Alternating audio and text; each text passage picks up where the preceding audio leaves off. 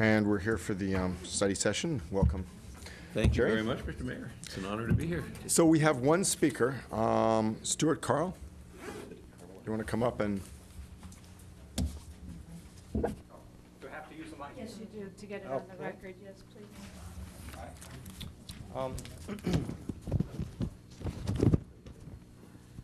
Hello, I'm a longtime resident of Palo Alto, and I've been a homeowner for about 16 years. I live on Amherst Street over in College Terrace. And for the past 2 to 3 months, I've been noticing much heavier commercial airline traffic noise over my house.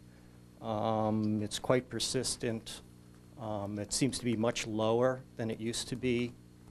It's low enough that the 2-engine aircraft emit a high-pitched whine, and the 4-engine aircraft are rattling my windows and shaking my walls sometimes. So it's a pretty dramatic increase. So I'm kind of wondering what's been happening. So I looked into it, and it turns out after the Asiana crash, this hasn't been that well reported in the U.S. press, but I found it in a Chinese newspaper that after the Asiana crash, the FAA required overseas flights to fly much lower routes into San Francisco rather than the normal 5,000-foot route that they had been flying before, which is a visual approach.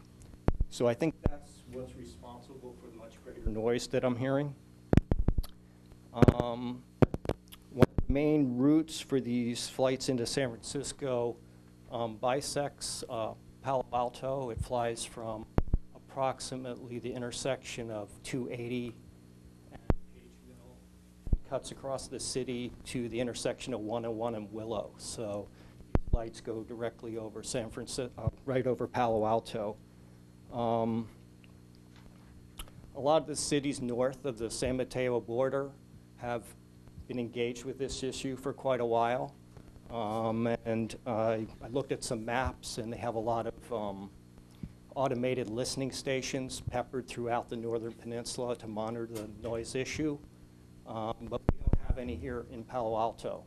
The closest noise monitoring station we have is in Menlo Park, and we have, as far as I can tell, no monitoring stations in Palo Alto. So this makes it hard for us to quantify the issue. And I just want to bring this up to the City Council's attention. We're also developing the Baylands out here into a wildlife refuge, and we're hoping to attract large numbers of migratory birds. And a few years ago we had the incident with Sully Sullenberg in New York, where he lost both engines due to hitting birds. So this is something we might want to be thinking about. It also came to light after the Asiana crash that a lot of the Korean or instructors that were, pilot instructors that were teaching the Korean pilots. Am I running out of time? Yeah, you are. Okay. Yeah, we don't have a Okay. timer, but it's 3 minutes. Okay, I'll finish up real quick here. A lot of these pilots don't have good manual flying skills, so that should be a concern. And then further, there's some bigger issues coming down the line. Next-gen airport control is something that's coming to the Bay Area, so it'd be good for the Palo Alto to be prepared for this issue as it comes. Thank you very much. So welcome, Senator Hill, and I Thank know you you wanted very to much. kick us off. Well, no, I'd be happy to, and it is really an honor to be here. I can't tell you how excited I have been, and working with my great representative here who does a lot of the work in Palo Alto. Corey Holbach has been just a real and an expert on what goes on in Palo Alto, which is so helpful for me. But thank you, Corey, and thank you again for this opportunity. I know there are a number of issues that we're going to talk about, and what I wanted to just share with you is just what a great, I think, a successful legislative year we had this last year in Sacramento. From a budgetary standpoint, we should finish this year with probably $2 to $4 billion as a surplus. The governor, I think, acted responsibly. it's nice to work with someone who looks at every issue, is very thoughtful, very pragmatic, and I think can really, at the end of the day, if he looks at legislation, even when he vetoes your legislation, you know, he gave us some thought and he really took some time with it, and I admire that, and it's great to work with. Another thing that's important, what he took on, are some of the tough issues, things that I think we've all looked at, one in particular, education funding. You know, I'm fortunate I represent 35 school districts in the Senate, and I've mentioned it before, one of those school districts, the per student per year funding is about $17,000. In another school district, it's under $5,000. So we know and have known that there's been a problem for years, winners and losers. We just, no one really had the courage to stand out and try to find it and find a solution. The governor started it, initiated it with everyone's support in passing Proposition 30. That brought it together, and this year and over the next 4 or 5, we will start equalizing that funding in a way that I think will provide a better education for those who need it. And that was a good thing. In terms of environmental reform this year, however you want to call CEQA reform, I never liked the idea of reform or trying to make changes to CEQA. I'm fortunate to chair the Environmental Quality Committee in the Senate, and I'm honored that I represent Palo Alto in doing that, because there have only been 3 chairs of that committee: Byron Shear, Joe Simidian, and myself. So we're all from that area, and so it does. There's a message there, I think, and certainly a responsibility. And for me, that responsibility is to make sure that that we protect you know, our environmental statutes, and CEQA, for one, the California Environmental Quality Act, is vitally important and crucial to that. Saying that, the governor and the pro tem earlier this year wanted to make some changes because they've seen, I don't want to say abuses as much as using CEQA for other, and I don't have to tell all of you how it's been used over years, but it's been used in different ways, which has added a great deal of time and kind of litigation to projects and issues that have, you know, caused time, money, and other issues related to it. And so they were trying to find a way to resolve some of those issues. And at the end of the day, the legislation didn't go very far, but it did provide some opportunity for kind of local, the SB 375 transit area development, and there are 3 areas where it will make a difference. One is on aesthetics. If you have in your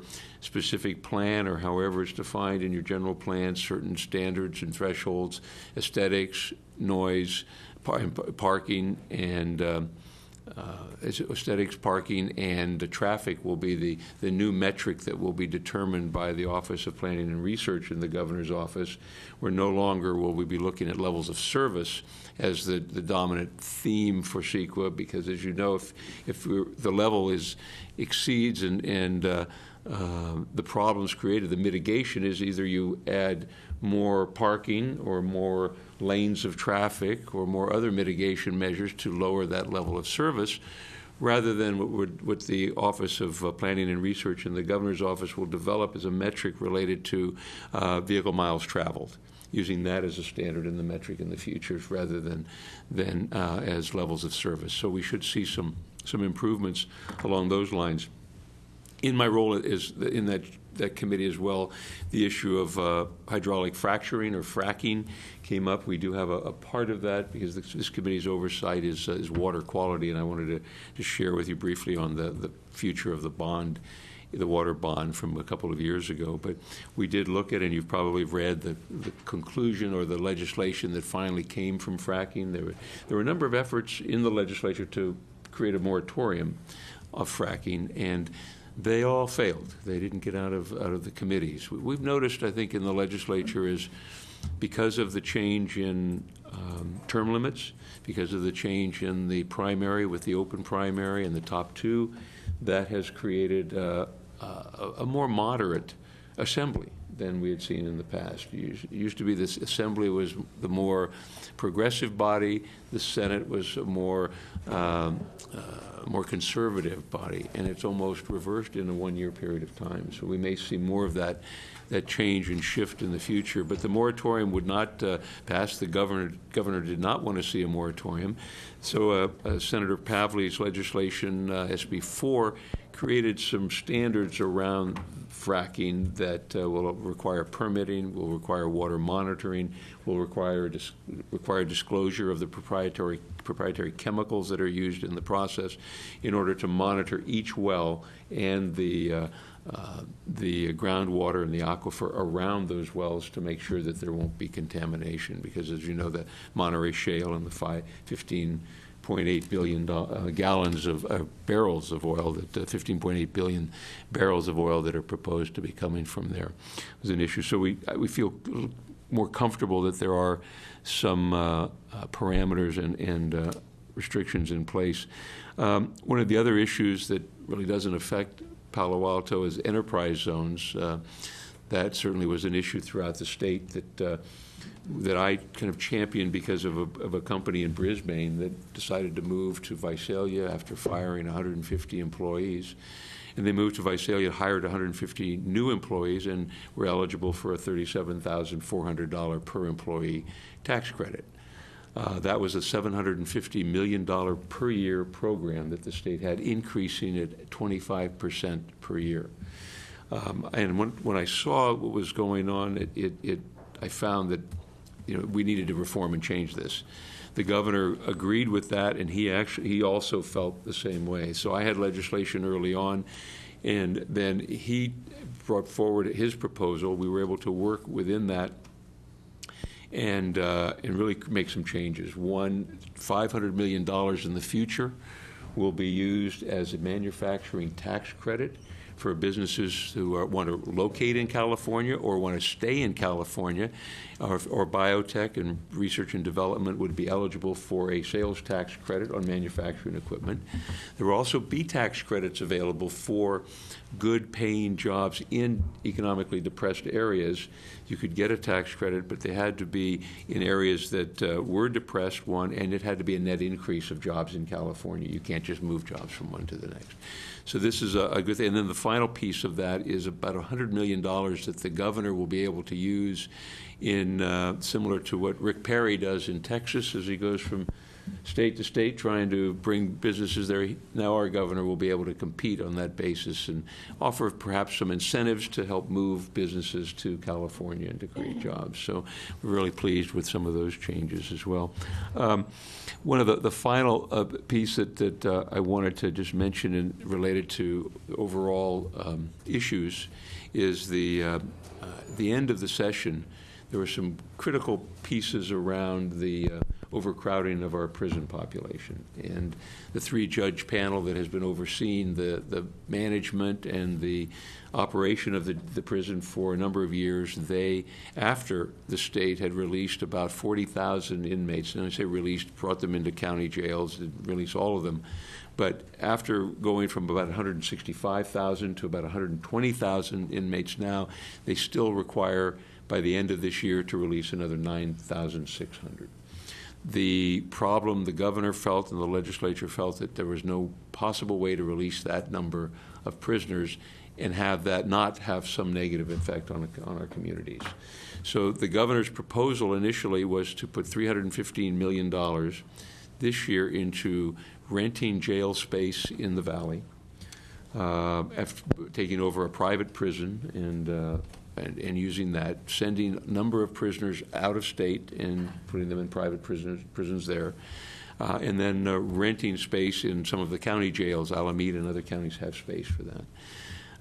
Actually, though, everyone was agreeable to that except the Senate Democrats. We felt there was an alternative and a better way to solve this based on a model that was done by Senator Leno, a bill that he had a few years ago that would take a smaller amount of money, in this case $25 million, use it in a pilot program that was used to provide mental health services, substance abuse services, and some job training for those inmates while they were in county jail, so they don't graduate to the state prison system. The recidivism rate right now in state prison is 60 to 70%. This pilot program, the success rate it saved, it looks like in those counties about $500 million. Interestingly and coincidentally, the number of prisoners that did not get sent to state prison was 9,600 from that pilot program. Great success rate with a recidivism rate of 20%. So we've taken it, we embraced that in the Senate. We were able, fortunately, the way our system works, everyone has to agree on something at the end of the day or nothing happens. We were able to craft a compromise, and that will be part of this solution based on the agreement of the three-judge panel, that they will extend our deadline of December 31st to, we're looking for a 3-year extension to allow this to work and reduce the population in a more, I think, humane and community-sensitive manner, and that's what we're hoping for. And that did pass, and the governor signed it, and that's the law today. So we're looking forward to that at the end. So those are a few things, as you know, and the implementation of the Affordable Care Act in California is going somewhat better than what we keep reading about in the federal implementation. We are getting a number of hits and people that are getting the information that's necessary and signing up for the program. I personally don't believe it's going as fast as it should, nor as comprehensively. We will be sending, actually, the delegation from the Silicon Valley will be sending a letter to the governor and to the organization, the exchange, to try and allow for use of some of the independent e-based companies that are marketing insurance that by the federal standard today can be used for accessing, for implementation, and for enrolling people. Unfortunately, the state has not chosen to go in that direction at all.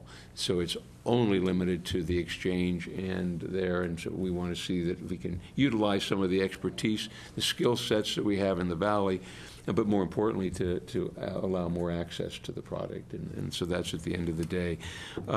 In looking at some of the issues that we have moving forward, as you know, the water bond was scheduled it was voted on in 2009, and for the 2010 ballot. It was continued to 2012, and then it was continued to 2014. So it's scheduled to be on the ballot next year, and that's the water bond that was approved. I did not vote for it in the Assembly for a couple of reasons, and I'll share that with you. Those reasons. The first was that it was $11.1 billion. A lot of that was pork that was added to it for to get certain legislative support, and also everyone felt it was an opportunity to add a lot of pet projects in different areas around the state. And the second area that for me was that I couldn't support it was that it was going to be funded by a statewide bond, but much of the benefit was going to be providing water to Southern California. And I felt that if right now, with the Hetchy system that is being improved and the seismic upgrades that are being conducted and the $5 billion cost to that's paid for by ratepayers, all of us are paying for that today, I don't see anyone from Los Angeles helping us pay for that system. So I didn't think that was a fair way of going. So I didn't vote for it. It did pass. But the good thing is that there's a realization today that as we go forward, the bond was too rich at $11 billion. There's been some polling that looks at $6 to $7 billion is in a better position for the public. The public is not generally excited about water bonds in general, and so this is presenting a problem. But the new proposal. There are two bills currently, and as chair of the Environmental Quality Committee, one of the issues that in our purview is water quality. And that's certainly one of the issues. And there was a hearing a month ago with Fran Pavley, who chairs the Natural Resources and Water Committee. And there are two bills now, one in the Assembly and one in the Senate, working towards trying to create and to share with you, just to give you a flavor of those bonds now. It's about $1 billion would go for water quality in the state. Because interestingly, and I was, we're so spoiled here, obviously we wouldn't believe it, but there are over 1 million people in California that can't drink the water out of their tap. In the valley, especially because of the nitrates and the arsenic in the ground from many centuries of agriculture and things. So that this will help with that. There's about $1.5 billion for water supply, watersheds, regional concerns will get about $1 billion if this goes away, as well as statewide concerns. Some Delta stewardship issues related to the levees that are necessary.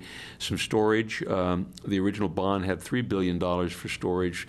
These proposals are about $1 billion to $1.5 billion that we have, and then some money in one of them for flood control throughout the state. So there are some good issues coming forward that I think we can look, and any of the large conveyance issues that are related to the Delta plan that's kind of outside of the legislature now.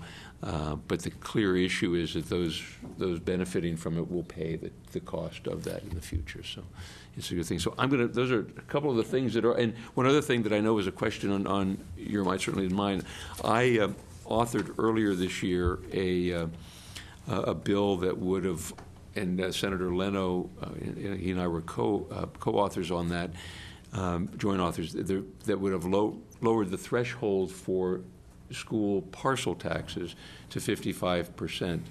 And what was done this year was kind of a collective decision because there were a number of bills looking at changing that threshold from in education, some for local government that cities could for libraries, for transportation projects, and for other purposes, single-issue purposes, and probably to lower the threshold from 2/3 to 55%. It's still a supermajority, as we know. The idea was let's kind of table those until early this coming year, in 2014, work together with the communities to develop a plan and a strategy that could go forward with maybe a comprehensive approach to reduce the threshold to 55% and encompass a lot of those areas that may be necessary and important for local government. So that will be the beginning of next year for the ballot later in the year. It was one of the goals for that. So. And I could, whatever, Mr. Mayor, you're comfortable with, I could talk about just some legislation I had this year, but some of it is germane. I mean, obviously the high-speed rail bill that I had, I think it was helpful. Why don't you take 5 minutes and then we'll open it up. Okay, great. Happy to. Certainly I had legislation this year to kind of codify the agreement that was made last year related to the blended two-track system, related to the $600 million that would go to the $600 million that would go towards electrification, and finally the issue was that my faith and confidence in the high-speed rail authority has improved over the last year or two, but certainly there's a history that kind of predates that I don't think at least I was not comfortable with and had a hard time dealing with, and a lot of trust, I guess, in their decisions and what could come in the future. So this legislation was designed to establish some strict parameters around the funding, the two-track blended system, and anything in the future that may want to change that. And as you know, the legislation clearly said that in order to change the two-track system, you would have to, the 9 Bay Area agencies that are part of the MOU would have to agree to that, which I think pretty much guarantees that it won't occur. So with that, I'm happy to. All right, we'll open it up to council members for questions. Can I just do a quick water follow-up? Because you talked about the delta, And many of the conferences I remember going to, that has been that's been the sticking point for so many issues, particularly if it collapses in some way, what it would do to farms and so forth. Could you talk a little about that and the difficulty it's been in taking over any of the land that's along that Right. pathway? There are two issues, I think, that are related to that. One is certainly levee restoration and maintaining the levees, because as you know, when there's a breach, it will flood, and first, but secondly, we'll lose the water that would be going through the source. So the money is necessary as part of this bond to fund the stabilizing and the rebuilding of a lot of those levees. The second issue and of concern is the governor's proposal in the Delta plan that he has to add conveyance and move water to Southern California, and where that will, the effect of that on the Delta, the effect on the ecosystem of the bay as the salt water intrudes further up, as we have less fresh water coming down. Those are very serious issues and concerns that we're all working towards to make sure that we can preserve the Delta and the levee system, as well as making sure that whatever comes from that conveyance won't destroy the Delta in the future. So Thanks for your answer, but I know it's still incredibly complicated. Well, it's but there's no, I mean, the money, the funding and the plan that's going to be developed from it in terms of levee restoration is not near enough money to do what's necessary, and that's the real problem. Pat? Thank you for coming, Senator. Two topic areas. One, you mentioned SB4 on fracking control, and my understanding is that legislation requires disclosure of the chemicals that are used to be pumped in for fracking and monitoring, but not actually anything that would require treatment of those surface waters.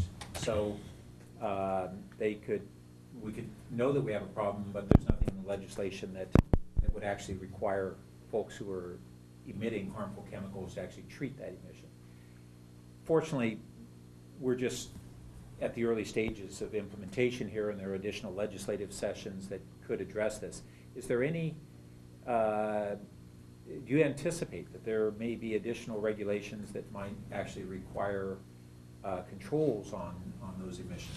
Well, I think the issue, Patty, is that when we look at the idea of fracking, and when you picture, you've got the well going down 1.5 miles or so, and then horizontally for another half a mile or mile underground, and it's a closed system is the idea. It's open certainly as the water goes down, but the well casing is ideally closed and secure so that water and chemicals as they go down, and that also will include, we were able to add at the end the acidizing technique now, which is, you know, the fracking with the water and the chemicals was one adaptation of removing the oil from the shale. The other is using a concentrated hydrochloric or another acid going down into that body and pushing. So the idea is, as it goes down and breaks loose, the oil and the water comes up, and at that point they take it. And where the problem has been is they will use that oil and water and chemicals and place it down into another well to basically store it, and it's the shell, the casing in there that can break, that then can get into the aquifer is the concern. So the idea is hopefully it will stay a closed system that they will either not allow that because it won't break into the aquifer, or they will take it out of the area, one of the two. But it's certainly, we'll have plenty of time to, and I think we will. But you know, unfortunately, as I read, you know, they're fracking right now off the coast of California, and they have been doing it in California for quite a while as well. But no one has was never revealed that was the type of. Well, but we'll be watching it carefully. It's important. The second topic is around our high-speed rail area, and we've had two attorney general positions that have been taken with, one being that CEQA would not necessarily apply to high-speed rail in California, the federal NEPA legislation, and that could potentially affect the peninsula if that becomes the precedent for approval of subsequent aspects of that program. The second is more recently that the Attorney General argued in state court that that the authority was not bound to use Prop 1A dollars to match the federal dollars, but that they could actually use other state dollars from general fund or other cap and trade dollars, and that if it was not legal for them to use the Prop 1A dollars, they would use other dollars, which would come out of a variety of other uses. Has there been any discussion in the legislature about those concerns and the position of the AG? I've not heard of any, and I don't believe the AG's decision. Our session was over on September 15th, and I've not heard any discussion of that in terms of the AG's opinion. And Councilmember Klein and I were talking about this before the meeting. Nor on the CEQA issue, and I am familiar with the NEPA qualification, and haven't heard any discussion on the financial end. However, one of the issues for me in understanding is that every dollar that would then be used would have to be appropriated by the legislature, and that's a major difference when you start. And that's my support of the issue last year was related to of what that money was used for and the independent value that would be gained from whether it's electrification here, the money for BART trains, or the money in Southern California. So to me, it's that independent use and value. And if we don't see that in the funds that would be used elsewhere, I don't think the support would be there. Thanks. Thank you. Councilman Schmidt. Senator, thanks for your work on environmental issues, and thanks for your insights sprinkled through everything you say about the process of decision-making and how it might be changing. I just have a short comment, I guess, on an issue that has come up in Palo Alto over the last year or so, and that's the homeless issue. We've dealt several times with votes on the council about vehicle dwelling and public spaces.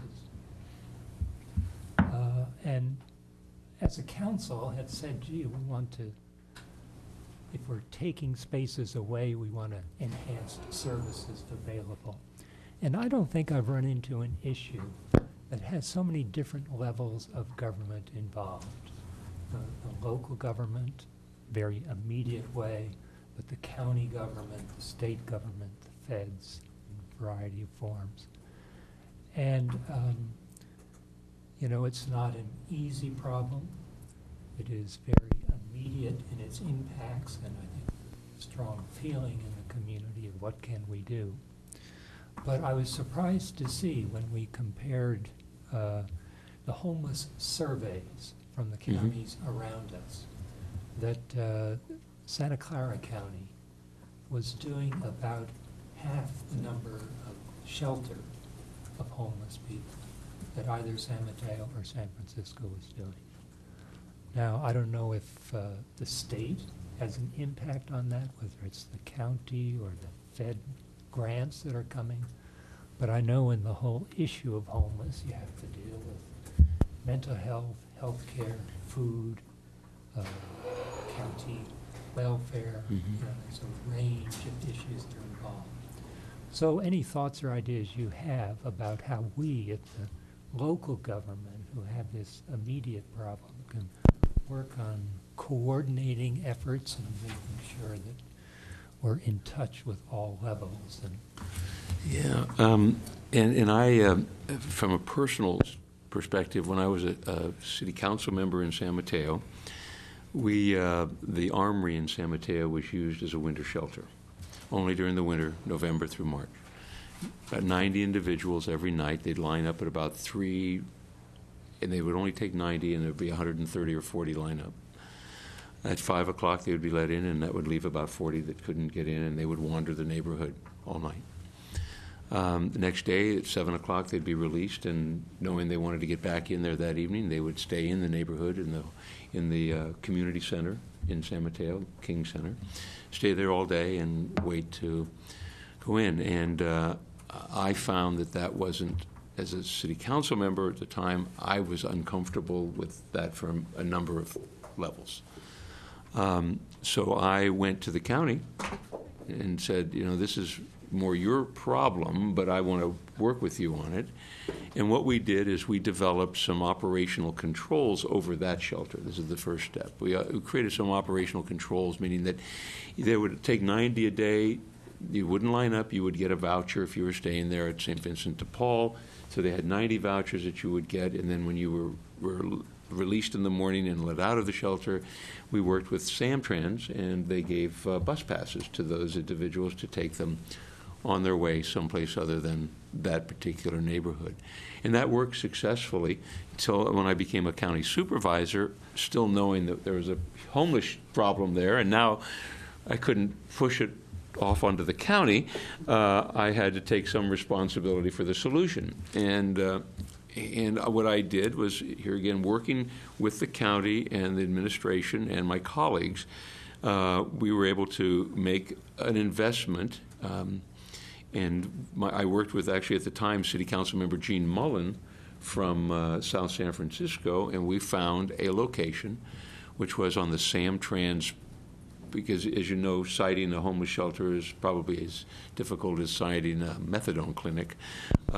So we found a location on the right by the airport and built, it was more of a tilt-up type of location, and even tonight there are 90 individuals there who have a year-round place to stay with services provided in the daytime, in the mornings. The money came from the county, and some of it was through other fundraising. I don't know of federal or state money that could identify that. And to answer long part of it, sorry about that, Greg, but I do think that there are solutions around that, and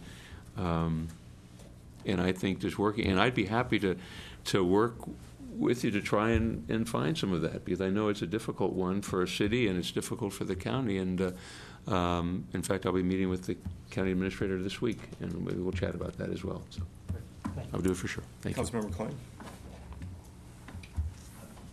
Two related tax questions. Mm-hmm. One is just general prospects for tax reform so we can get away from the dependence on the very cyclical income tax. And second, our budget surplus now relates to the fact that we passed the governor's tax increases, whatever, 2 years ago, which are temporary. And I forget which year they expire, but I think it's 18. That's 2018, I believe. not that far away. No. So what thinking is going on as to what we're going to do about that? Well, and there's, I mean, that is the challenge. Is the dependence on corporate and personal income taxes has certainly skews the state's fiscal picture on any one moment. And interestingly, it's the money that in the governor's proposal, that money, or in the budget that from the Prop 30 last year, that has been spent in a lot of different areas, and that's not where that surplus is coming from this year. The surplus is really coming from Silicon Valley, and the growth and the here is where a lot of that money is coming from that will give us that surplus, and the economy coming back. There have been efforts underway to try to equalize that. As you know, that was the blue ribbon taxation for the 21st century that was done maybe 4 years ago, and that was completed and sitting on a shelf somewhere.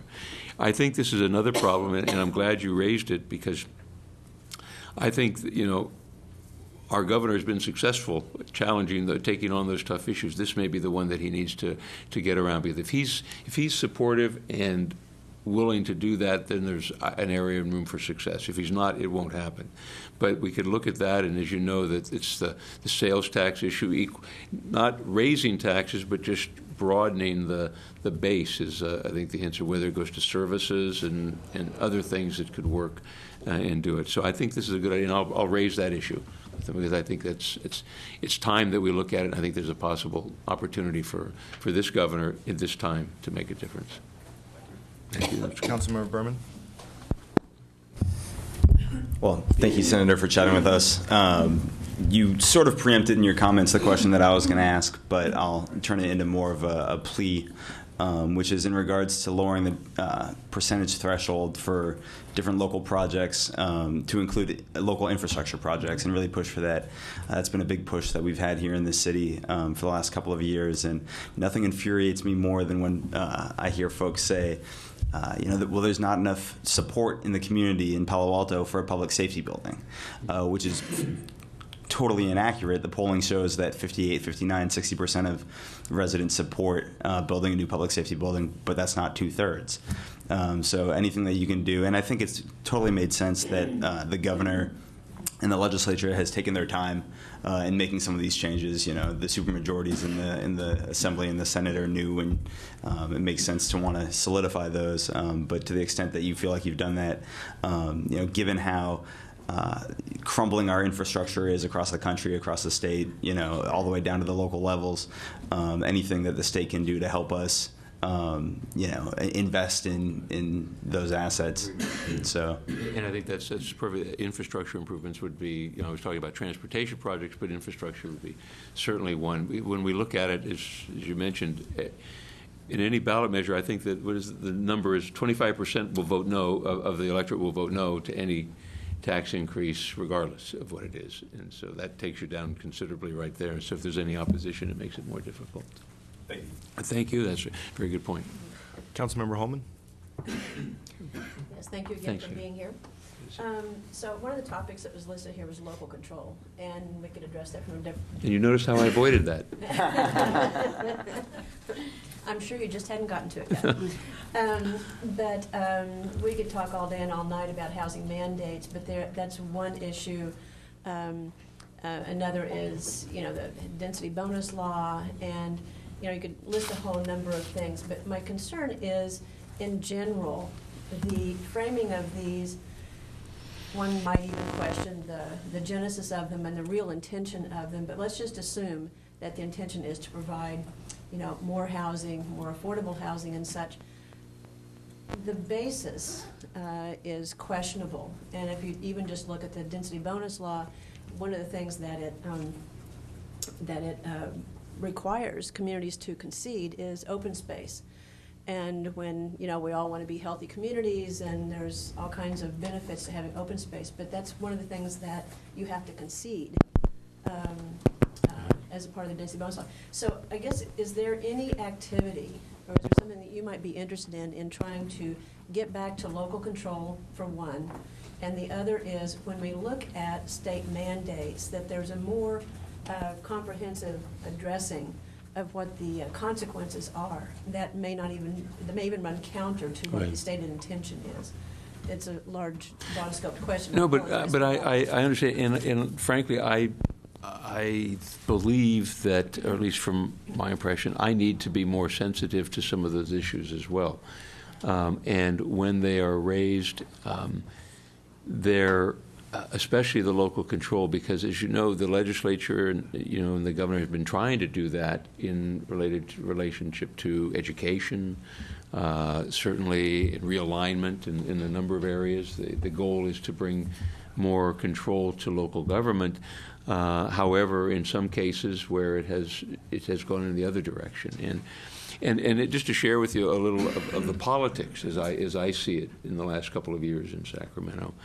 And the politics kind of somewhat stems from the dissolution of redevelopment agencies.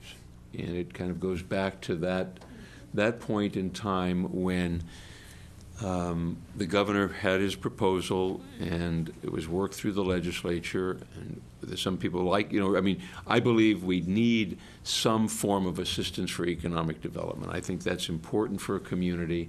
Where I agreed with the governor is that it shouldn't come at the expense of education and shouldn't come at the expense of some basic services that the counties have utilized their fund, nor to the expense of cities when that money was taken from cities and stayed within the redevelopment agency. So saying that, and we came up with a solution that disbanded or dissolved the redevelopment agencies and then had a bill that would allow for the continuation of economic building. That was in ABX 27. ABX 26 at the time dissolved redevelopment agencies, but there was a bill that would allow for redevelopment to move forward in a way that we felt could allow cities to work. Well, the League of California Cities at the time and the Association of Redevelopment Agencies sued the state on that basis, and they lost their suit, and it also threw out the benefit part of that as well, because the ABX 27, which was the bill that would have allowed for continuation, was also, the courts invalidated that statute. So since that time, the politics is that I believe, and this may change next year, but there isn't a lot of sensitivity to some local issues by certain areas of the legislature and the governor's office, in my opinion. Because of the suit, because of the manner in which that was carried out, and because of the animosity that was created through that, there has been less sensitivity to cities and local government on issues of local control. And that's just a political observation from watching and what I've heard and listened to, which certainly does not make it right, but it's the kind of the reality that we're seeing. I'm hoping that as we go forward this next year that we can put that all behind us, because there have been efforts to try and create economic development opportunity, inclusionary housing opportunities for local government, to try and create more flexibility for local government to do the things that they do best. And those have been challenging to get them through. So, and I know you had a follow-up, Karen. Just if there are any particular issues that you'd like to hear from us, or we'd like support, or any ways we can support you in trying to restore some local control, we have to help. No, and I'd love to hear those, absolutely. And we could look at, we're now looking at what the next session will look like legislatively. So if there are ideas and things that we could work together on, I'll be more than happy to do that. Councilmember Shepherd? I think you'll have. Actually, you were next, but Okay. if you don't want to go. No, I'll go. Thank you. Mm-hmm. First off, piggybacking off of Karen, Councilmember Holman, League of Cities has, thank you, Mark, has warned us that they're expecting more of that type of legislation. So we're scrambling to see what we can do about SB 7, because we're a charter city. It's impacting, in my opinion, these things are impacting our relationship with our constituents, who we serve here. They demand that we represent them, and yet we are put in a vice in between, making a wise decision so that we are compliant, so that we don't get angled in a different way from having a lawsuit from an agency that wants to force compliance. And I think our housing element this last time, it was very alarming to me to see these agencies actually on the telephone with us as our staff called to sort through the various venues that they needed to go through in order to get the housing element to be successfully adopted. And it's difficult, and then we sort of have this pushback with people saying, well, we just don't like the way council's taking things, when in fact these things are coming out of Sacramento. So do you see any way that we could advocate better? And we are aligning very firmly with the League. We've been sending the letters when they ask us to. I'm on the League board this year on Peninsula. Colleagues are going to meetings and conference. We're trying to stay alert to this, but it's if there's a different way or a different thing we can do, I think we need to hear about that as well. And I think we could work to try and bridge that gap, because from what, and as I mentioned, and Councilmember Shepherd, it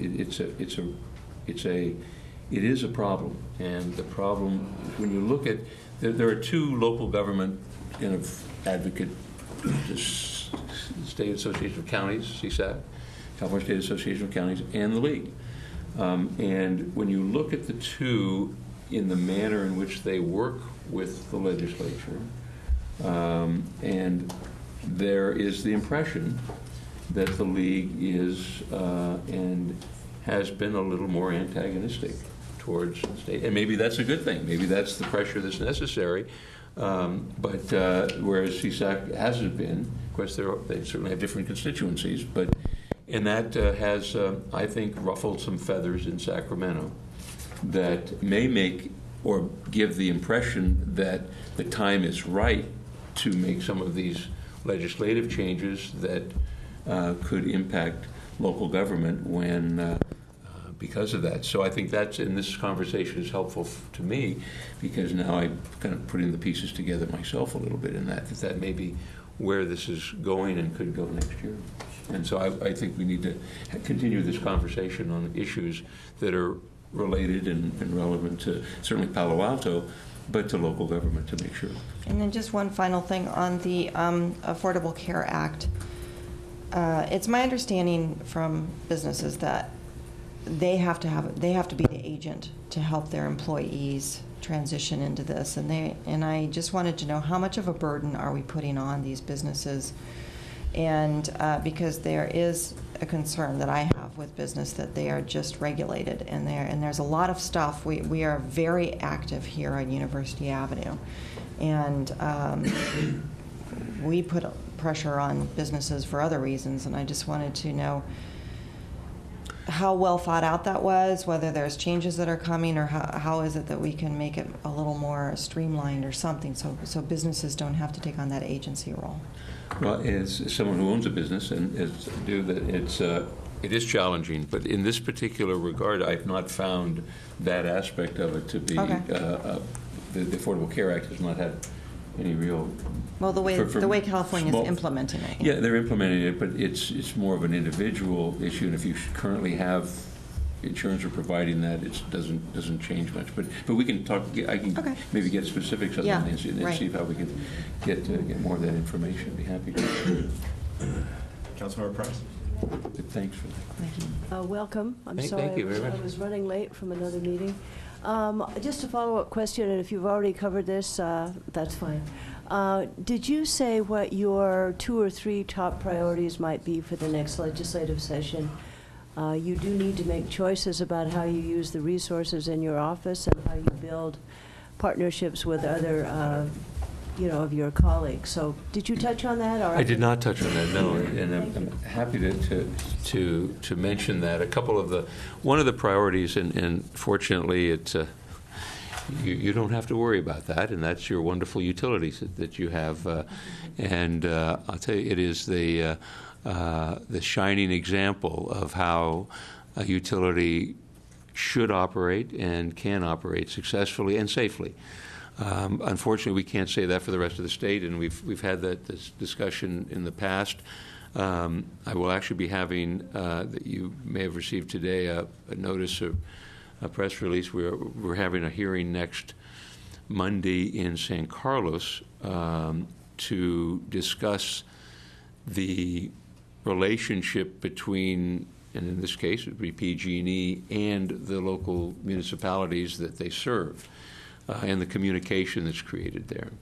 Because it's what we saw occur in San Carlos was with the emails that came from a year before and the comments in those emails, and then no one knowing about it for a year, and PG&E had already cleared, that pipe had already been established as being safe and of a different weld structure than what they identified, and they had already even cleared that with the NTSB and is one of the recommendations there. And now we find that it was not true. So there are a number of efforts that we have to do. That will still be a focus of mine as we move forward, is to make sure that the systems are safe and that the Public Utilities Commission is doing the job that they're responsible for. And that will manage some of that time. We'll be working, in a broader sense, as I talked about some of the statewide issues, the water bond. Those are the efforts that I'm and working on developing that threshold change for voter approval will be something that I will be working on as well. And as the chair of environmental quality, we will be doing a lot of work on the water quality issue that I raised, that I mentioned, the fact that, to me it's shameful that over 1 million people in California can't drink the water out of their tap. I mean, that's just unacceptable, and that's a real priority for me. And there are other legislation that I had this year that I will be following up on next year, and working on the limousine, as we talked earlier, that the 5 young ladies who were killed on the San Mateo Bridge, that created here again another, whenever there's an event and the investigation afterwards, generally there's a reason why something happens, and it disclosed a number of vacuums in the regulation and in certification and some of the other areas that we're going to try and close. So, and if you have thoughts and ideas for the next legislative session, we'd love to work with you on it to make sure that we're covering the interests that are important here. Thank you. One question. Did you touch on sea level rise at all in your I comments? did not cover that in the comments, no, but that's... Do you have any comments, particularly as it relates to the Bay Area in terms of planning over the next 10 to 50 years? Well, I mean, that is something that we're going to be looking at in the Environmental Quality Committee over the next year, as well as trying to make sure that that we are prepared. This is a major effort, and sadly, what I've noticed is that it has a shelf life of a very short amount of time, sadly, from a lot of people that, from a public perspective, and I think we have to spend more effort and energy in making sure that there's a realization for it. Thank you. Thank you. Well, I'd also like to thank you for joining us today, happy to. Senator Hill. I'd like to join my voice with local control as probably one of the bigger issues for us, and ask that as our senator, you do be very sensitive to those issues. There have been a number of bills that seem to get into the minutia of things that cities really should be doing, and I don't think, I understand the politics and what you talked about there, but I would hope that maybe in the future you could help us out on that. I think in an issue of local control that we as a community are fairly concerned about is what people refer to as the ABAG mandates. Yes. But they're really not the ABAG mandates, they're HCD. And even ABAG is scared of HCD and is scared of pushing back too hard on them because they want the cooperation from the agency. And my concern with HCD seems to be that there's absolutely no accountability. If we have a problem with HCD, and I think Vice Mayor Shepherd pointed out, when you're doing your housing element, HCD has housing advocates on the phone, law firms, going through your housing element that are private entities ready to sue you, and they're on the phone. That seems inappropriate to me. And there's no one we can call in Sacramento. There doesn't seem to be any accountability for HCD, anyone that can say to HCD, hey, that's inappropriate, you shouldn't be doing that. There doesn't seem to be any legislative oversight of HCD. And I think that's an area where I, for one, would like to see, and I think our community would really care about that, of how we can get some sense of accountability for HCD. Because right now they do whatever they want.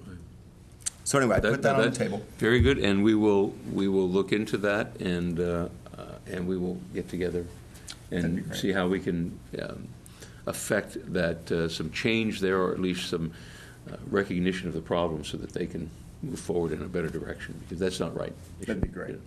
And then finally, if you had any comments on the BART strike, if you have any sense at all of where you think that might go, or, No, I'll tell you, it's interesting. We were looking at... Is it over yet? The report says of about 3:30 or 4 o'clock was the day. They were all now singing each other's praises, and they expect a settlement today. Oh, really? Yeah, I think they will have, from what I've heard, they're close to in a number of areas. The problem that I've been kind of watching is there are so many people at the table, as you probably read. The number of unions that are involved has created a problem, I think, for the negotiations because of the politics involved with those particular unions, and everyone trying to kind of meet their own members' needs, but also looking at the bigger picture of their role within the labor movement. And I think that has been kind of an obstacle too. But I think there's an agreement in the works today, and obviously the issue of whether to prohibit public transit strikes, and I think there's merit to some solution there that could revolve around some other, others have been doing it successfully. And if they can do it successfully, there's no reason why we couldn't, and still protect the interests of labor. I mean, obviously labor needs to have some leverage, just as management needs to have some leverage. But how you can craft that, either through some form of arbitration or some way of doing it that allows for a successful conclusion, but here again, not putting the public out as we have seen in the last 4 days. So I think that may be there may be conversations about that in the next year to try and solve it, so we don't look at this 4 years from now. Well, thank you very much. Thank you very much, Mr. Greg, Mayor. just before he goes, I'd like to also thank Corey, because Corey, by the way, is our connection here in Palo Alto. And if you don't know him, I'll bet he's got cards. He's very responsive, Senator, and I really appreciate his being the Palo Alto connection. And growing up in Palo Alto makes a big difference. That's right. It's wonderful. Corey's, and he's blushing too. Thank you, Mr. Mayor. Thanks again. Thank you, members. Thank you, Councilman. Thank you. We go Vice Mayor? into closed session? Yes. And now I'll be retiring into closed session.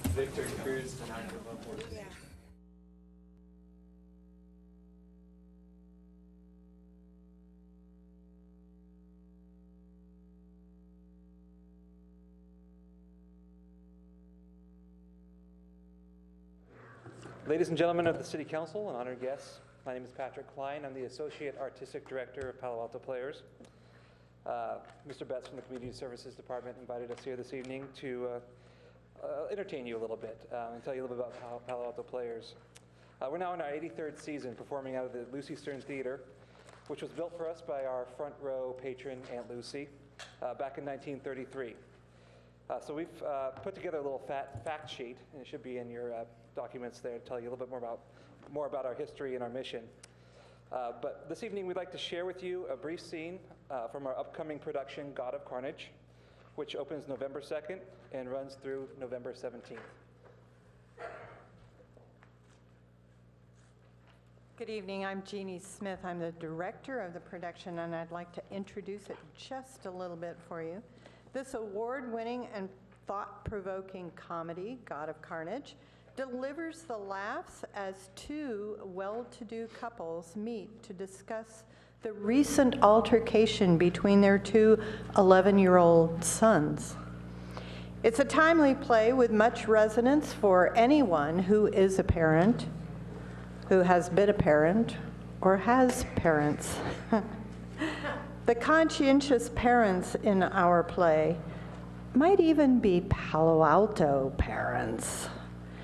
And in our cast, we have the Novaks, Michael and Veronica, who are played by Todd Wright and Betsy Cruz Craig, and their guests who have arrived for the discussion, Alan and Annette Raleigh, and they are played by Scott Solomon and Melissa O'Keefe. The action opens as the two couples have gathered in the Novaks' living room to have a friendly chat about the incident. So, this is our statement. You'll be writing your own, of course. At 5:30 p.m. on the 3rd of November in Rinconada Park, following a verbal altercation, Benjamin Raleigh, 11, armed with a stick, struck our son, Henry Novak, in the face. This action resulted in, apart from the swelling of the upper lip, the breaking of 2 incisors, including damage to the nerve of the right incisor. Armed? Armed. Oh, you don't like the word. What shall we say, Michael? Furnished, equipped, furnished. Is that all right? Furnished. Yes. Furnished with a stick, huh? Furnished.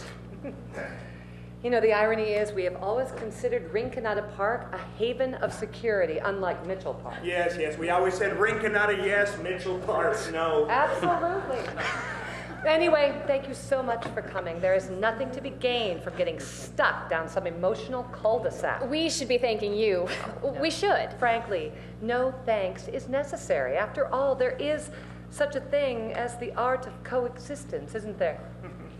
And about 10 minutes later, after coffee and clafouti, the 2 couples have gotten to know each other a little better and continue the discussion. We're very touched by your generosity. We appreciate the fact that you're trying to calm the situation down rather than exacerbate it. Frankly, it's the least we can do. Yes, yes. Not at all. I mean, how many parents standing up for their children become infantile themselves? If Henry had broken 2 of Benjamin's teeth, I'm not sure Alan and I would have, we would have been a little more thin-skinned about it. I'm not certain we'd have been so broad-minded. No, of course you would. Oh, no, she's right. Not at all certain. Oh, yes, I'm sure, because I'm sure it would have all been different the other way around, huh? So, what has Henry said about the situation? How does he view it? He's not saying much. I think he's still slightly in shock. He understands he's disfigured his playmate. No. No. He does not understand that he's disfigured his playmate. Alan, why would you say that? Benjamin understands very well. He understands that he's behaved like a thug. He does not understand that he's disfigured his playmate. You don't care for the word, but the word is, unfortunately, accurate. My son is not disfigured, your son. Your son has disfigured my son. Come back at 5 and have a look at his mouth and teeth. Temporarily disfigured, huh? The swelling on his lips will go down. And as for his teeth, take him to the best dentist. I'm prepared to chip in. That's what insurance is for, right? What we really want is for the boys to get together so this sort of thing never happens again. Let's arrange a meeting. Yes, yes, that is the answer. Shall we be there? They don't need to be coached. Just let them do it, man to man. Man to man, Alan, don't be ridiculous. Having said that, we don't necessarily have to be there. I mean, it might be better if we weren't, wouldn't it? The question isn't whether we should be there or not. The question is, do they want to talk to one another? Do they want to have a discussion? Well, Henry wants to. What about Benjamin? Oh, we're not really interested in Benjamin's opinion. Well, Benjamin ought to discuss it. It has to come from him. Madam, our son is a savage. To hope for any kind of spontaneous repentance would be fanciful. Now, listen. If Benjamin is not made aware of his responsibilities, the 2 of them will just sit there and stare at each other like a couple of China dogs. It'll be a catastrophe. What do you mean? What do you mean, made aware of his responsibilities? Listen, I am sure your son is not a savage. Of course, Benjamin isn't a savage. Yes, he is. Alan, why would you say that? This is absurd. He's a savage. Well, how does he explain his behavior?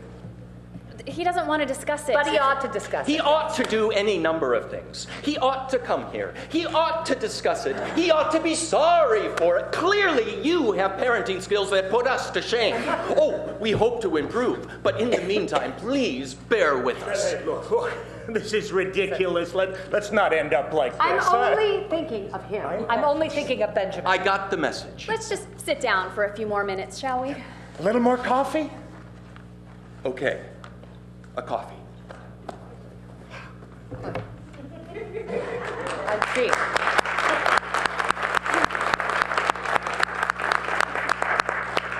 As you can see, it's not headed in a very peaceful direction. But you'll have to come see the show to see how it turns out. Yes, thank you all so much for inviting us here tonight, and we hope to see you all in the theater and learn more about our productions or flyers out in the back about this production and the upcoming productions for the rest of our season. So, terrific theater in your backyard. Thank you all very much. And thank you very much for that presentation. It was fantastic. Yeah.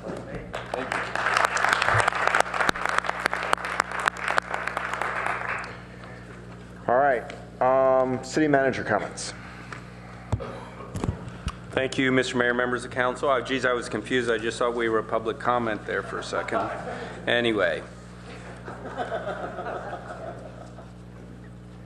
The United Nations Association Film Festival, which was originally conceived to celebrate the 50th anniversary of the signing of the Universal Declaration of Rights. We've kicked off the 16th festival this past week, and the festival will continue until the 27th of October here in Palo Alto, Stanford University, East Palo Alto, and San Francisco. The theme for this year is Individual to Universal, and there's more information at their website at unaff.org/2013. The Roger Stoller's artwork, Cloud Forest, was installed October 11th and 12th on the front facade and inside soffit of the new Mitchell Park Library. Based on the tall tree, El Palo Alto, Stoller drew inspiration from the coastal winds that spread the seeds of these trees in this region, and different details of the artwork appear in daylight, different than at night, creating a changing visual experience each time the piece is viewed. I haven't seen it yet, but folks have seen it, said it's spectacular. Caltrain celebrates its 150th anniversary. Some of you may have been at the various services this past weekend, acknowledging 150 years of railroad service between San Francisco and San Jose. Excuse me? Yes. Caltrain is the oldest passenger railroad in the West in continuous operation. Sheila, are you going to help me out? Did want to just share that Palo Alto has been named the #1 most livable city on the top 100 best places to live by the website livability.com, that did a national website that ranks quality of life amenities of America's small and mid-sized cities. More than 1,700 cities were considered, and factors including economics, amenities, housing, demographics, social and civic capital, education, infrastructure, and healthcare were used to determine the #1 ranking. The analysis was done in conjunction with Richard Florida's Martin Prosperity Institute, and of course we know Richard Florida is one of the foremost thinkers about creating livable cities in the country today. So can we see that whole matrix? Will that pop up or not? That's interesting. Maybe not. So yeah, anyway, there we go. Encourage folks to take a look at it. It's, again, a great acknowledgement for our city. And over the past year, when we were doing interviews with them and everything and steering them in some directions, it was nice to see that where we ended up. Is Joe Teresi here tonight? Is Joe anywhere? No, not here for the meeting? Okay, well, I did want to share that Joe Teresi, who is a senior engineer course in the city of Palo Alto, he's been working for us since 1984. He has been named as the City of Millbrae's 2013 Man of the Year. He's lived there for more than 32 years. He's volunteered for various youth organizations. He serves on the board of directors at MCTV and is a member of the Millbrae Community Emergency Response Team. He set up computer mapping programs to track where each CERT volunteer is during emergency drills. His volunteer work for Relay of Life has helped raise $50,000 per year for the American Cancer Society, and he's involved in a variety of other organizations. So this is the 41st year of the award, and a dinner and ceremony would be held, was held this last weekend at the Green Hills Country Club. So congratulations to one of our employees, hardworking employees, who goes the extra mile in the town in which he lives. And then last, I think this is it. Make sure I've got it right. Yes, but not least, I did want to welcome and introduce to the council Jessica Sullivan. I think you are here, Jessica. Could you stand up and identify yourself? Everybody will want to know Jessica because she's our fearless new parking manager.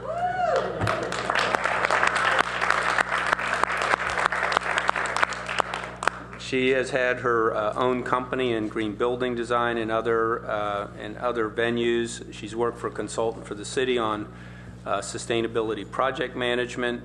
She's very familiar with the community, having spent the last 2 years working directly for the city at the development center or with local companies with their own consulting business, including VMware, Facebook, Google, Cisco, and many others. So she brings a strong drive for excellence, technical expertise, a passion for people in her work, a steely resolve, and a good sense of humor. So welcome. Thank you. That's all I have to report. Thank you. Now we move to council members for questions, comments, and announcements. And Councilmember Vice Mayor Shepherd. Well, I would like to report on the trip I made on behalf of the city to our Smart City partner in China. This was a delegate tour for the Bay Area Council, which is also part of the agreement that we have with our China Smart City, which is actually not a city, it's a district of Shanghai, Yangpu District. Delegates that attended this week's event was people from the governor's office. Two of them, Brian Peck, who is the deputy director of the governor's office of business and economic development with GoBiz, and Matthew Rodriguez, who's the secretary of California Environmental Protection Agency. Also on the trip was Mayor Kwan from Oakland, and then I also ran into Mayor Lee. They were quite troubled about the BART strikes, et cetera. They had a lot going on. And in Shanghai, we started out in Tanjoy, the city which is right outside of Beijing, which has a model city, an eco city, which is being built on top of former salt ponds. Then they also, which is a smart city. And then as this tour started to go south, we went down to Hangzhou, which was which they call the Silicon Valley of China, which is a very Western-looking city at this point, with what I call a blend of Hawaii and Silicon Valley. They have business parks, and we were able to see Alibaba, which is their large eBay outlet that they have there, and learn more about how they operate in China with business. And then finally on Friday, we came to Shanghai, which is where we had the Smart City Symposium, where I did get to speak on behalf of our city to explain the smart city effect that we have by being able to deliver carbon neutral utilities, water, even waste treatment, to explain the entire stream that we deliver to our community. The governor, as some of you may know or not know, has signed, I want to say, about a dozen MOUs with China to do climate change initiatives.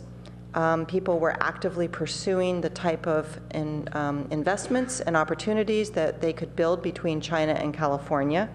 I also learned that this is an outcome of AB 2012, which is California's initiative to open trade offices with various countries in the world. The Bay Area Council does have the trade office for China, California.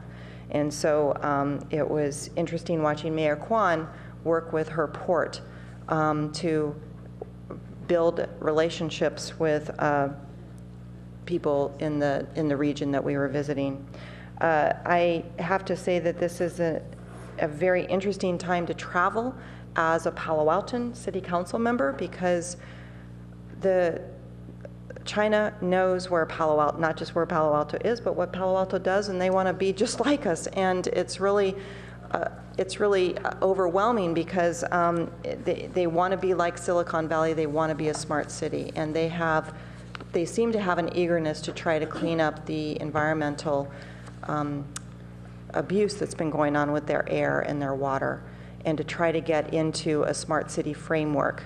It's a very large country that still is continuing to develop. There are areas, like I said, in Hangzhou that really looks much more Western and quite friendly to visit, or not that nothing was friendly, but just that it was an easy transition from where I live here.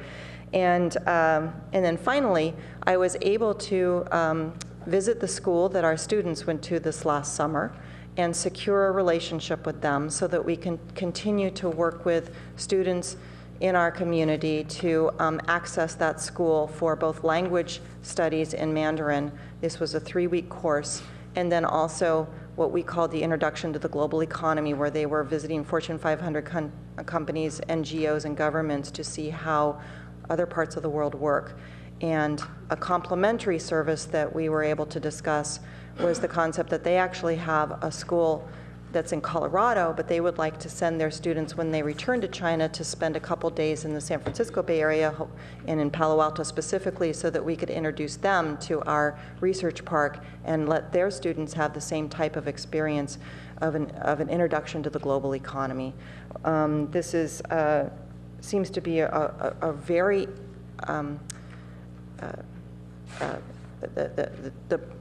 the students, both the students and the parents, are very interested in having this type of pursuit, and I'm very grateful that the city is able to facilitate that.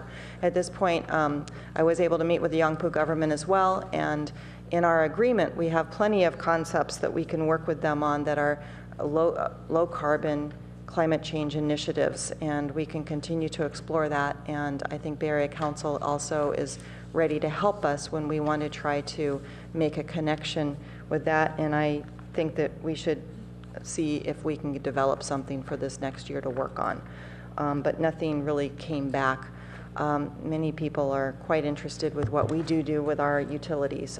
They are fascinated by our portfolio, which is filled with renewables and no carbon emissions, in addition to the fact that we do our own waste treatment, and we're trying to solve the waste to energy component of the full cycle of systems in Palo Alto. So just wanted to report, and I am still exhausted. So but I think that this was a very good trip for the city.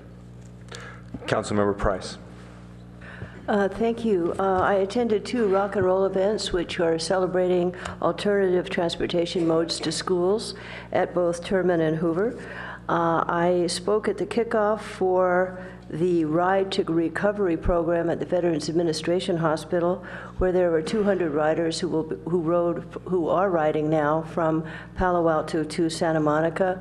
And this effort, the Ride to Recovery, is to acknowledge the physical injuries and the mental health impacts of service, of military service, and this is a very well-organized event, and it was actually very moving to be there and to see the engagement of 200 riders.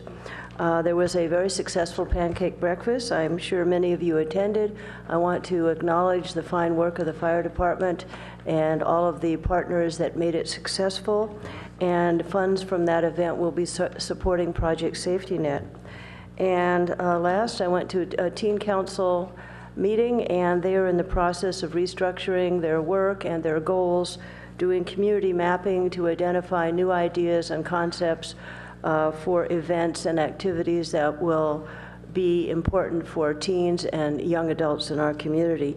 They will be updating the city council within the next couple of months about their new approach to their work and the vision that they're creating. Thank you. Councilmember Berman. So I got to go back to my old elementary school twice a couple of weeks ago, Duveneck. The first was for their National Unity Day, where they all created these, they wrote on a strip of paper kind of how they were going to look out for and respect their classmates and what they were going to do, and then we linked them all together, and then members from the community, myself, some members from the fire department, the school board, wrote our own little messages and linked together the classrooms, and it was just really awesome to see their enthusiasm and you know, read the really positive messages that they'd written about kind of how they were going to look out for each other. And then the second was also the walk and roll event at Duveneck, where I helped pick the tickets for a raffle where they were giving out cool little toys and trinkets for like bells for bikes and little things to put on the spokes of their wheels, and it was just really fun to see everyone's enthusiasm, and it was a fun environment to be back in a good 20 plus years after I graduated from there. All right. So I should just report that Jim and I went to Heidelberg and Enschede, and it was really interesting. We signed the Sister City Partnership. Smart City Partnership, right, Sister City Smart City Partnership. What was really fascinating, and especially on what Vice Mayor Shepherd said, so I would guess we would say from China to Europe, everyone wants to be Palo Alto. That's really the message that I took back from that, is both towns have universities, both Enschede and Heidelberg, both universities really interested in Palo Alto and what's happening here. Both cities are very interested. There seems to be quite a bit of collaboration in terms of sustainability that we can do. They're of course also really interested in startup cultures and all of that.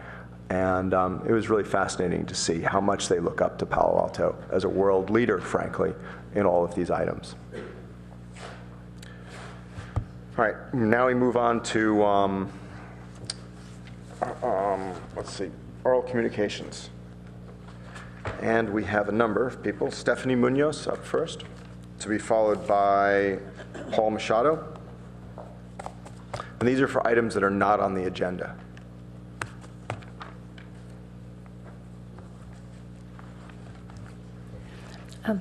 Good evening. When I saw your ballot measure and your half-page ad with so many respected people claiming that the Maybell rezoning is about senior housing, it occurred to me that you may win that election. And I have come to suggest that if you do, your public policy ends will not be served by selling part of that property and allowing millions of dollars of houses to be built on it. Because if, as you say, there is no other piece of land in town on which senior housing can be built, and you still own that parcel, then Palo Alto Housing Corporation can put another 60 units of senior housing on it. But otherwise, this is Palo Alto Housing Corporation's swan song. No more land means no more subsidized housing, no more federal grants. You think of development as a financial gain, but there's a downside if the city hasn't reserved enough land for public purposes.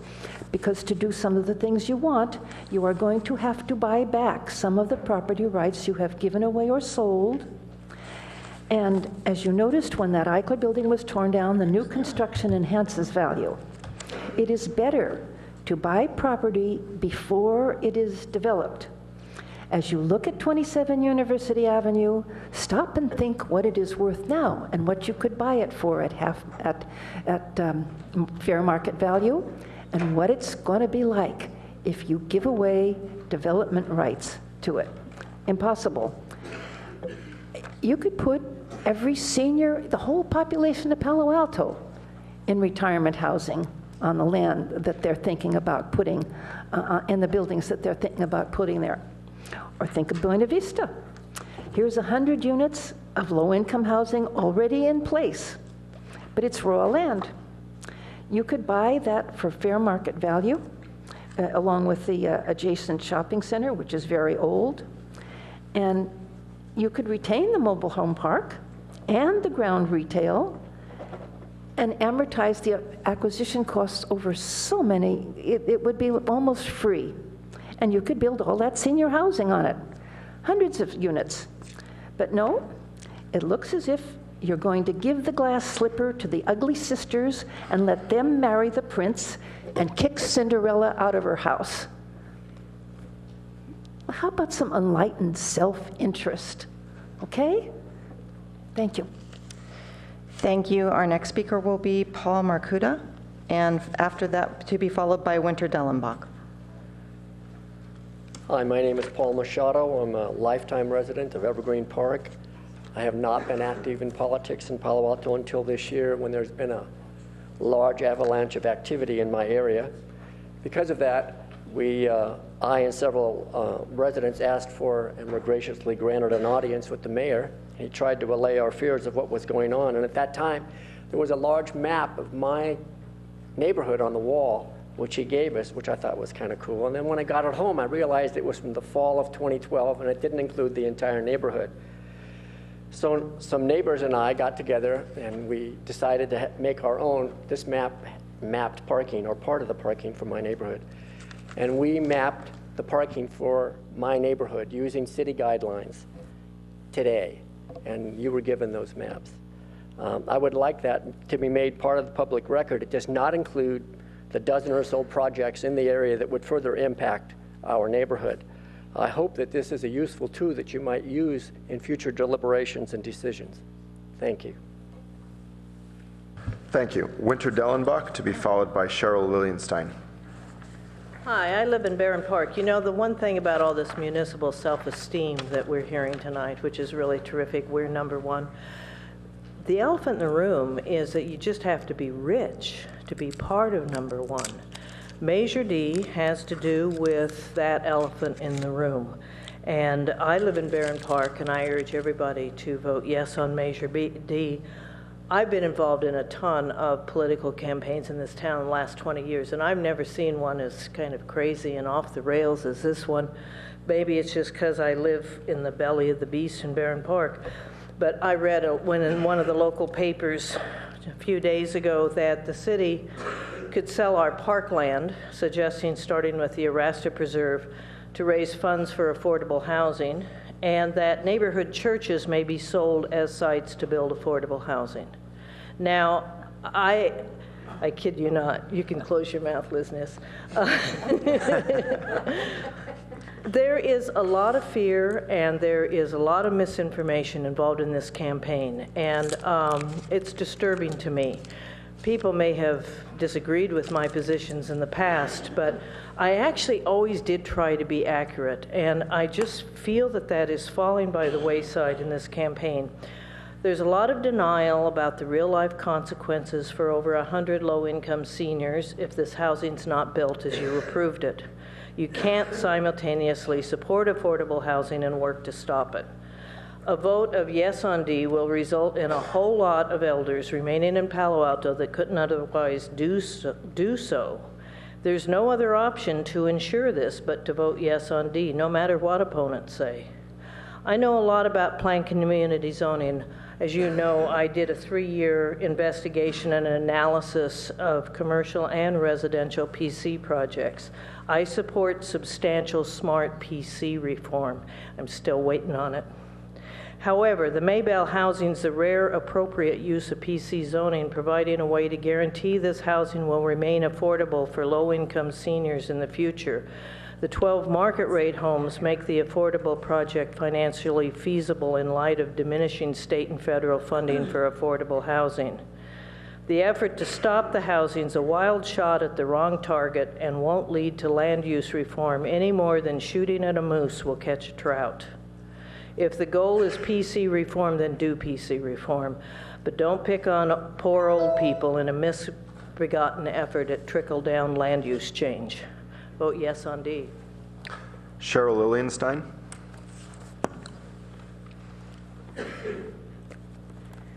Well, I am not here exactly to talk about vote against Measure D, but my name is Cheryl Lilienstein, and I'm here as a resident of Barron Park and as president of Palo Altans to Preserve Neighborhood Zoning, which has mounted the election challenge against high-density rezoning in our residential neighborhood.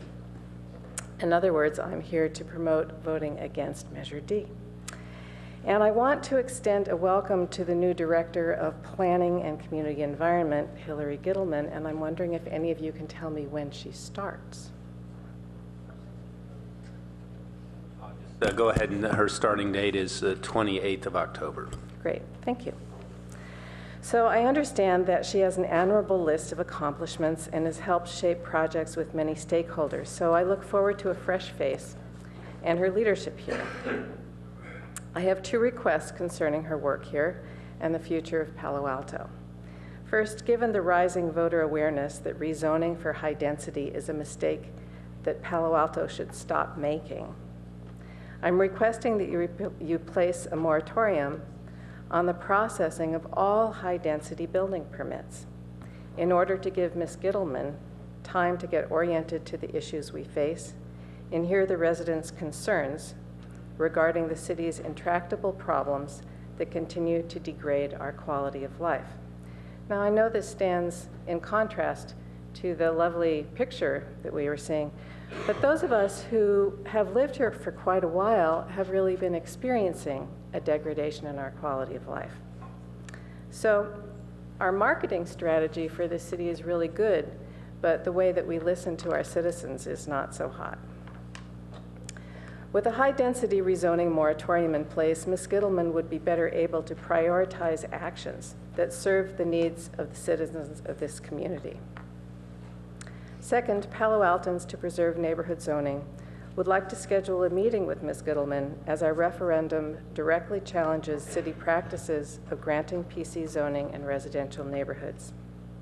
After the November election results are counted, and we hope the voters of Palo Alto will bring Vote Against D to a sweeping victory, we will be happy to sit down and discuss what we have learned so that Ms. Gittleman can prioritize the concerns of residents and neighborhoods.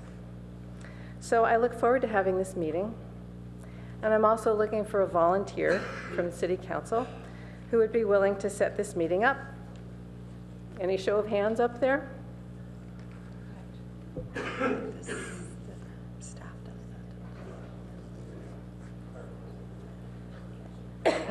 Advice on how to get a meeting like this? So we have some rules that we don't really respond to things that aren't on the agenda. All right. I just thought I might change the rules a little. Thank you.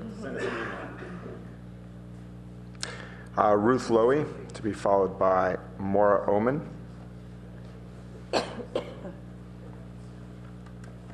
Hello, I'm Ruth Lowy. I live in Barron Park.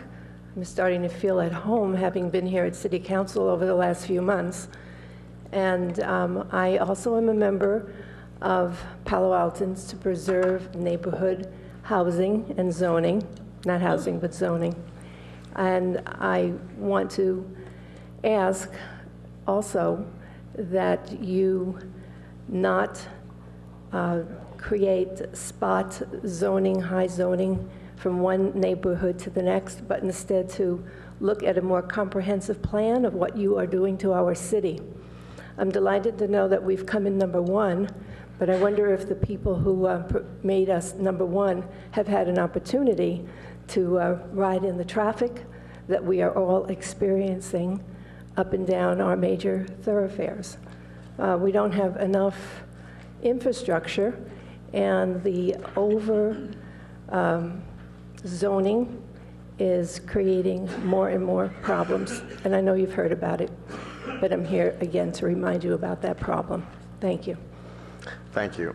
Maura Oman.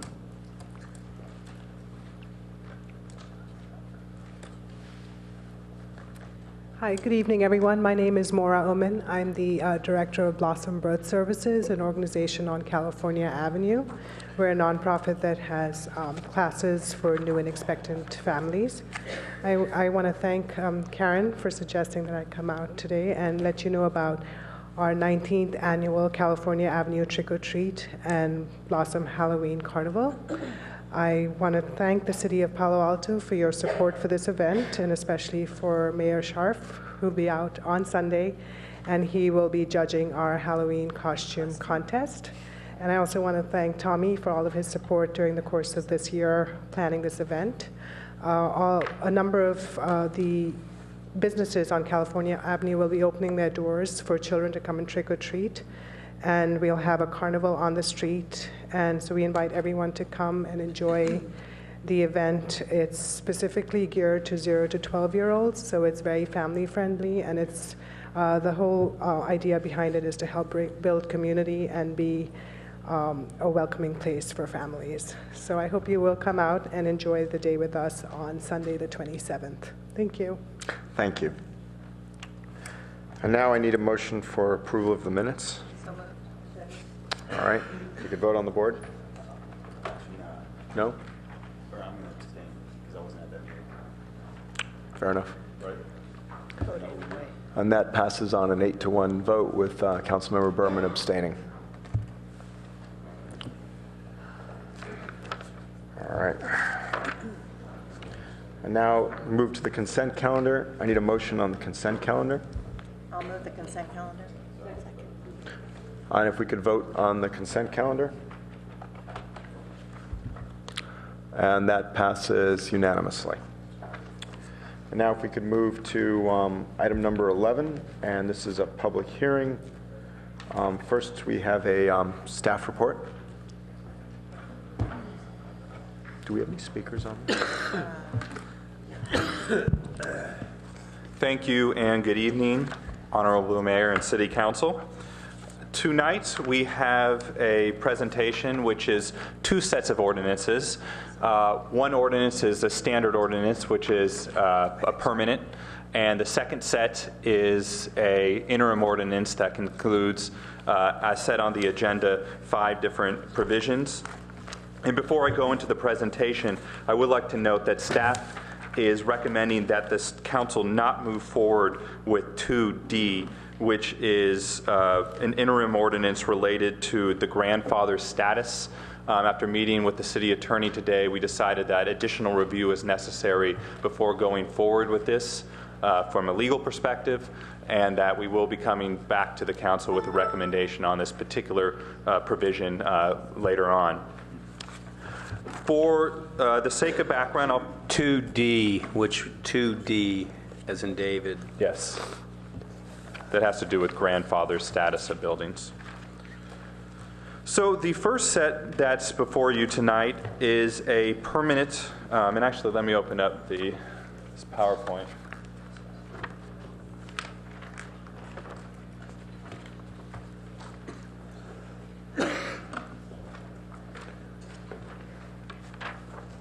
The first portion of the ordinance is known as the exempt floor area ordinance, and this was before the council about a year ago. In the summer of 2012, the council asked staff to look at the parking ordinance to see to do additional research about what should be in the code and which should not. And Director Williams at the time brought forward one particular ordinance that he thought could have a disproportionate impact on the parking situation downtown.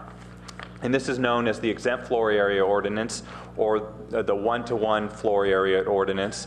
And what it does is, in the downtown area, it allows properties to build a amount of square footage equal to their lot size without providing parking. So if you have a 10,000 square foot lot, you're allowed to build the first 10,000 square feet of your building with providing 0 parking. The council passed a moratorium on the use of this ordinance about a year ago. It goes through the end of December. Staff is recommending that this be permanently deleted from the municipal code. This also applies to Cal Avenue, except at a lesser degree. It's 0.5 to 1. So if you have a 10,000 square foot lot, you're allowed to build the first 5,000 square feet without providing parking. Once again, the moratorium is in effect now. The Planning Commission did review this last month and recommended that it also be permanently deleted. The second part of the ordinance tonight is the interim ordinance, and it has to do with 4 different provisions, and the one that we're recommending for elimination is still shown on the slide on the screen right now. The first of the 5 is called the minor floor area exemption. This is a 200 square foot exemption that's applied to any property that isn't available to have historic or seismic rehab bonus. And this is for the first 200 square feet that you construct. You do not have to provide parking. This was an incentive that was put into place in the 1980s. Staff no longer feels that this incentive is needed and is recommending deletion of this exemption for the 2-year interim period as we have additional time to study potential impacts. The second is, as currently stands, the council has all heard of TDRs, or transfer of development rights. Those TDRs are born on originator sites, and originator sites are a list of sites throughout the downtown area and parts of SoFA that are either eligible for historic rehab or eligible for seismic rehab. And if the property owner seismically retrofits these buildings or historically rehabilitates these buildings, they're allowed to transfer off between 2,500 and 2,500 square feet. Well, first they're allowed to have up to a 2,500 square foot bonus on site for either category to build floor area up and beyond what is allowed under current code. And they're also allowed to build that floor area without providing parking. This would propose to continue to allow the floor area bonus, but eliminate the parking exemption associated with it. This would also go to the third provision, which is allowing the transfer of those rights to a receiver site within the downtown area. However, that would only be for the floor area provision once again, and not for the parking provision. The fourth bullet that is up there was originally part of the staff recommendation, but as I stated earlier, we're not recommending that that provision go forward at this time. We could take a look at that later after further legal analysis is done. And the fifth is a provision within the code called the vacant space provision. And this is one that does not come up that often, but did come up on a recent proposal back in the 1980s when all the properties were assessed downtown. There was a provision within the code that said you can tear down your building and rebuild it for not only for areas that were assessed for parking reasons, but also for areas that were vacant at that time and not assessed. So in one particular case, or in a couple particular cases, there was areas that were a mezzanine level that were storage at the time or vacant at the time and were not assessed. But as it currently stands underneath our code, you would be allowed to tear down that area and rebuild it and still not provide the parking. Questions have came up about what the value of these current parking exemptions are. Here are some examples. For instance, right now, and these are value in terms of what the property owner is not having to provide in parking and what the property owner is not having to pay in an in lieu fee. First is the minor floor area exemption. That's for 200 feet or about one space. In the downtown area, you're required to put one parking space in for every 250 square feet of floor area. That would be equal to about 60,750 square feet, which is the price of our current in lieu fee. The bonus TDR, if someone were to only do a seismic retrofit or do a historic retrofit and transfer that out or use it on site, you have 2,500 square feet that you're allowed. That's equal to 10 spaces or about $600,000.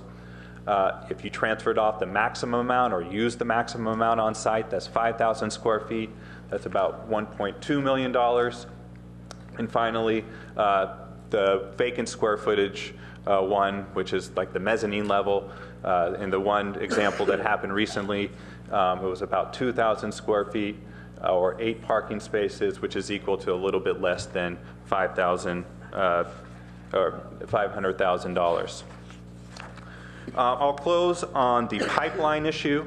There were a number of questions about how this would relate to projects that staff has either received or have recently been approved by the Planning Commission or the ARB. When the moratorium came in place for the one-to-one floor area exemption, the council made the policy call to allow projects that have received their planning entitlements to be subject to the previous ordinance or not subject to the moratorium, and all those that were in the pipeline to be subject to the moratorium. Staff is proposing a similar policy for this.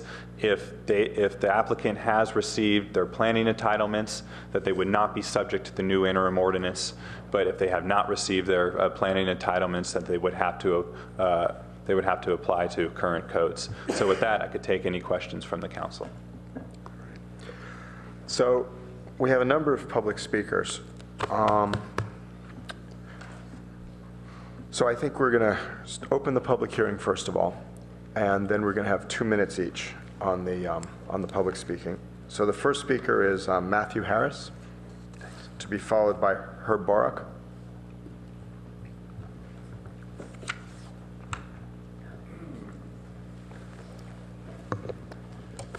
Good evening, Council, honorable council members and mayor. I'm here as an architect and a planner.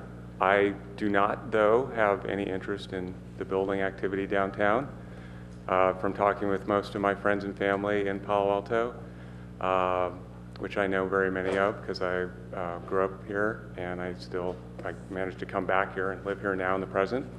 I think a lot of people feel like downtown Palo Alto is pretty kind of very, it's a really happening place. Actually, what I think I'd really like to say is Palo Alto is a really exciting place to be. It's an exciting time to be alive. There's a lot of really interesting things happening in our society.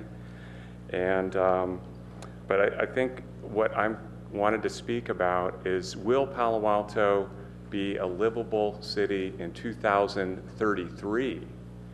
Are we really doing what we need to do on a planning level to make Palo Alto be the shining example of the world, the global economy, and that so many people admire? And I think that we certainly are arguably the sort of brain, the epicenter of the global economy. We have brilliant minds of finance and business, and certainly computer engineering right here. It's a really dynamic environment. But on an architecture and planning level, our society is still controlled by like some brain that is like in Detroit or something. Sorry to pick on Detroit so much.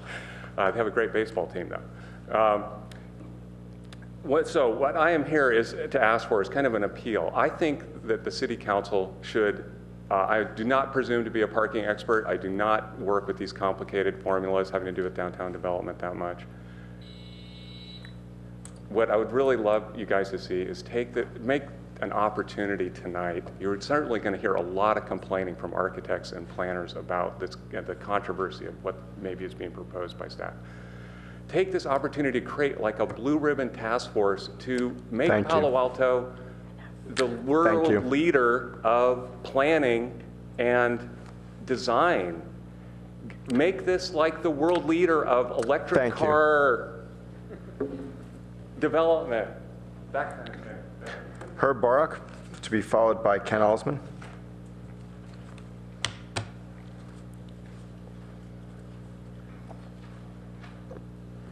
Thank you, Mayor Scharf. I don't know if the first speaker was trying to set an example that everybody should talk for 3 minutes instead of 2 minutes. But if you let the first one go for 3 minutes, maybe everybody will try to speak for 3 minutes. I had just one minor point to discuss, and that is in the ordinance draft in attachment B on the effective date. There is a recommended sunset provision that apparently counts the effective date of the ordinance as 31 days from the first reading, which would be tonight, rather than as 31 days from the second reading, and then having 2 years from that point. Since I don't know when exactly you'd be adopting this ordinance, that seems to be something that the correct date could be filled in at the time of the second reading. For example, if the second reading was on 2 weeks from today, of November 4th, then the effective date would be December 5, and 2 years from that would be December 5, 2015, rather than the November 21st date that is shown. Thank you. Thank you. Ken Alsman, to be followed by Elizabeth Wong. I think you all know what I'm going to say tonight, so I'll be very brief. I think these proposed changes are very, very late, but very, very welcome. I want to particularly thank Aaron for the one who seems to me to be the one who expedited this sort of change possible. If you should decide to adopt these, you need to take 3 immediate additional steps. One is to stop all existing construction of all projects in the pipeline, because they will add another 200 to 400 cars into the neighborhoods for which you have no protection. And they will go beyond Embarcadero, across Middlefield, and probably into some of pretty soon no one will be able to vote on these things. I think you have to stop giving full credit in the assessment district for a 1 to 250 ratio when they only provide 1 to 2,500. That's the only parking that was provided. And you have to stop accepting CEQA conclusions of no impact when we all can look out of our front doors and see the impact. We can hear it with the traffic, and we all experience it. It's not going to take anything in this CAP study. We know everything that is in the CAP study. We don't have to be a genius. We don't have to spend $200,000. We know all the problems that you guys have created. I sure will hope you stop. If this is a smart city, I'm glad I'm leaving. Thank you. Elizabeth Wong, to be followed by Dr. Paul Carroll. Honorable City Council members, my name is Elizabeth Wong, and my family and I live in Palo Alto. The parking shortage in downtown Palo Alto needs to be resolved by all stakeholders, collaborating to find solutions, with the cost to be shared by property owners in downtown as well as surrounding areas, because everybody benefits.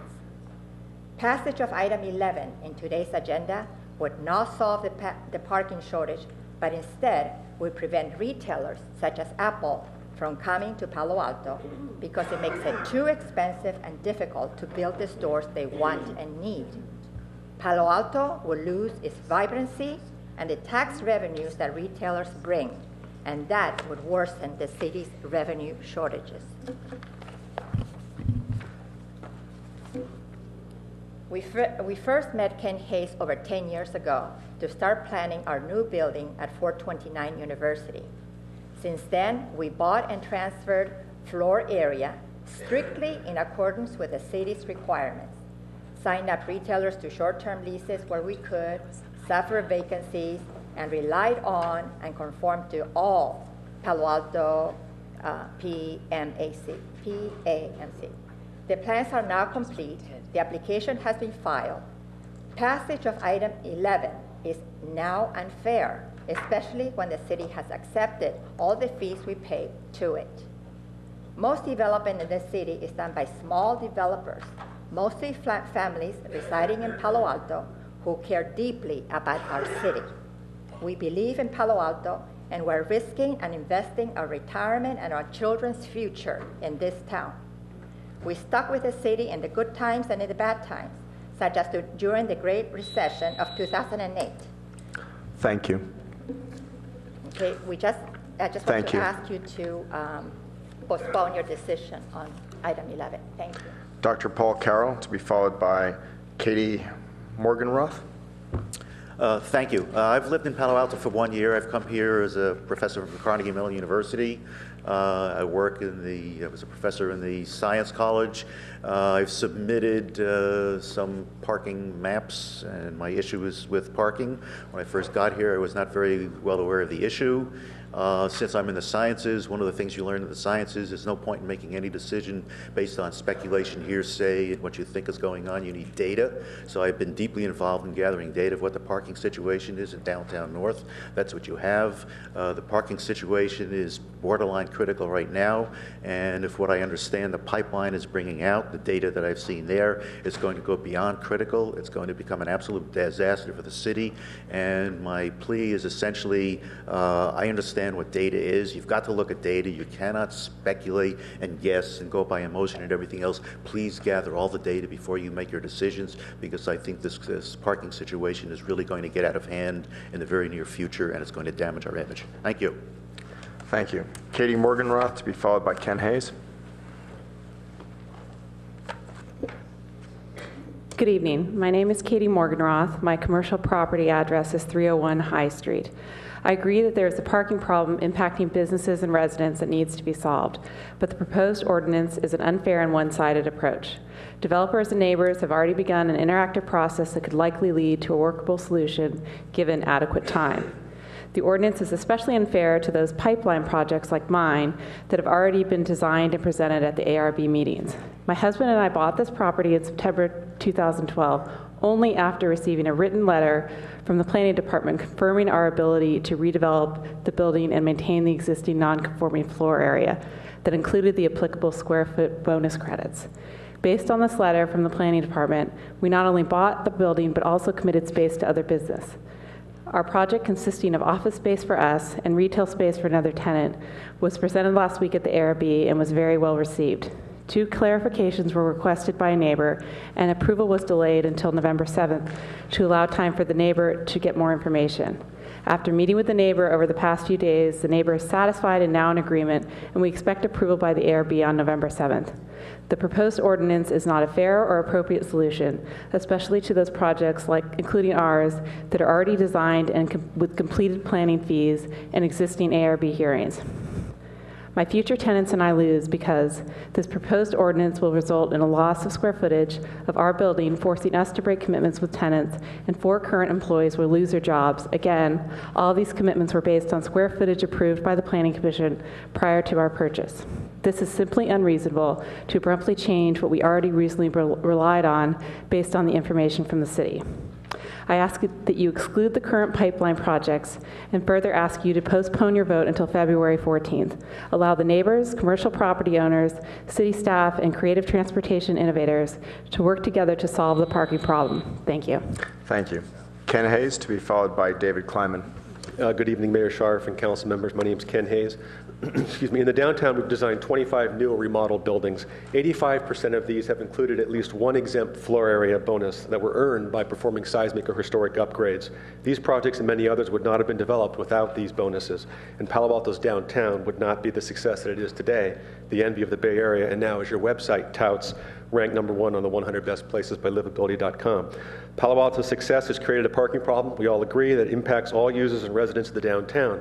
We need a creative solution that is born out of the collaboration between residents, businesses, commercial property owners, and parking advocates.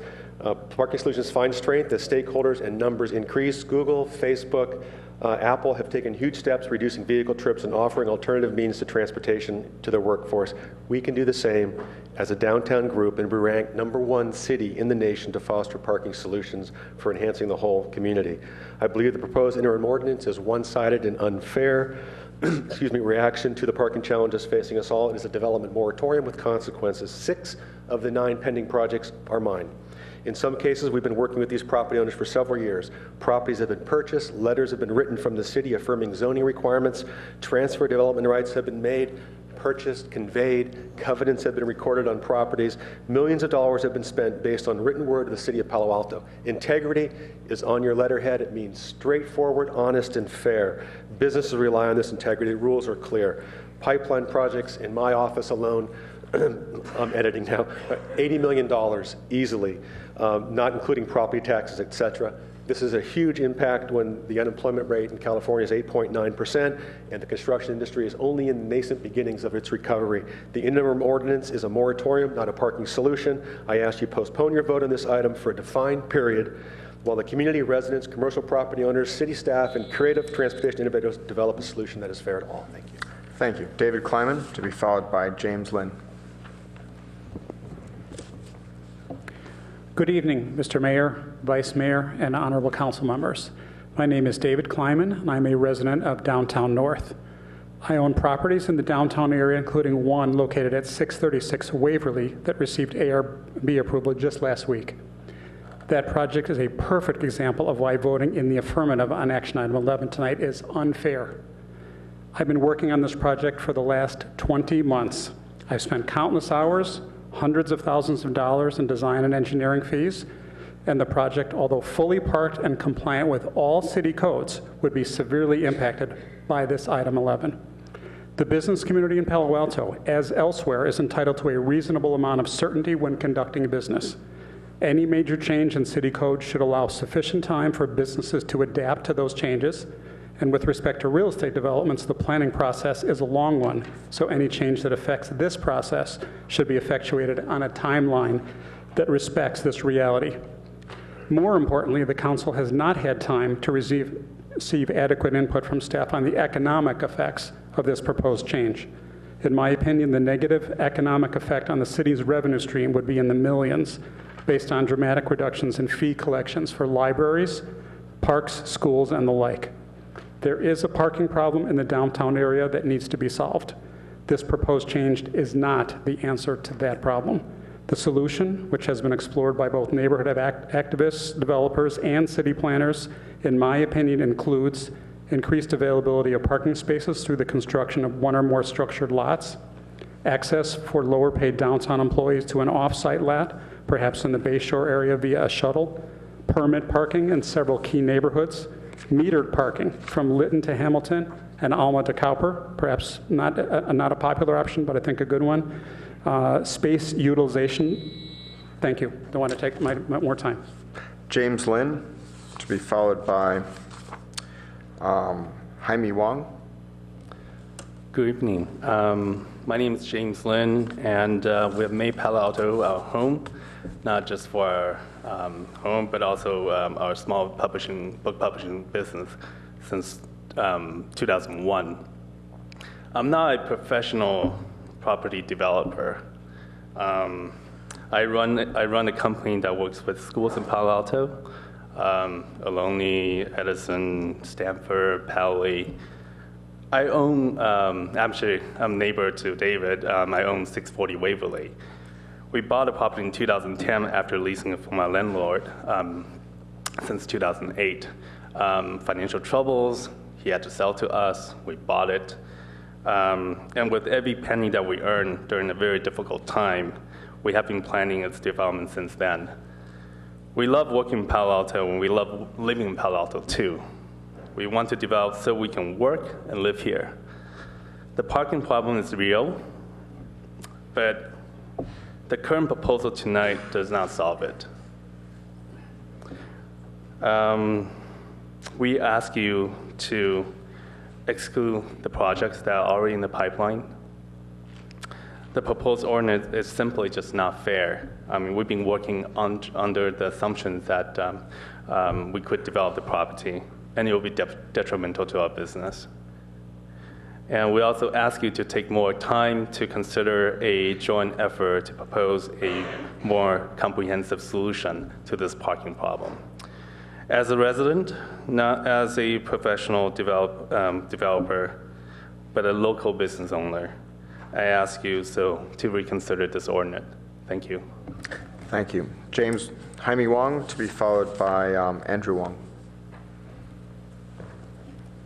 Council, my name is Jaime Wong, and I live in Palo Alto. I just want to make two simple points. My first point is, please don't make this an us versus them issue. Developers follow the city's rules to try and add value and have a proud legacy for our children, and that relies on keeping the downtown core vibrant and exciting. Retailers want to be represented. Employers enjoy the diverse pool of talent. Residents love the excitement of a livable city. Homeowners enjoy immeasurably the fact that our investment in our homes have held their value even during these tough economic times. These benefits don't exist in a vacuum. No one can deny, though, that without development, the city can regress into a place where it was impossible to keep a JCPenney's open or Mrs. Fields cookies in town. Many of us in this room represent more than one of these segments. My second point is this: please don't make this a winner-take-all issue. That's what suddenly removing the parking exemptions is. It says to all the stakeholders, someone won and someone lost. You don't move the goalpost in the middle of a match just to make a point. The media has played up the encroachment of parking, especially in downtown North residential area, and I don't deny it. Sadly, not much has been heard from the developers. The ones I have met are people of action. We look at issues, we think of solutions. We try to strike a balance between our wants and our ability to pay. We can be creative and we can compromise. But most of all, we never lose sight of the fact that Palo Alto is a special place to live, work, and play. And that we must all do our part I ask you to please give up the opportunity to do just that. Thank you. Andrew Wong, to be followed by Jason Holub. Hello, Council. Andrew Wong, resident since 1996. Since I've been a resident here in Palo Alto, I've always thought that the city has been pretty fair when dealing with both its residents and its business community. Unfortunately, I think that the decision before the council is patently unfair. I think that the proposal that was drafted does nothing to address some of the benefits that are clear. For example, there are millions of tax dollars and revenues and fees that are being collected from all the new buildings. From this project, the old stock of buildings in downtown have been improved. Seismic retrofits have been conducted for public safety. Heritage buildings have been protected. And high-end retailers have been attracted to Palo Alto, found nowhere else in the peninsula. I propose that the City Council hold off on all the projects in the pipeline. It is both unfair to residents who benefit from all the economic activity in the downtown, and it is unfair to people who spent years and hundreds of thousands of dollars planning their individual projects downtown.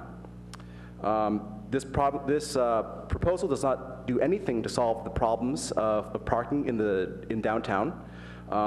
Rather, most of the lots themselves are far too small to park on site and would be much more effective if the sites were, if there was off-site parking somewhere near downtown, and there was a system that allowed people to come in and out through means other than driving. This parking measure is a clear indication to retailers to go elsewhere and for developers to take their money elsewhere. Parking is a problem in Palo Alto, but this proposal does nothing to address the issue. It only tells entrepreneurs that Palo Alto is closed for business. Thank you. Jason Holub, to be followed by Michael Hodos. Good evening. My name is Jason Holub. I live currently in Mountain View, but I am a former resident of Palo Alto.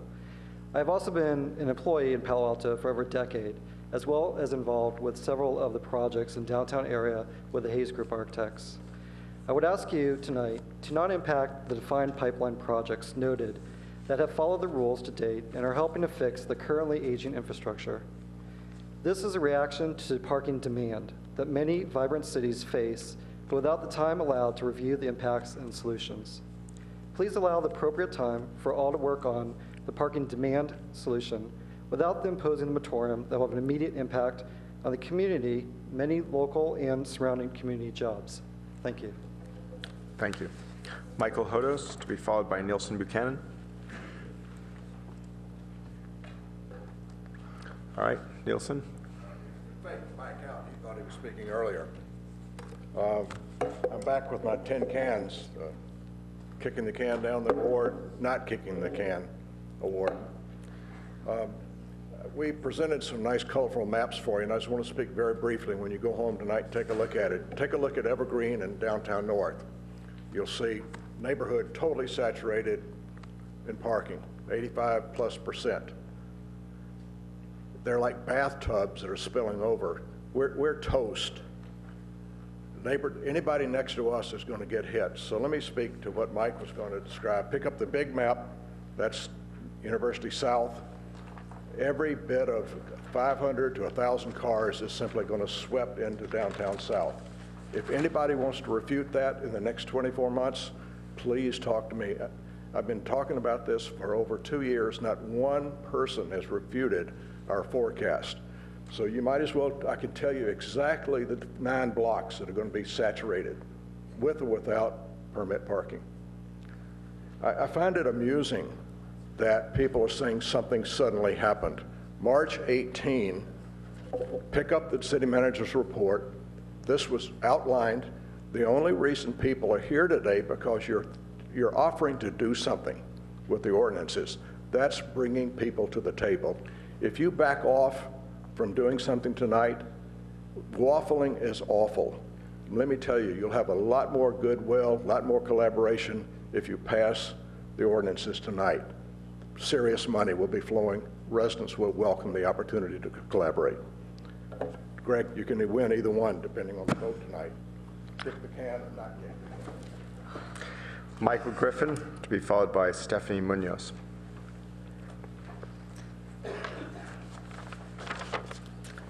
Good evening, Mayor and council members. I'm urging you tonight to do away with the parking exemptions adopted several years ago that were meant to encourage development in the downtown area. Times have changed, and our now super vibrant commercial districts are no longer in need of being provided incentives. Investors are lined up, as you've heard tonight, anxious to build offices in a vibrant Palo Alto, but this vibrancy has come with a price.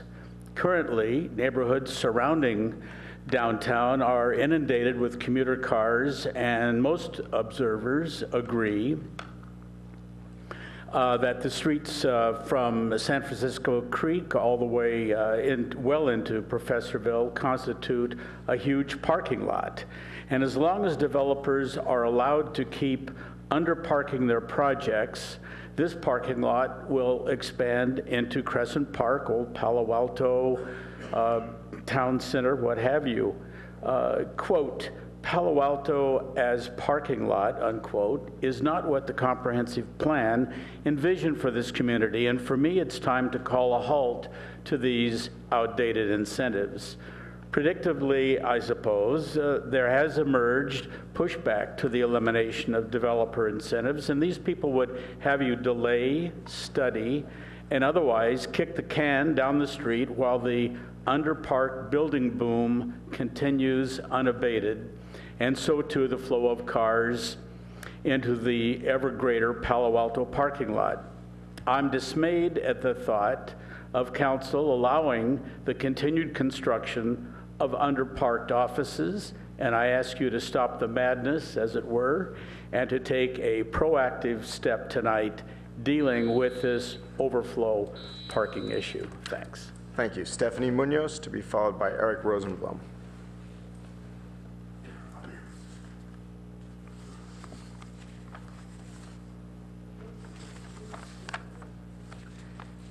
Good evening, council members. Al Cap, the famous cartoonist who cartooned Lil Abner, had a saying in that cartoon, and it went, "As any fool can plainly see." Well, it seems to me, as any fool can plainly see, if in the midst of an economic downturn, you find that there is enough parking space that you can afford to give away parking obligations, when, as any fool can plainly see, when the downtown builds back up again, you're going to have too much underparking. It just, how could they not have seen that? Well, I think that we're going to find out whether Molly Stone is worth all this money with the suits, the lawsuits that there are going to be from having to take back these gratuitously given gifts. And I do feel sorry for the people who have invested money, but at the risk of being tiresome, isn't that the same thing that those Maybell people are complaining about? That there was a law, one law, and they went along by it, and then you unilaterally changed it. Oh, for the good of the community, to be sure. But it's the same complaint. I think certainly you should refund the planning monies that these pipeline people have already paid. You should try and make some kind of an arrangement so that they can fulfill their obligations with shuttles, with all these good suggestions, and the city and the neighbors should help. But do it. Do the whole thing. Take back the parking obligations. Thanks. Thank you. Eric Rosenblum, to be followed by Bob Moss.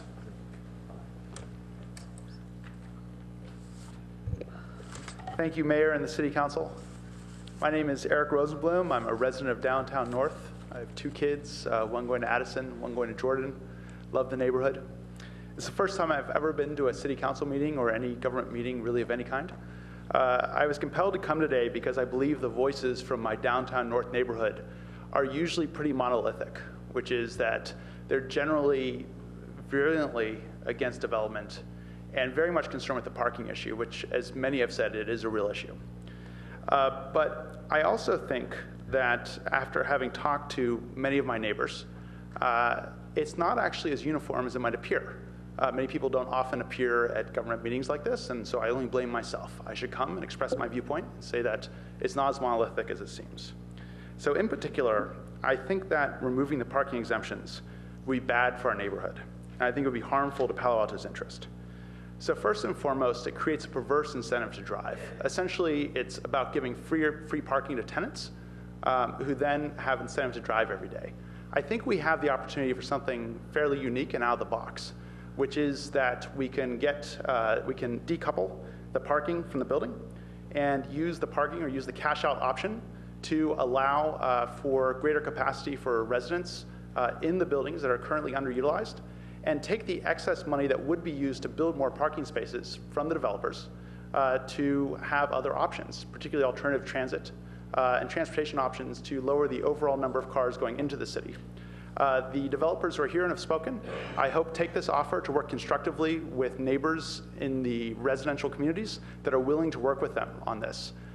If my naive assumption turns out to be false, then maybe my voice will be added to the other monolithic voices from downtown north that believe that they've been fooled time and time again into giving up parking exemptions.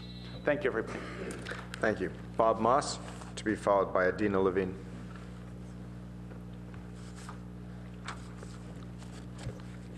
Thank you, Mayor Scharf and council members. We've had a parking problem around downtown and California Avenue and Stanford Research Park and Stanford for years.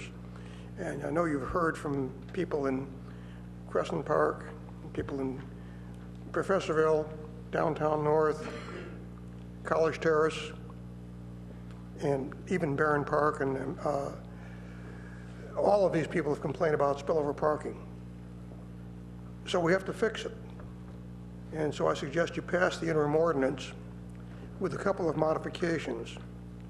First, I think a project which has had approval by the city council should be considered grandfathered in and allowed to proceed, but not the others. Second, I think you should set a time limit on when you're going to come up with a corrective action, say by the end of next year. And if you haven't come up with a way of improving the parking situation, then you can reconsider allowing some of the projects which are in the pipeline to proceed. Third, I think what we have to do is look at long-term, and by long-term I mean several years, ways that we can improve it. But we're not going to be able to do it in the short term, the next 6 months or a year. And just a couple of examples would be improving public transit. The VTA is broken, and we're not going to be able to fix it right away. Putting in shuttle buses may help, it may not, but it ought to be considered. Having remote parking lots with shuttle buses taking people to commercial areas has been tried before, or maybe we ought to be trying to expand it. But all of these things have to have careful consideration and trials, and I think we should be doing that in the next year or two. We have a problem. If we don't act quickly, the problem is going to get worse, and fixing it in the future is going to be more complex, more expensive, and more difficult. We should have put on a moratorium years ago. We didn't. Now's the time. Adina Levine, to be followed by Sal Giovannato. Good evening, council members. My name is Adina Levin with Friends of Caltrain, and I'd like to build on two things that Eric Rosenblum just said. First of all, regardless of the decision made this evening, Palo Alto is moving forward towards requiring more self-parking of buildings, and that does have the unintended consequence of increasing driving. SurveyMonkey right now has its employees using a parking structure, and they need to choose whether to get a parking pass or to get a Caltrain Go Pass. And right now, only 30% of them drive.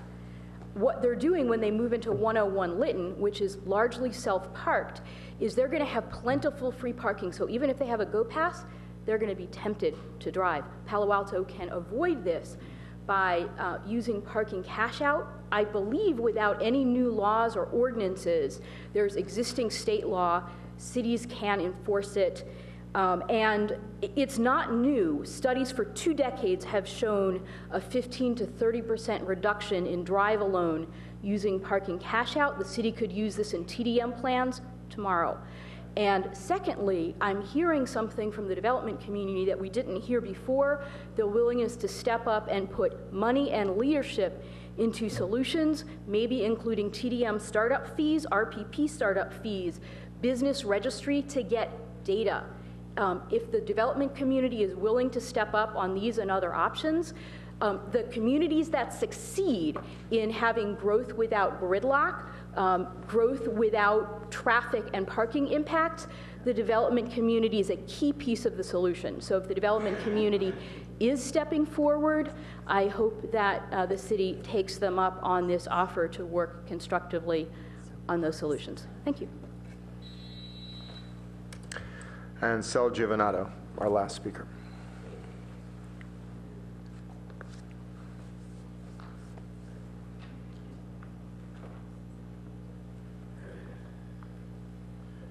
My name is Sal Giovanato, and sorry I will not be as eloquent as everybody else. I generally, although I own a few property around down Palo Alto, that's one of the very few times I've been in front of the city council. I own the building at 240 Hamilton, and I was disappointed at what happened. I'm not a big developer. Although I live here for 42 years, I have 6 kids and wife. We all live downtown. We love the city, and I agree with you, and I'm the one who tells everybody it's the best city in the world. And I just, I'm amazed at what happened. I was all, I love what was going on, all this application, all this going on. I was very, very excited, and now, we designed this building, we get approved it, and somebody appeal, and I guess they talk about big developer, and, that's the first time I'm building something, so I'm not a big developer or whatever. So I think this moratorium won't do anything to anybody. I don't think it's fair. I think things the way they were fine. And like I said, now we are creating this, approved project. Am I approved? I'm approved, but somebody complained it. Then we have a pipeline project on the pipeline. So I don't know what it's all about. I hope this moratorium, doesn't get approved, and the city's great the way it's doing. Thank you. And now we'll close the public hearing and return to council for questions, comments, and motions. Okay. Councilmember Niss. I'm going to ask these of the planning department. Because we've heard a number of speakers tonight, I want to clarify the pipeline issue. I want to clarify or get more information regarding if I was in a pipeline of some kind but don't yet have final approval.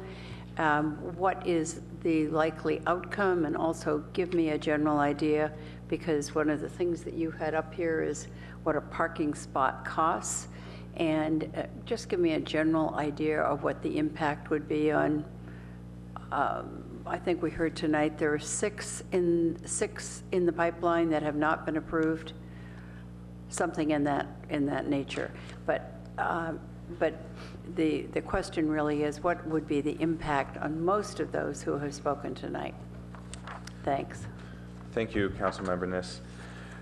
So in terms of the pipeline, if you see how the tables are laid out on page 11 of the staff report, table 5 shows the projects that have received planning entitlements as currently recommended by staff, these would not be subject to the interim ordinance.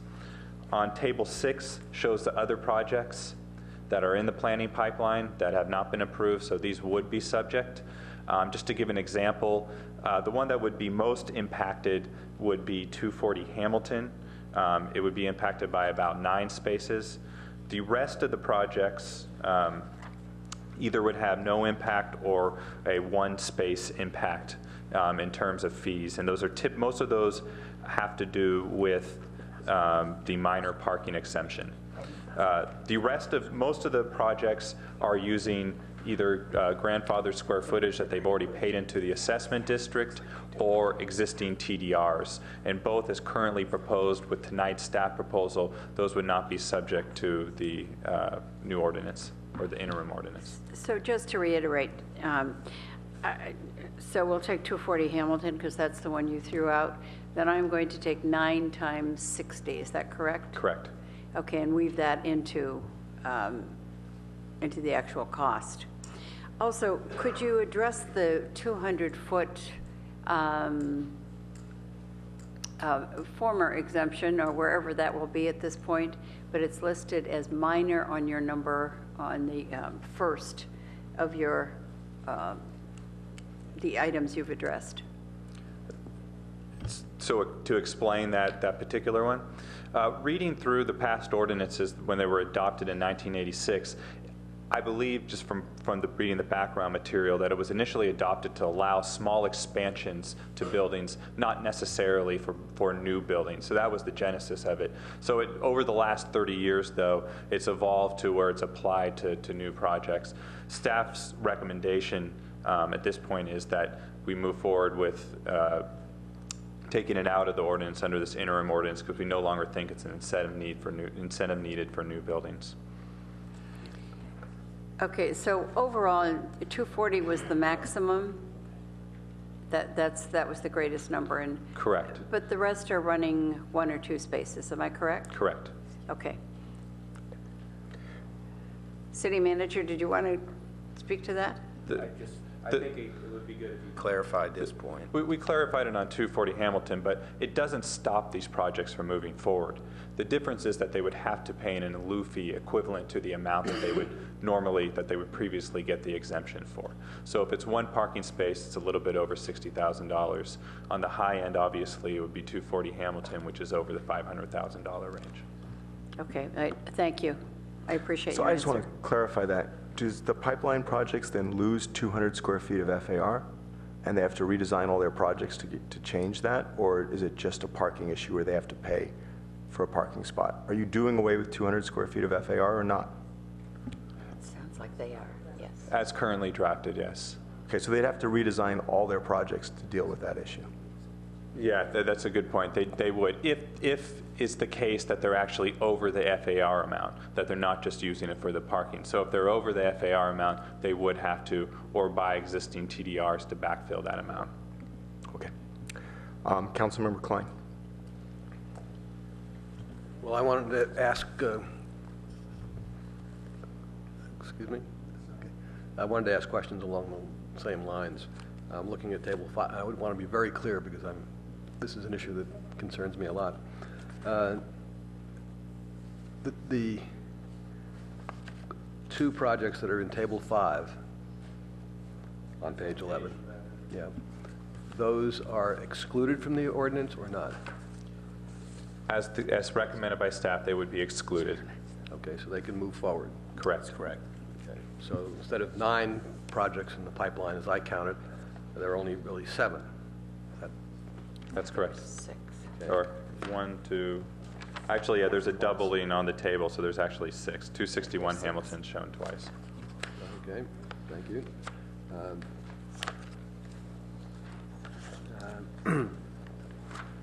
And so all of those 7 projects could move forward if they paid the parking and lieu fee. 6 projects. 6, I'm sorry, yes. It's 6 projects, and the thing I would need to check is some of the projects, if the 200 square feet are applied to both the floor area and the parking situation, they may have to reduce their overall square footage in terms of FAR. But from a parking standpoint, they would allow to be paid the in lieu fee and move forward with the project. Okay. And looking at 240 Hamilton, for example, I wasn't quite clear on your math.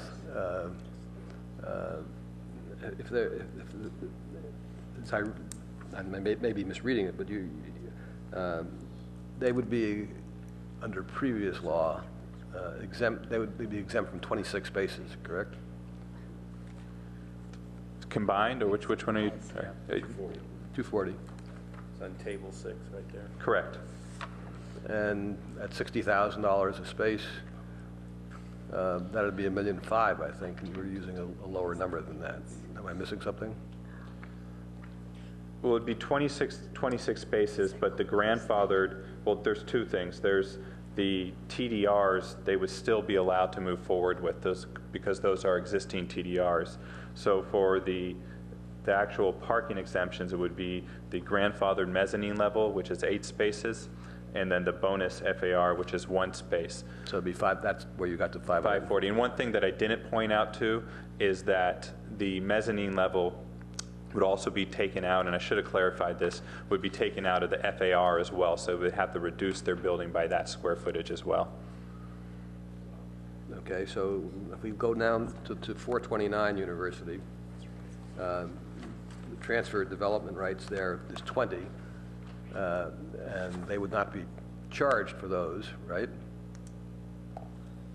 Correct. They've already paid that to someone else, so they would not pay the city anything for those. So all they'd be charged with as a parking in lieu fee would be 1 space or $60,000. Correct. Okay. And we don't know what the story is at 640 Waverly, or do we? Reading over that, right now it's only the 200 square foot bonus. They're also grandfathered, which we're not proposing to remove with our current recommendation. There's a mixed-use parking reduction, which we're not proposing to remove, and then the 200 square foot bonus is the one thing that they would have to. And 500 University, it seems to me, is the same situation we just talked about for the 2 previous ones. Correct, and actually 500 University in an App Places memo, they recently submitted an application that's showing they're going an additional floor underground, so they're actually going to be overparked in this case. They're exceeding the parking requirement by about 21 spaces. Do we have a special award for people like that? Okay, the council could create one. A handshake. Okay, now that I have at least my arms around what I think is the magnitude of the problem, which seems to be at most a $60,000 item for 2 or 3 of the projects, what's the furor? Why are we? I mean, 240 has 9. Excuse me, 240 has 9. Yeah, okay. But has this all been explained to everybody? Because some of these people are sounding like we're. The word moratorium has been thrown around a lot, for example.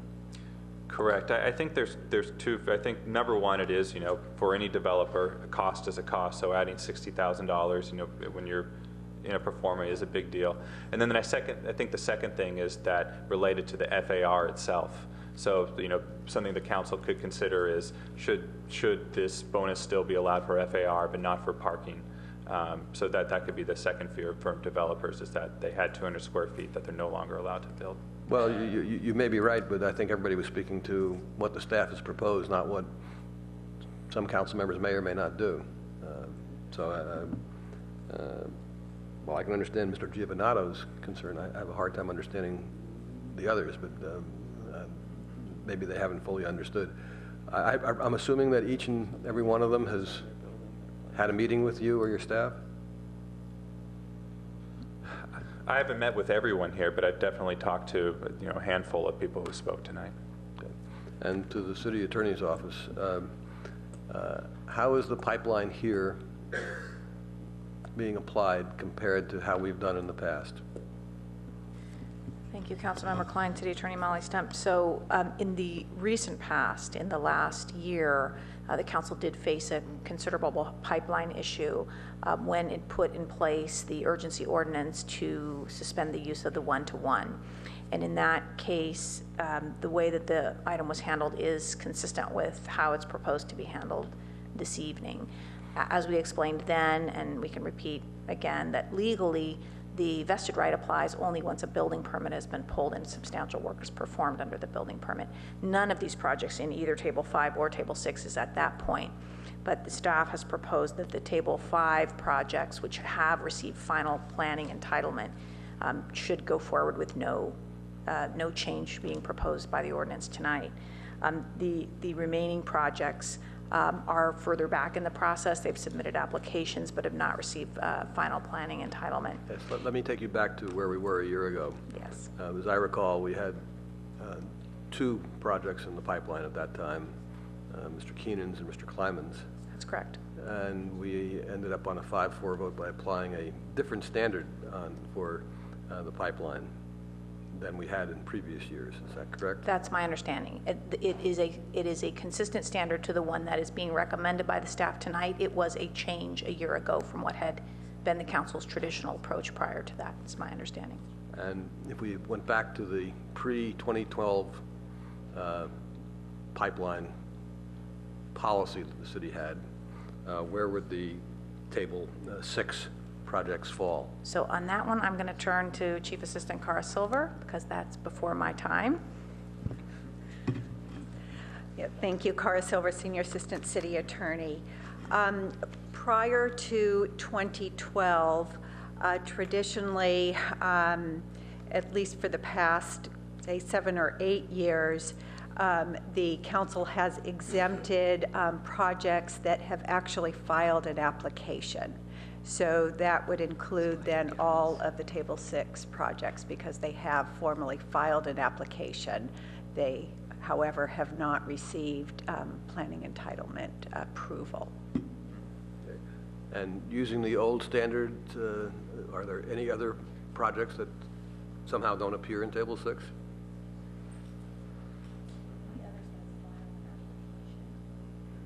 Since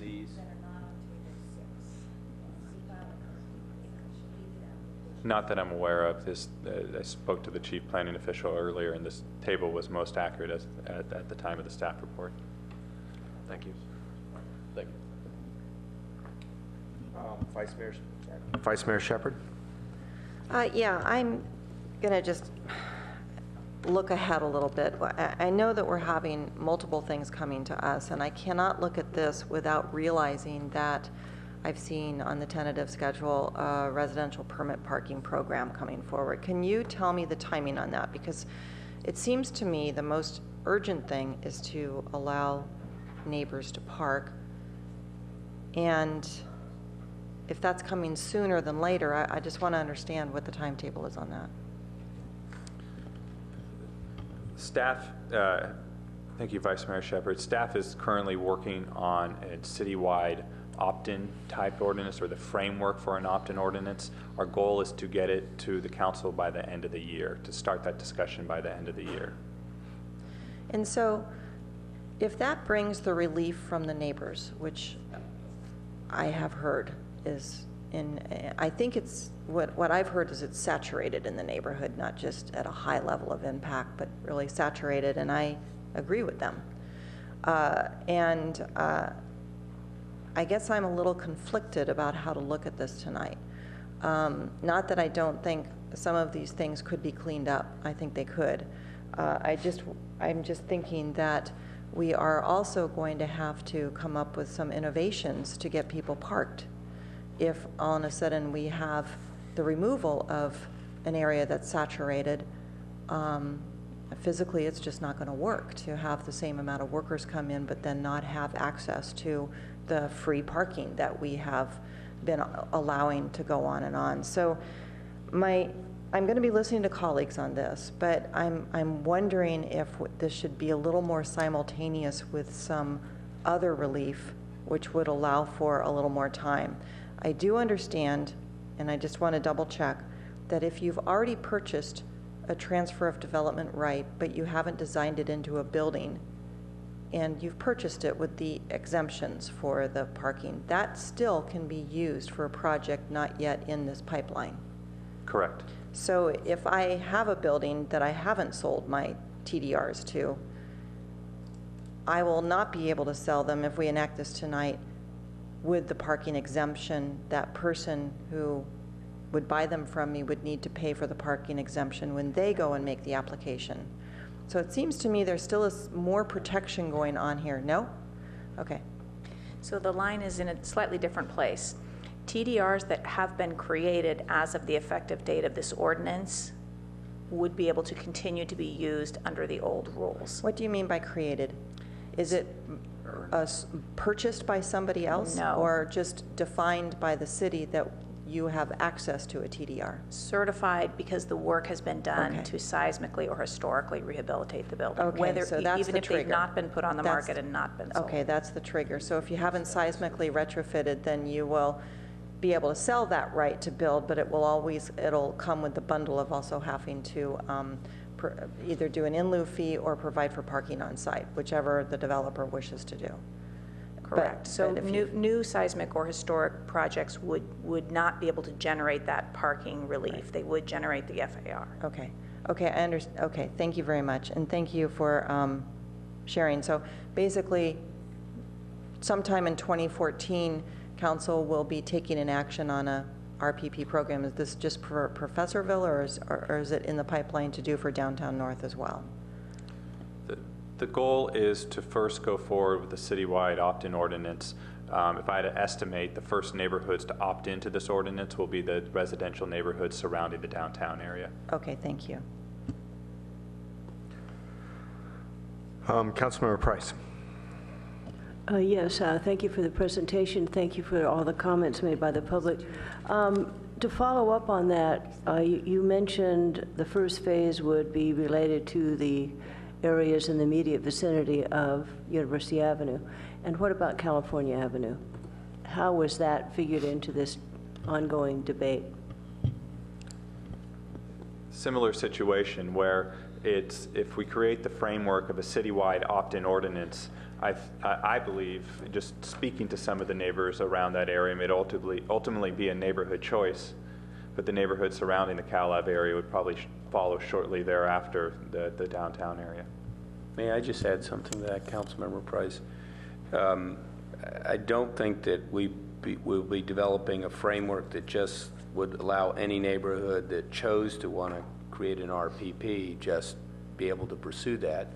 There would be some metrics associated with parking intrusion, the level of the problem to be able to achieve that. So first of all, we'll design the framework. The council will make modifications and adopt it, and they'll have criteria, performance criteria to be eligible.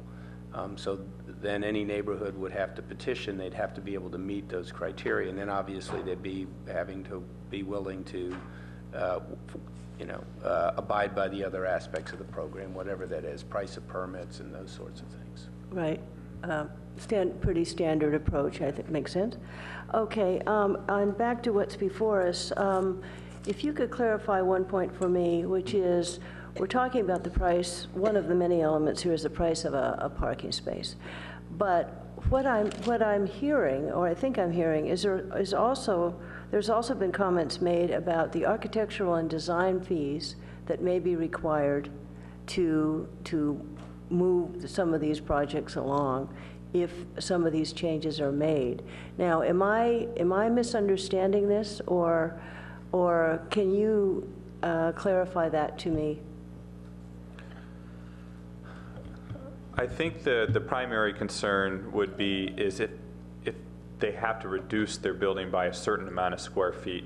So for the 240 Hamilton example, if they're not allowed to rebuild the 2,000 square feet of mezzanine level into normal floor area, not allowed to rebuild the 200 square feet, or not rebuild, build the new 200 square feet, then they would spend additional architectural fees for new drawings to reduce the building.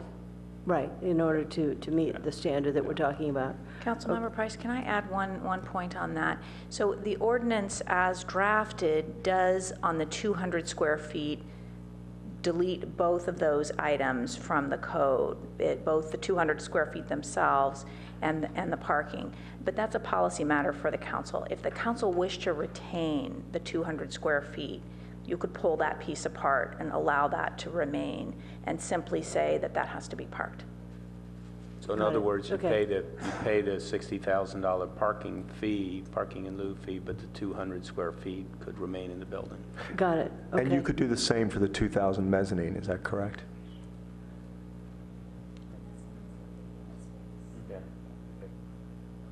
It's the last item. It's the last item. Why don't we, Councilmember Price. Okay. A separate point that was raised by the public, which I appreciate, the whole concept of cash out in terms of parking. That's certainly, I think, a valid kind of approach.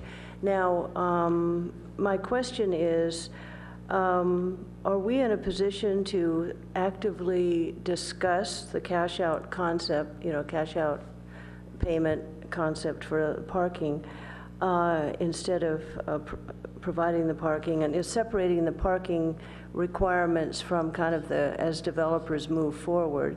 I know this is getting into other elements in terms of plan review, and it has some implications for TDM, but are we in a position at this point to actively consider that, or would you be looking at that kind of an element as part of a TDM program for the private sector? Thank you, Councilmember Price. I think exactly. I think that's part of a transportation demand management strategy. It's a proven strategy that actually works really well. And when we have an agenda item on TDM, I think that's something that we should consider. But I think that's a separate item than what we're discussing tonight. Right, because I think it does have, there is, documentation about its use, its utilization, which I certainly appreciate. So that's helpful. The other comment or question is, there have been a lot of members of the community, business people, architects, planners, and others, and residents who've said that they are willing to actively be engaged with the city in looking at these items in terms of real engagement and thoughtful discussion about the elements related to parking and, innovative strategies and all of that. So can you briefly describe how you will draw on this expertise and enthusiasm that's being expressed beyond, whatever action we take tonight to really capture the really intent and the desire and interest by many stakeholders to be more actively involved? Some of these people I've never seen before, for example, right? It's sort of a new and different group. Some are same people who are saying, different things as well. So can you respond to that quickly? Sure. Yeah, first I would agree, it's exciting. I have met some of the people, but I haven't met most of the people who spoke tonight, so I'm glad that there's other voices at the table as well that haven't been here before. First, I would say for another item we have on the agenda is the downtown development cap process. I would say be involved with that for sure, because that's something that we're going to be doing over the next 6 months that has a real opportunity to look at the future of downtown Palo Alto. And before that, I would say reach out and contact me as well as the new director, Hillary, so we could invite them in and hear their voice as well. I've been meeting with a lot of the neighbors from around the downtown area, and I would be, it would be great to be able to meet with some of the developers as well. May I ask you to give your email and your phone number, please? Sure. My email address is aaron.aknin@cityofpaloalto.org. That's aaron.aknin@cityofpaloalto. And my direct line is 650-329-2679. Thank you very much. Councilmember Burke.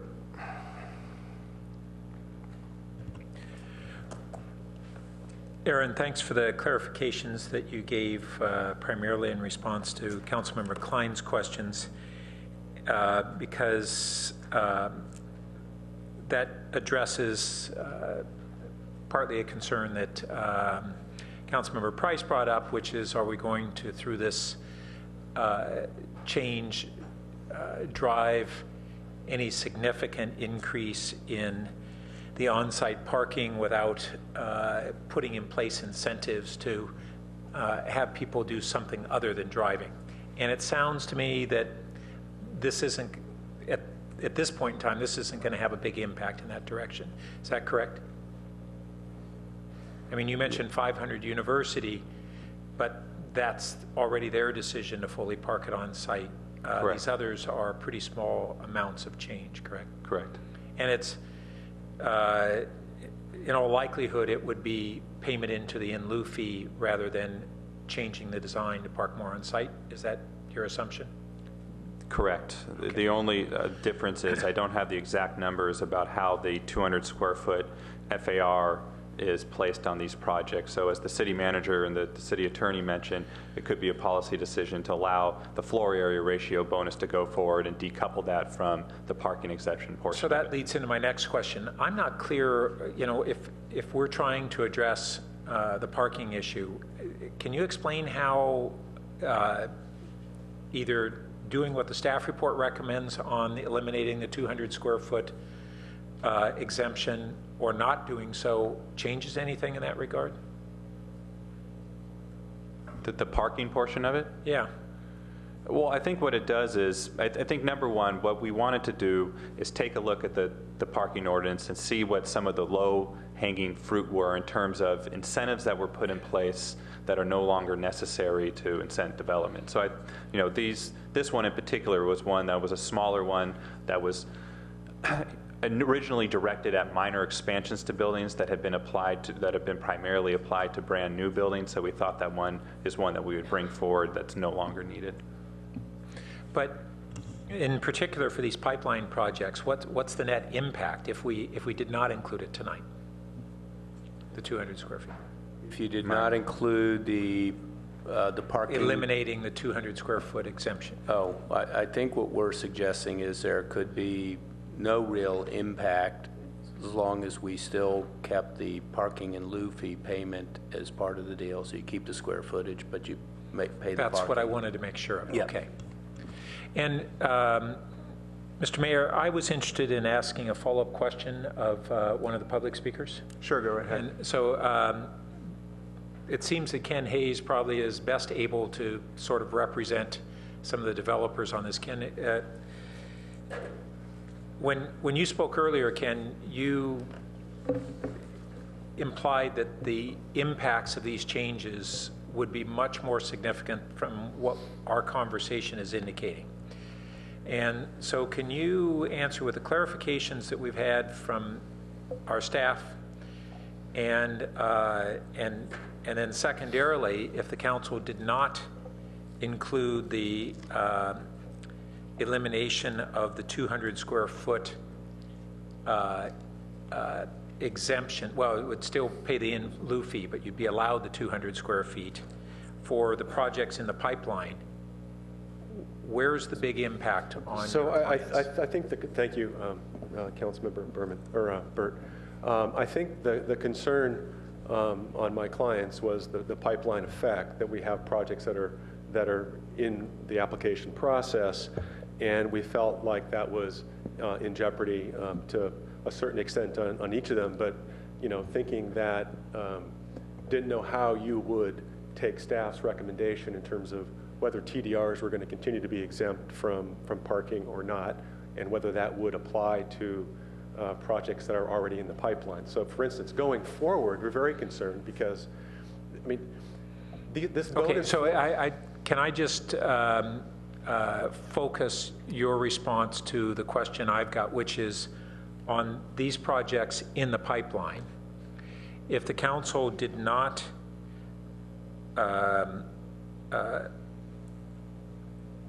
that they allowed the 200 square feet to remain but have to pay the in lieu fee against that. So the impact on all of them that I'm involved with the exception of 240 Hamilton, would be the payment of that one in lieu fee, the Okay. $60,000. Good. So you're basically now interpreting it roughly the same way as Aaron explained it to us. Correct. Okay. Great. Thank you. You're welcome. So I'll also just add in comments. It's interesting, and I think it's a positive development that downtown property owners are getting engaged on this issue and looking at possible significant solutions. I will say that if this change got them engaged, what's on their horizon is going to get them really engaged, because this is just nominal compared to the impact of residential permit parking plan and the TDM program, including how we would fund the TDM program, which I frankly am very interested in a consideration of something that might be a baseline of a business license tax of some sort, which would be a fairly small amount up to the occupancy that is anticipated under current zoning. So a business might pay a nominal amount for that first 4 employees per 1,000 square feet of an office. But if they go above that, they pay a significant amount, because that's really what's above what we've planned for over time. So that's yet to be determined, but I just wanted to say that in that context. And then finally, the need to fund an additional garage downtown. Now, we're collecting significant dollars toward that with the in lieu fees, but the motivation to address this will get really enhanced when the residential permit parking program comes about. I don't want to see the parking garage increase the trips downtown, because we have 2 problems. We have parking and traffic problems. And adding a bunch of parking that encourages car trips doesn't solve the traffic problem. But if we take a lot, say a 500 or 1,000 cars off the neighborhood streets and build a parking garage for a couple hundred cars, that didn't incentivize additional car trips. They still are going to have a deficit even if we built that garage. You put those things together, and we're going to have a real engagement with the property owners, because this is going to be real big changes, and hopefully we can have creative solutions that are really going to be, including cost effective with the TDM program. I was disappointed a year and a half ago when we looked at the prior residential permit parking program, which the council rejected because it was only going to serve a limited number of blocks, and we said, no, we want a comprehensive one. But at that time, the property owners downtown were not willing to step forward on serious engagement.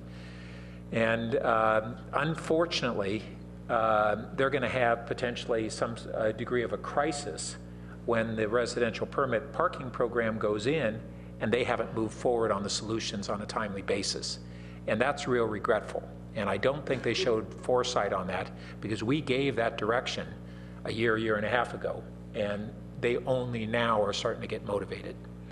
And that's real unfortunate, because the city council and I don't want to create a crisis, but the solutions were in hand. What we're going to come up with in the next year or two, we could have started working on a year and a half ago. So I think I will, when this comes to a motion, I'm going to be receptive, though, to allowing the 200 square foot, provided that they pay the in lieu fee. Councilmember Holman. Yes, thank you, and thank you for the questions that have come forward so far. It's a bit of a conundrum, because there's been a parking issue for some time. It's been pointed out to us for some time. We've been waiting for solutions for some time. The neighbors have. I concur with Councilmember Burt's comments that it's good to know that the commercial property owners are getting engaged. It's I also concur that it's kind of unfortunate that it's come about at this kind of late time. I'd asked for previously and gotten a table sample of what we had in terms of in lieu fees, and it's not much at this point in time. And it seemed like there's been a bit of lag in what we have charged in lieu fees as well. So in the future, be looking for an update and clarification on that. The problem with in lieu fees, as we all know, is it doesn't solve the problem. It puts money into a fund that does or doesn't fund some kind of a solution. But certainly it doesn't solve the problem in real time. The comments made by a couple members of the public talking about cash outs, I think in theory it's a good idea, but we've seen in the Stanford College Terrace example that people use the cash out, then park nearby and walk or shuttle onto campus. So it doesn't really work until we have a monitoring program where we can enforce such a cash out program, until we have a TDM monitoring program that can really monitor whether people take alternate forms of transportation or not. We're going to need to put those things in place before we can really consider that those are potential solutions. I suggest that we do put those in place, but we don't currently have them. So to move forward, that sort of thing at this point in time would be premature. We talk about, the balance of what's fair to an applicant. These changes have been talked about, and changes have been forced upon us, and rationally so, I would say, by neighbors. If you look at the saturation maps that they've presented and comments that staff have acknowledged,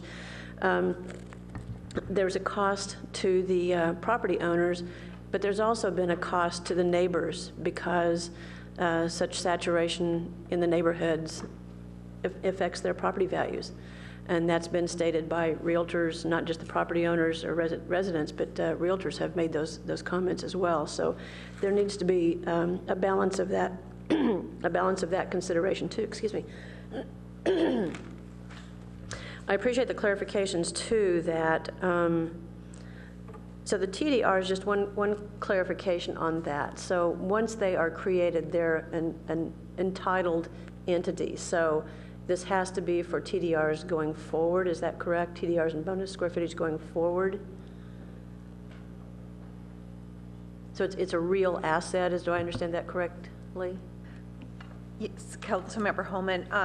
So the TDRs are created at the time that the building is certified by the historic planner that the building has been historically renovated, or in the situation of seismic retrofit, that it has in fact been seismically completed. The retrofits have been completed, and at that point, the city records a document that.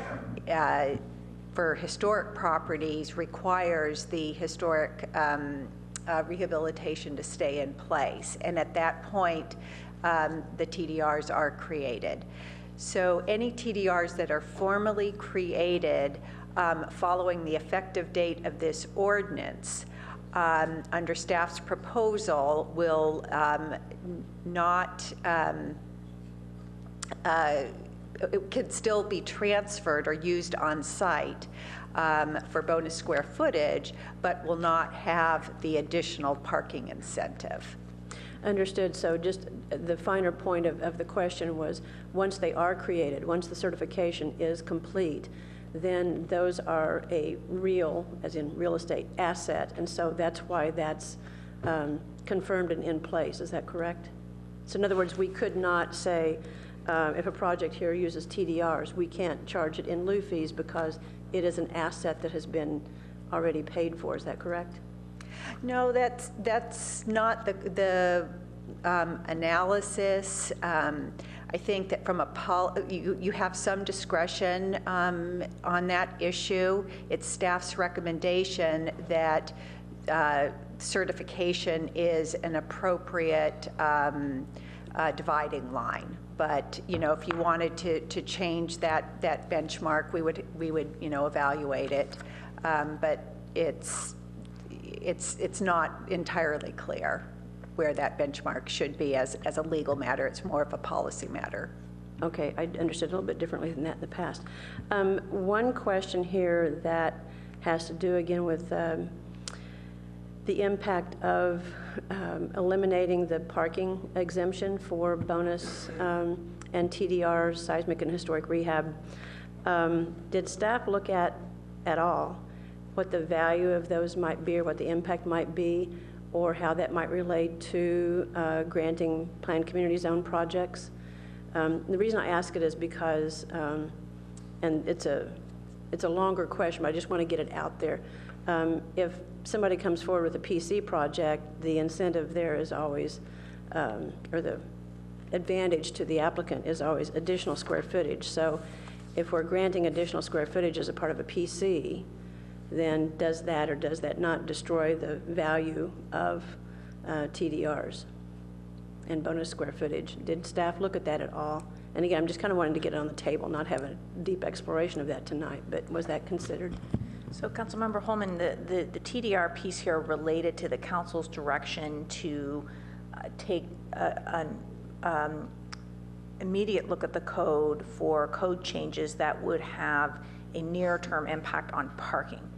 So as I understand your question, it concerns a larger question with respect to the TDR program, which has to do with the bonus square footage, and that was not within the work that was done for this item. This item is really responding to the council's direction to move forward on parking in the near term. I do understand that. Mara said I didn't want an in-depth discussion of it tonight, but I just want to get it on the table and kind of out there, and wondered if staff had looked at that at all, how the either an unintended consequence or how peripheral consequence could happen as a result of this action. That was the purpose of the question. Okay. I think those are my questions and comments at this point in time. All right. Councilmember Berman. So thank you to staff. The changes that you guys made and the clarifications you've made and the answers to the questions my colleagues have asked have answered most of my questions.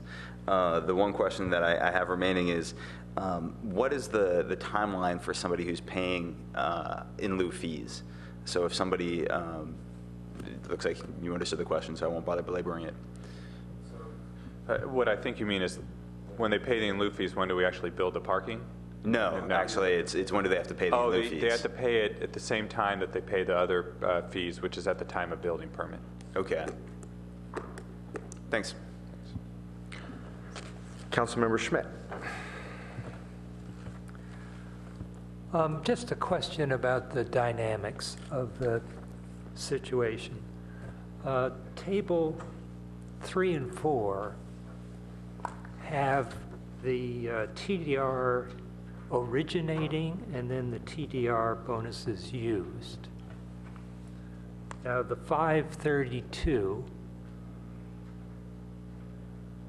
seems to be the number that have been used in the downtown. Is that correct? Correct. And what that means is that there are 147 which have been originated and can be used, but have not yet been used. Correct. And there's 274 that will be originated under the new terms without the parking exemptions. Is that right? Not quite. These eligible properties means that they're either on a seismic list or they're on a historic property list, but they actually haven't made the improvements yet. Right. So these ones, they would not be able to claim the parking one. They would only be able to claim the FAR right. exemption. But the middle group, the 147, can still claim the parking. Correct. Now, on the other tables where you do the CD parking deficit. You have parking exemptions, and that has shown 323 exemptions used. Now this, well, unfortunately, it's not numbered. It's attachment C of one of the March 5th, 2012. Yes. But these are the tables that show up all the time. It's part of the annual report to Yes. council. And that shows 323. Now, there's a big gap between that 323 and the 532. What's causing that gap?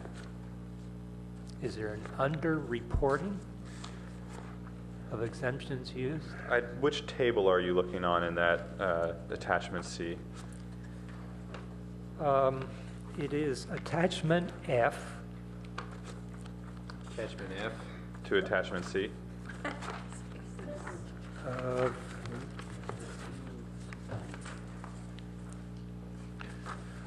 What I can say is that for this report, we did the most in-depth analysis of TDRs that we've ever done. We actually had people look through the last 30 years of minutes, look through the last, and did some real case analysis on a case-by-case basis. So what we're putting forward, I mean, we'll still do additional research, but I'm pretty confident in the numbers that we are putting forward tonight. So these annual reports, you're saying, might have some questionable data. I wouldn't go that far, but what I would say is that the annual reports also take into consideration parking that's come online since that time. So the parking that's come online since the TDR, that's a give and take overall. So you get credit for the parking spaces that we built downtown. So this table within tonight's staff report only shows how many TDRs have been used. It doesn't show any offset from parking that's been built downtown. I guess I'm particularly interested in the dynamics of the current situation. Now, the people from downtown North and Professorville who are showing maps are saying that there's a dynamic going on in the neighborhoods which is quite different than the past, growth rates of 20 to 25%. Is that gap between the exemptions reported in our annual reports and the ones that you have in your table a possible explanation of? My own, just from viewing things, I mean, it would be my own guess, I would say, because I don't have the data behind it, is that it has to do more with the change in occupancies within buildings than it does within the new floor area. If you look at downtown Palo Alto, historically, we had about 3.5 million square feet of non-commercial area in 1986. We've grown by less than 10% than that over the last 30 years, but obviously the parking problem has grown by more than 10%. So I think what we've seen is, with the new knowledge-based economy, the way buildings are being used, there's just a change in use, and the buildings that were less intense are more intense now. I think that's had a greater proportional effect than these TDRs have had on the overall parking situation. Yeah, I guess the bottom line is that we can move ahead with this, but as Councilmember Burt pointed out, we have bigger issues coming down the road, and good data is going to be critical to making good decisions. Thank you. Thanks. Thank you. So coming back to my question, which was, if you look at E, it says amend section to disallow the parking exemption for floor area developed or used previously for non-residential purposes. How does that relate to actually losing 2,000 square feet of FAR on the 240 Hamilton project? Or why are we losing any FAR? It just talks about parking. I'm confused. I don't see the... As it relates to the pipeline issues right now? No, to any project. I mean, we're amending the ordinances, period. And I mean, clearly in the pipeline project, there's 240 Hamilton, and we talked that you'd lose 2,000 square feet of FAR, which I assume would be a big problem for the owner, and that seems a little unfair. But just generally, I don't see how that, it says disallow a parking exemption, whereas when you look at A, Section A, it talks about the minor floor area bonus and related parking. So I don't see it. I don't see that, and so I'm confused as to how this is working. I think this is really a creature of just drafting, because the code is complex. And I can speak specifically to the 200 square foot item because we did have a chance to look at that before the meeting. That's drafted together in one sentence. We simply deleted it, and on looking closer as these questions are arising, we now can recommend to you that you can pull those two pieces apart. So it's just a question of putting together an ordinance very quickly and working through the code. So I would assume that you could do anything in terms of what we directed, right? I mean, you could pull it apart. And so in theory, we have not, I think the vacant property piece is slightly more complex, Mayor Scharf, because with the 200 square foot bonus FAR that can be unparked, we know what that is. It's 200 square feet for every project.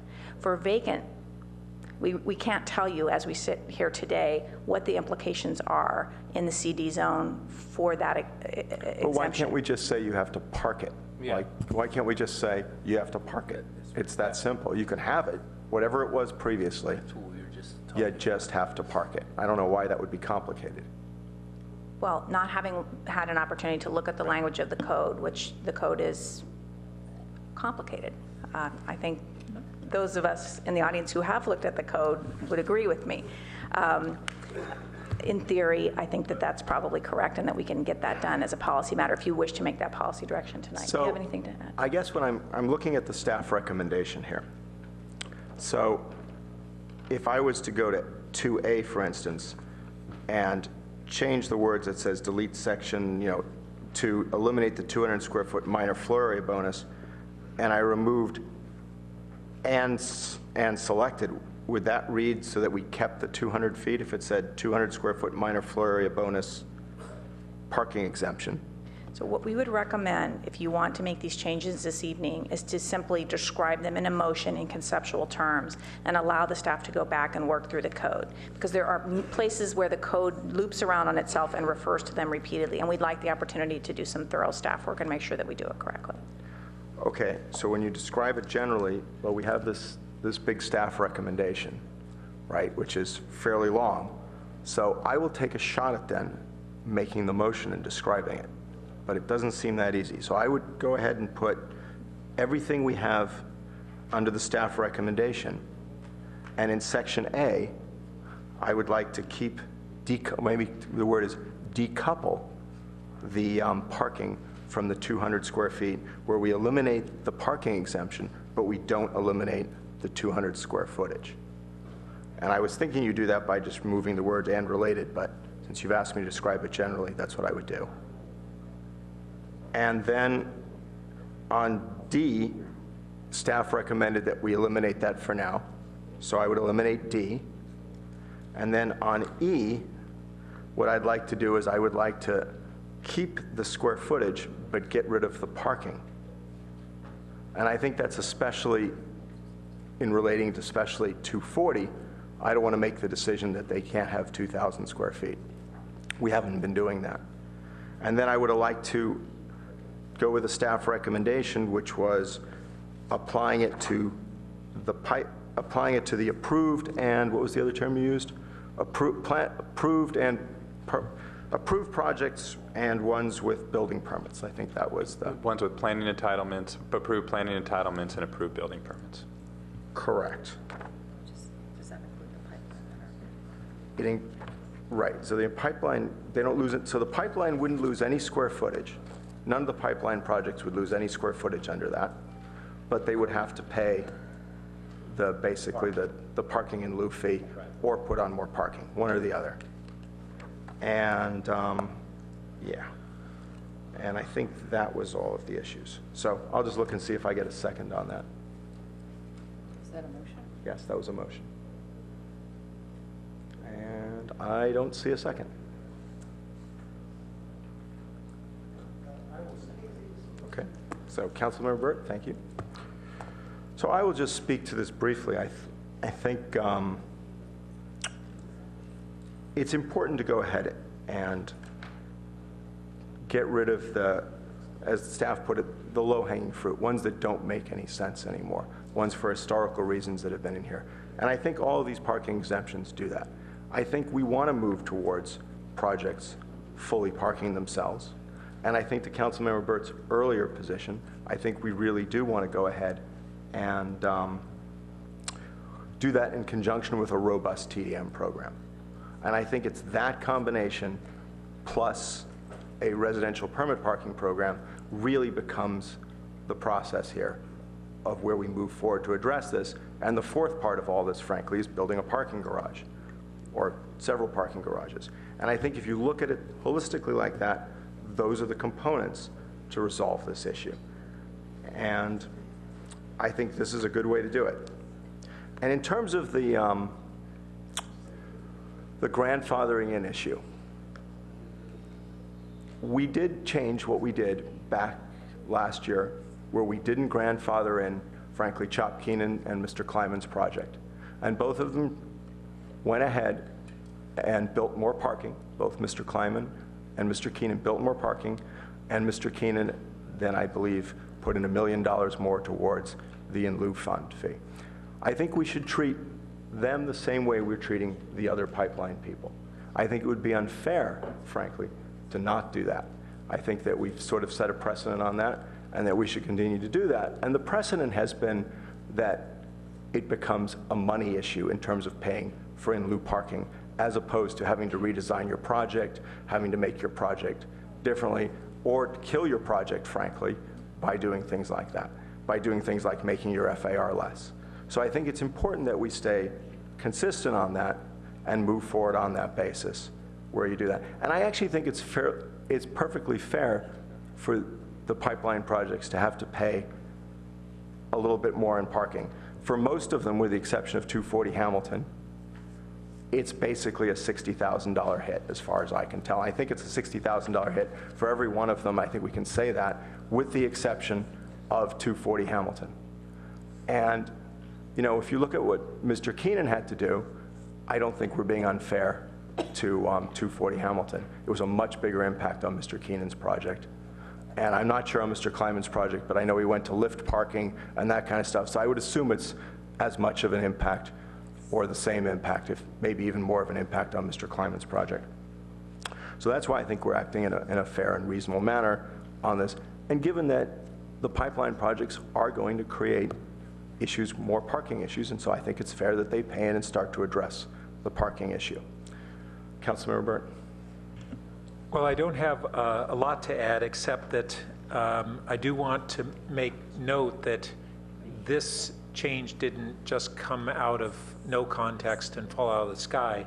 The council in July of last year gave a general guidance of intention to begin the process of making changes in this sort of regulations. At that time, we didn't have the answers as to what specific changes were going to be there. And then March of this year, Council gave additional direction. So we've been communicating an intention to make changes there. The only other comment I'll make is that I'm going to be interested to hear from colleagues as to why nobody else was seconding the motion. Am I missing something? So. Councilmember Niss. Well, all right, I'm going to tell you why. And I'm not quite sure where I'm voting yet. And one of the reasons is, and I'm going to look at staff through this, we pulled 240 off 2 weeks ago, correct? It's on appeal. Correct. Therefore, it missed its opportunity. Am I correct? Correct.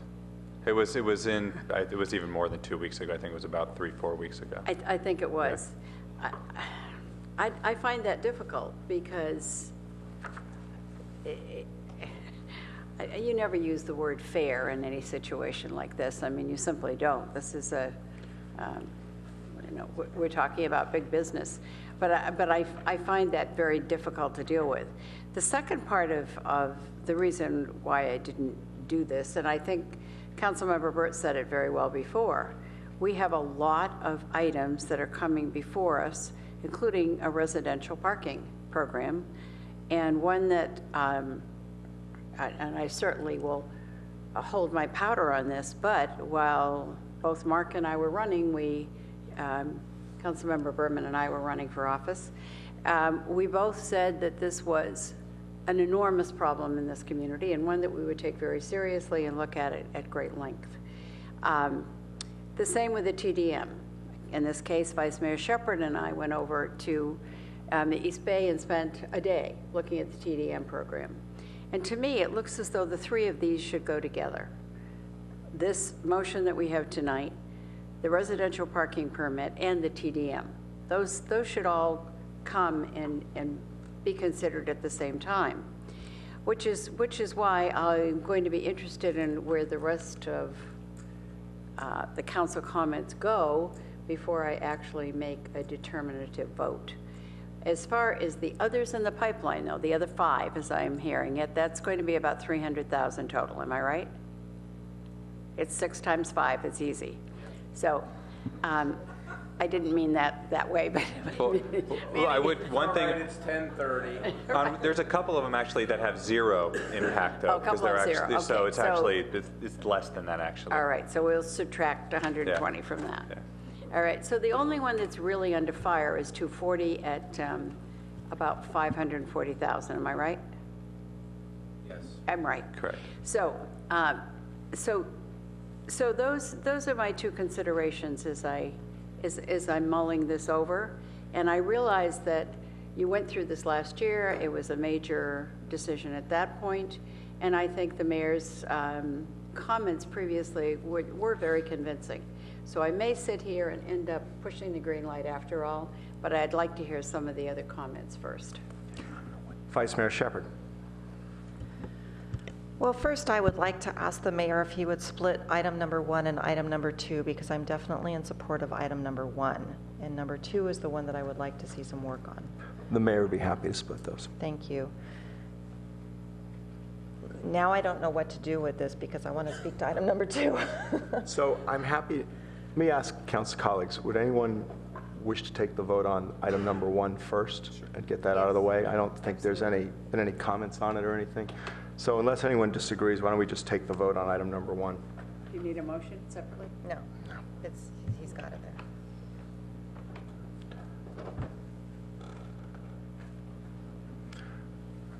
there. And that would be almost unanimous, and that passes unanimously on item number 1. All right.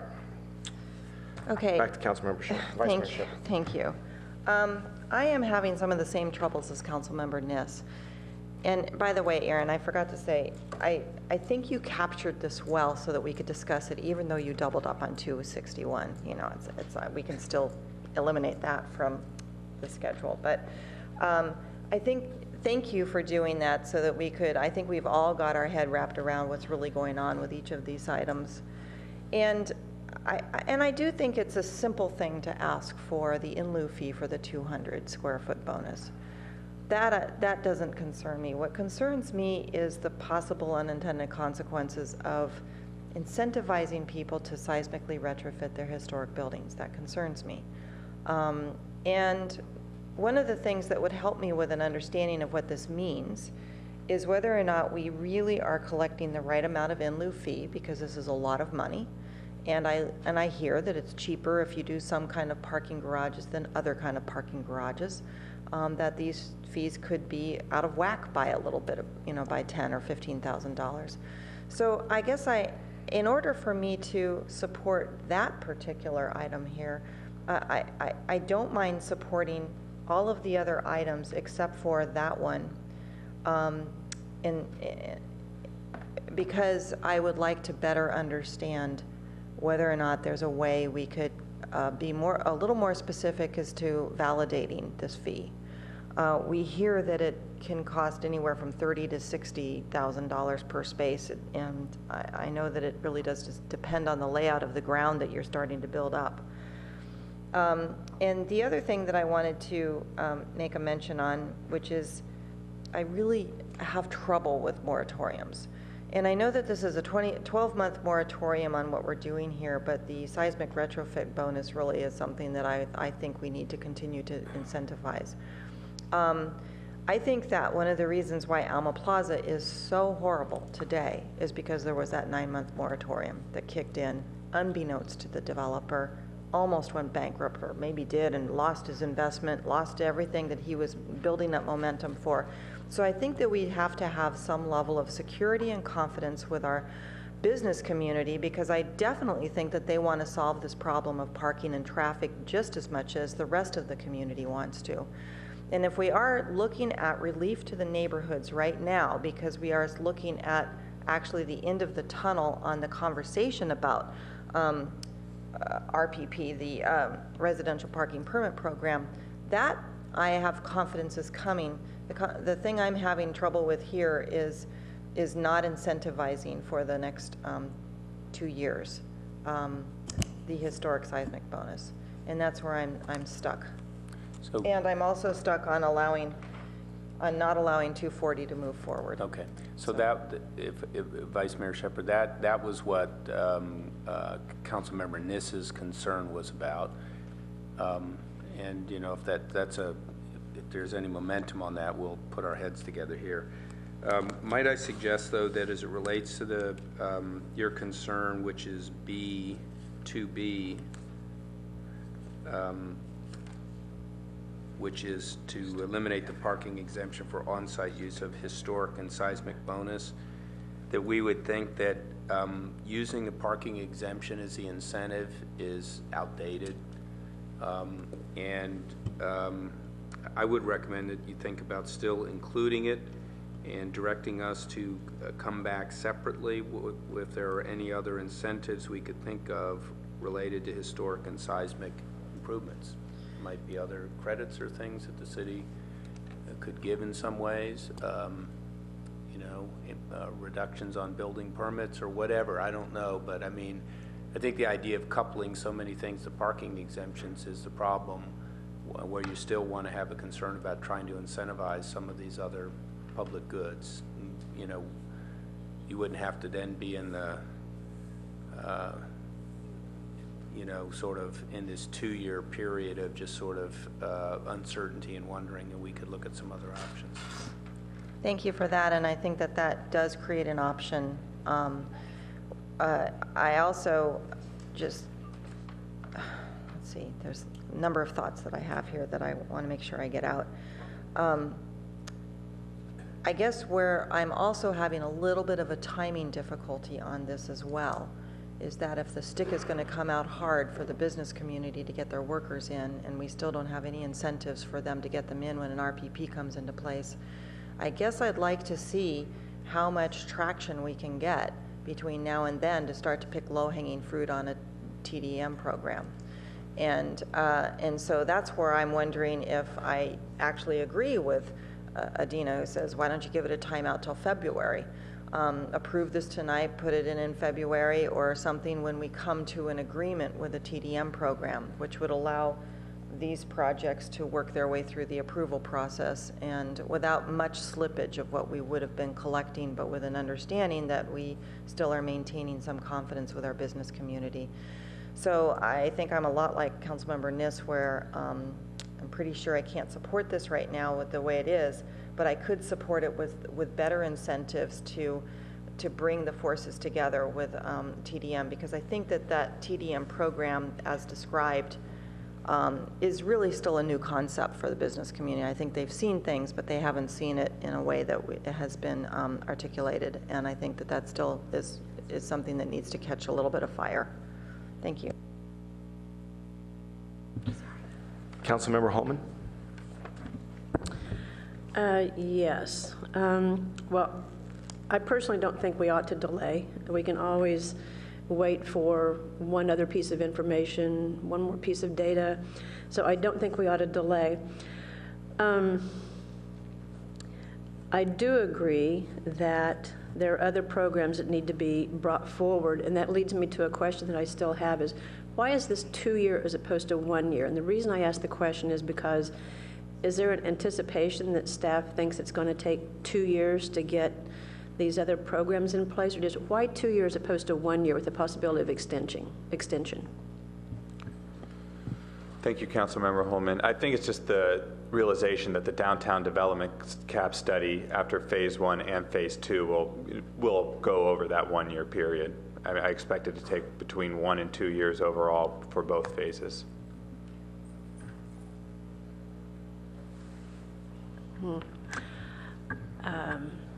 Okay, I was thinking I had read differently than that in the Planning Commission minutes. I was thinking I had read in the Planning Commission minutes actually that phase 1 would take about 6 months. Correct. Okay, so you're thinking another 1.5 years to do the implementation part of that? Do I understand I would what say you're saying? somewhere between 1 and 2 years. I mean, you could. The date is the easy part. I think. Yeah. The second phase about the application, the interpretation, and the policy changes and those sorts of things is where the heavy lifting is going to take place. Okay, so that explains why 2 years. So can you give us a timeline that you can live with and is realistic, given how much work there's already been done on the permit parking program and TDM programs? And also, there's been a fair amount of work done on improving the utilization of the parking garages, too. So we'll take the RPP program first. We're still aiming to get the city, or an ordinance that could apply to different neighborhoods throughout the city to the council within the December timeframe. I would say, downtown neighborhoods are pretty far along. We've had some good meetings. We still have some ways to go with working with the residents and the downtown businesses, but I could see sometime in spring to early summer a program going into effect there. And then the second one was TDM. TDM. I don't have an estimate right now. I think we need to think through that a little bit more, but I think the initial portion of it could go into effect sometime in 2014. But it's a pretty extensive program when it comes down to it, and if we want to do it right, it will take some time. And better utilization of the parking garages, we still got a ways to go on that? Well, we're putting out an RFP for attendant parking on one of them, so that's in Lot R, and that's going to move forward pretty quickly. And then the other, I think we'll look at different ways throughout 2014. Okay. I am sensitive, while I don't think we ought to wait, I am sensitive to Councilmember Shepherd, or Vice Mayor Shepherd's comments earlier about the bonus square footage for seismic and historic, and I would also add to that the TDR for that. I am sensitive to that. I think, City Manager mentioned looking at other ways to incentivize those restoration and seismic retrofit projects, and that's also why, the unintended consequence of allowing PCs, how that kind of erodes the market for TDR. So I would want that to come back sooner than later as well, to reinstate some kind of better incentive for bonus and TDRs, and also look at what other communities do. It is kind of unique that Palo Alto has parking exemptions as part of the TDR program, but it's a little bit fuzzy why it's included. Some think that, and I'm not opposed to this, some think that it's because we have enough PCs that the only value of the TDRs was because of the parking exemption and the seismic and the on-site bonus parking exemptions as well. So I'm going to ask one last question, is for those projects that are only using, say for instance, 240 Hamilton, 429 University, 500 University, for instance, how much difficulty would it be to get those to park that other space instead of just paying in lieu? Is there any feasibility on any of those projects? I'm not familiar with, well, somewhat 240, but is there any feasibility? Well, 500 University, for example, they are fully parked now. They're going to be in excess by 21 spaces. That's we wrote it at places. That was the addendum you added. Yeah, so places, it's really difficult. I mean, in 240 Hamilton, for example, they're already using lifts to provide parking for the residential. So to provide that incremental space or two might require digging down further into the ground, which would add a disproportional amount of costs. I would add, within a downtown area, I think it would be best that you do have parking spread out. You don't necessarily provide all the parking on site, so that you don't have an increased amount of trips across a sidewalk in a high pedestrian area. So I think it is a good mix, having some on site and then some that we collect in lieu fees for and provide in garages or use TDM efforts for. And then one last thing that I'm going to, again, push for is cooperative use of private garages. It's been on my list for years, and I always get the same response from staff is property owners won't agree to that, other communities do it. It's always amazing to me that we aren't successful in that regard. So those are my questions and comments.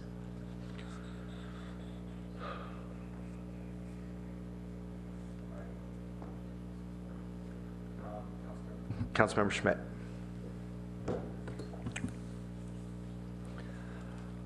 Yeah, I'm in favor of moving ahead with the ordinance. The city started in 2011 doing parking studies in the neighborhood, saying this was an issue, an important issue. It was just 1 year ago, almost tonight, that the council passed an emergency ordinance to suspend the one-to-one parking exemption. It was clear, I guess over the last year, we've been talking about parking consistently, and finally said, let's do the low-hanging fruit. And I think what we have in front of us is low-hanging fruit.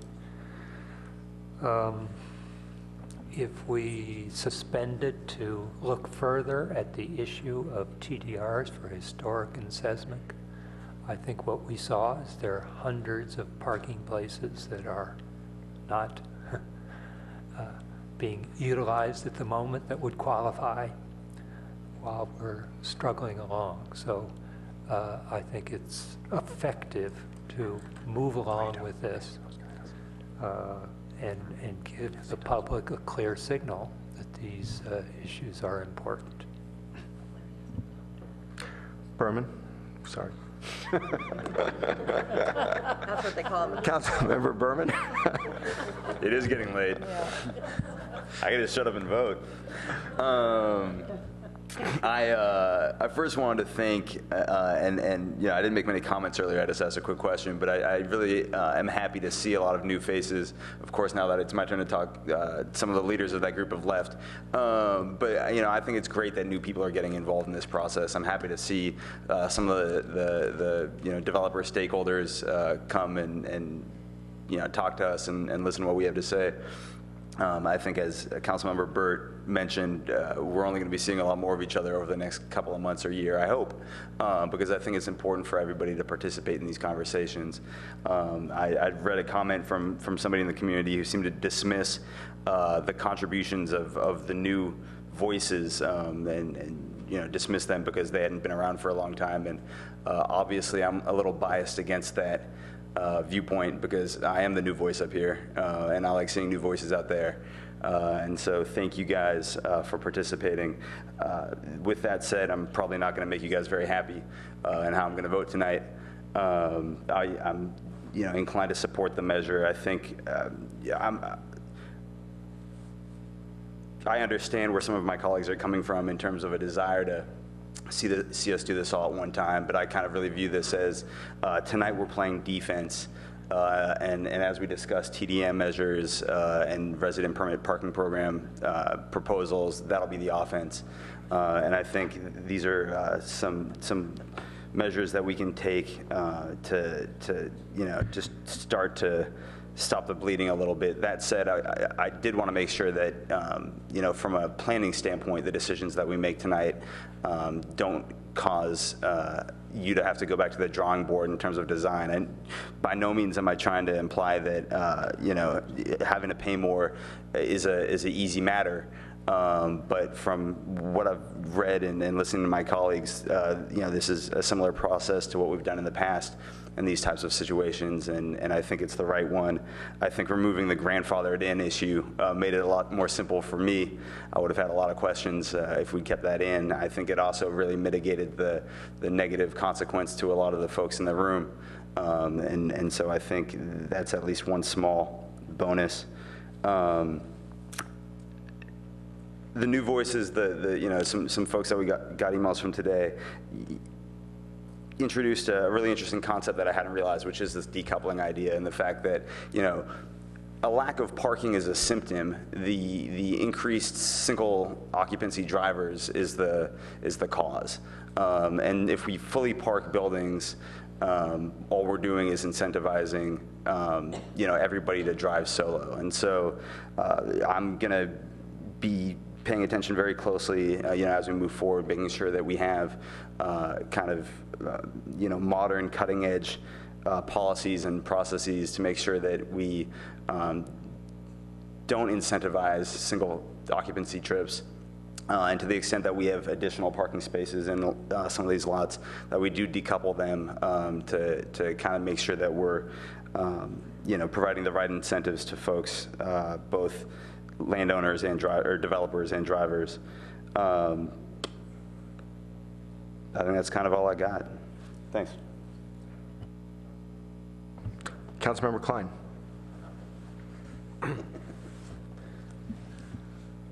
I will move an amendment to include the pipeline projects that are listed in Table 6 on page 11 of the staff report.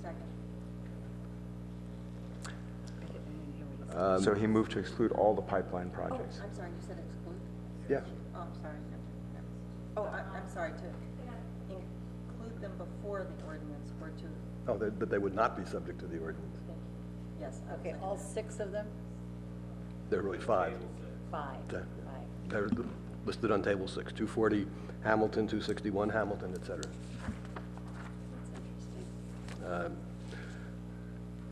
you get a second? Let me, yes, the Vice Mayor seconded it. Let me start by refuting, I hope, the arguments that the mayor made. That's not possible, Councilmember Klein. Well, I usually don't take on such easy targets, but... My goodness. There go the gloves. The clock is slow, by the way.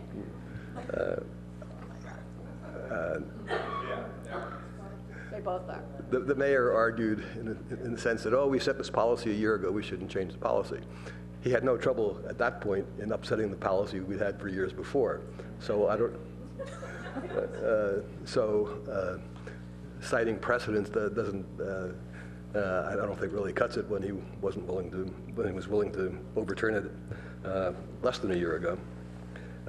Then he cited that, wouldn't this be fair to Chop Keenan and Dave Kleiman, who had to operate under what I think was a very poor decision by us. I really doubt that Chop and Dave Kleiman are so small-minded, if you will, that they would want to see other people hurt unfairly because they were hurt unfairly. I don't think that that's a very nice attribute to ascribe to them. I'm really concerned about this issue. I was concerned by it a year ago because I think that the integrity of the city is at stake.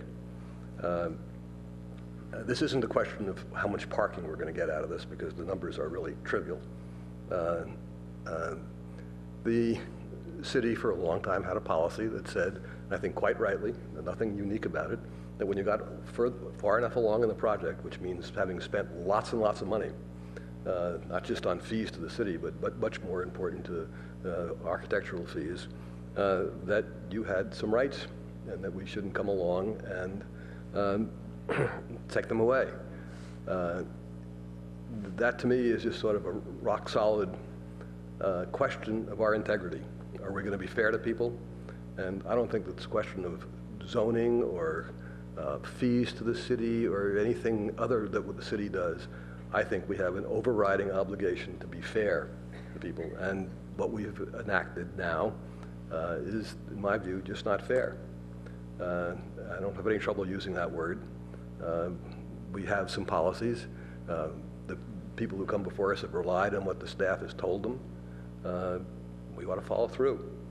So the idea that we should, in fact, just exact money from people because we can, I don't find to be very attractive. So I therefore hope that I can persuade enough of you to go along and exempt the projects that are listed on the table, in Table 6.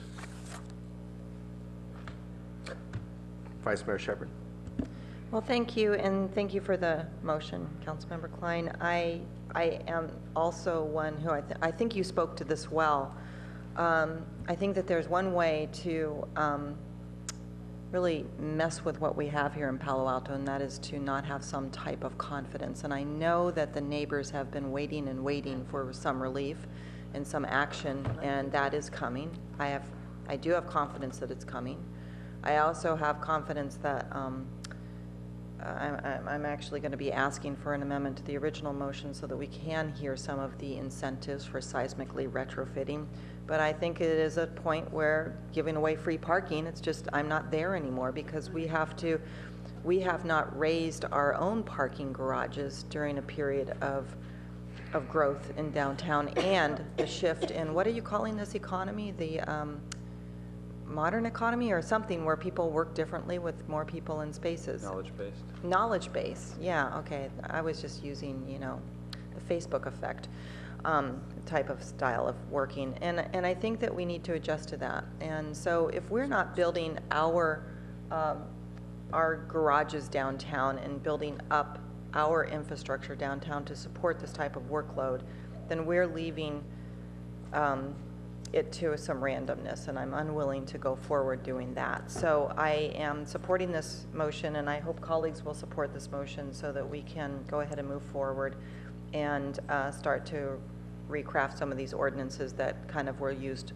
a little too loosely in the past. And I think that's part of the problem too. Councilmember Ness. Well, I appreciate the motion and also the Vice Mayor's comments. I'm reminded that what makes a city successful is consistency and predictability. And I think that's what we're talking about. I think the Vice Mayor spoke to that earlier, is that you have to be able to know what's going to happen in order to predict and to plan. But also, there was a man who came in earlier that I think has left who mentioned moving the goalpost in the middle of the game. And I think that is what has troubled me all night, is feeling that we suddenly had altered something. And I appreciated Councilmember Klein mentioning that the way this was done before, and I think, again, that consistency is what allows people to live here, develop here, and so forth. And at the moment, we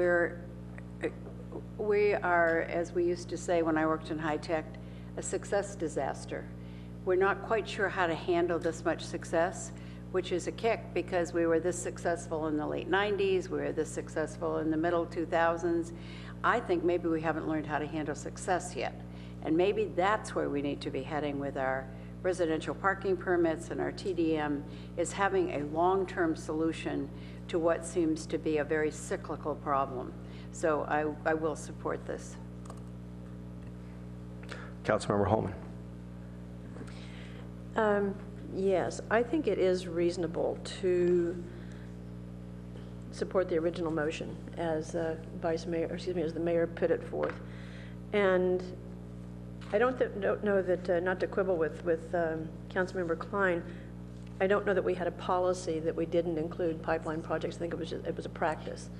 And last time this similar item or issue came before us, we did act in a different way. So we started a new practice, and I think that's an appropriate practice. I think it's an appropriate practice to follow on this. It's fairness is a very, very important thing to me. At the same time, I don't know how people who have applications in front of the city could not have known that there was something afoot for the last couple of years. So I don't know how they could not have been forewarned and anticipate that there was going to be a change, if not some changes. So I think it's appropriate to include these projects, and I will be supporting the original motion. So I agree with everything Councilmember Holman just said. We did do this in the last time this came before us with Kleiman and Mr. Keenan's project, as Councilmember Klein said.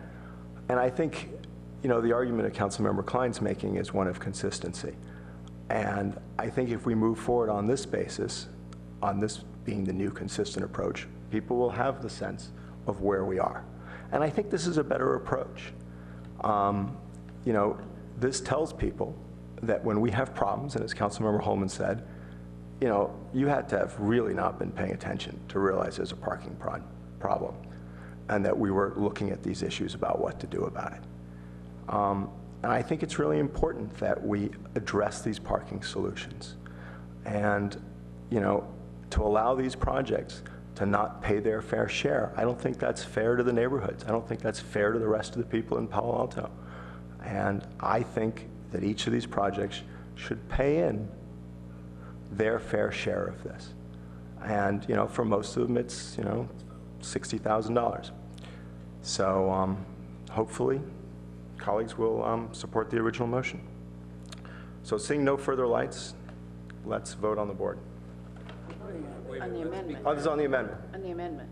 On the amendment. Right. It's on the amendment. On the amendment. We're voting on the amendment. You want to follow the rule we have where the mayor's supposed to restate what we're voting on? Sure, I can see it. So we're voting on the amendment, which was moved by Councilman Klein, second to exempt the pipeline projects listed in Table 6.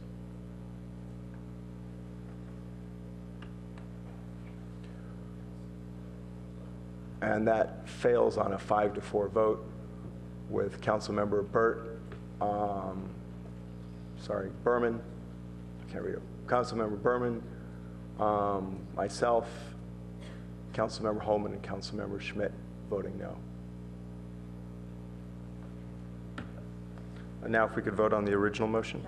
Oh, you want to make an amendment? Councilmember Shepherd.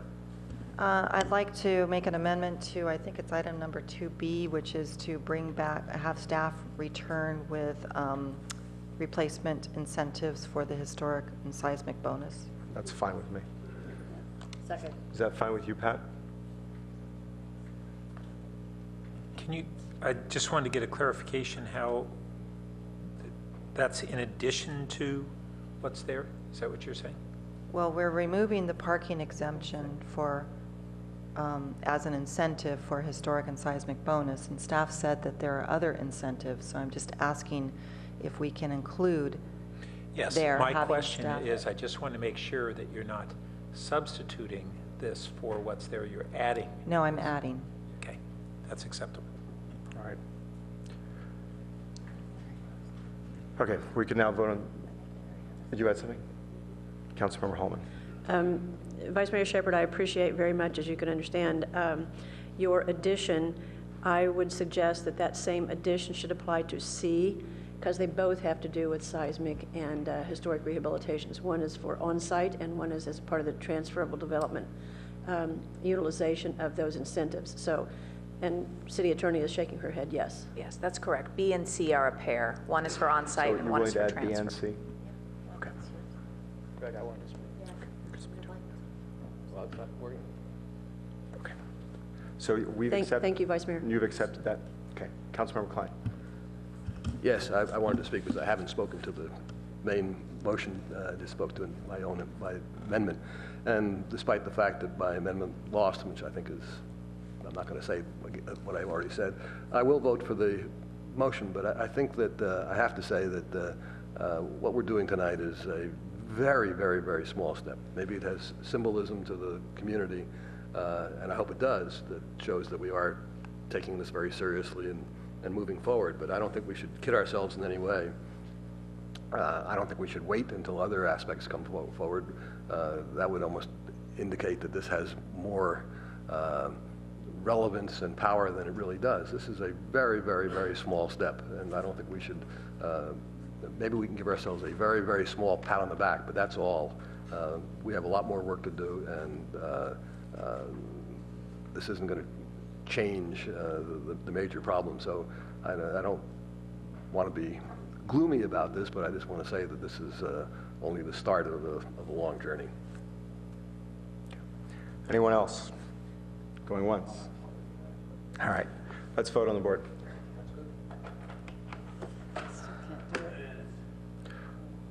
And that passes with Councilmember Niss voting no.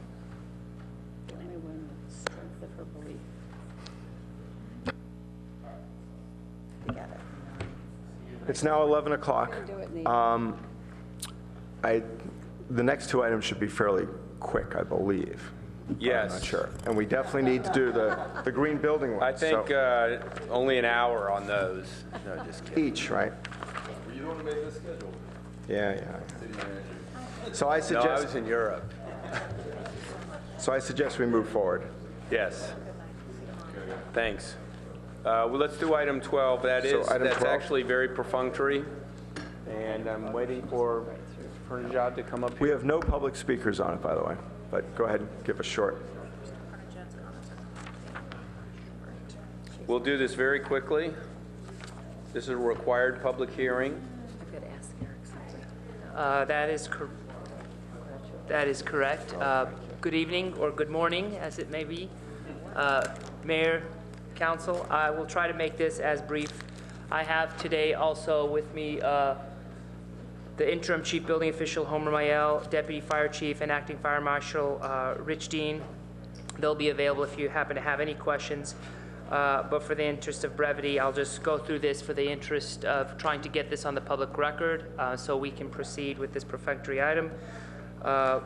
We come to you today with a recommendation that the City Council adopt the 8 ordinances adopting by reference the various parts of the 2013 California Building Standards Code, Title 24 of the California Code of Regulations. 7 of the ordinances also contain proposed local amendments to the state model codes, along with the necessary findings of fact supporting each local amendment. These are carry-forward items from the previous code cycle. So within the California Code of Regulations, there are 28 separate titles. Title 24 is the California Building Standards Code. There are 13 parts to Title 24. Every 3 years, the state of California adopts new building standards that are codified in the Title 24 of California Code of Regulations, referred to as the California Building Standards Codes. Upon publication of the new building standard codes, local jurisdictions are allowed 180 days within which time to amend the modern state codes to enact more stringent local building standards before they take effect January 1st. Thus, we're having the first reading today and the second reading in a month. These local amendments to the model state codes must be supported with findings that are based on unique local, climatic, geologic, and topographic conditions. Specifics regarding the changes can be found in your packet. These updates have been vetted with the DCAG at our September meeting. We have worked closely with neighboring jurisdictions through the ICC Tri-Chapter Uniform Code Committee to ensure consistency and uniformity of code enforcement throughout the region. We are also planning to have 2 technical training sessions to discuss the details of the changes.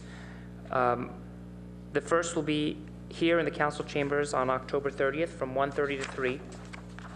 And depending on demand, we will schedule a second one in November. Announcements have been sent to the DCAG as well as the Palo Alto Chamber of Commerce, Palo Alto Weekly, Peninsula Builders Exchange, the AIA San Mateo and Santa Clara chapters, and posted on our newly redesigned Development Services website. So with that, I welcome any questions that you may have. All right, we have no public speakers on this matter, so I'm going to open the public hearing, and then looking out in the ordinance, then I'm going to close the public hearing, and then return to council. Councilmember Vice Mayor Shepherd. I'd like to make a motion to adopt the ordinances for the new building codes as presented to us in the draft motion. That's Vice Mayor Shepherd and seconded by Councilmember Niss. Do you wish to speak to your motion? No, I just want to thank staff for bringing this forward. Do you want to speak to your motion? It's my great pleasure to just vote yes. Thank you. All right. Seeing no lights, can we vote on the board? And that passes on an 8-0 motion with Councilmember Klein absent. All right, so moving on to item number 13. So just one item between me and my wine, right? You got it.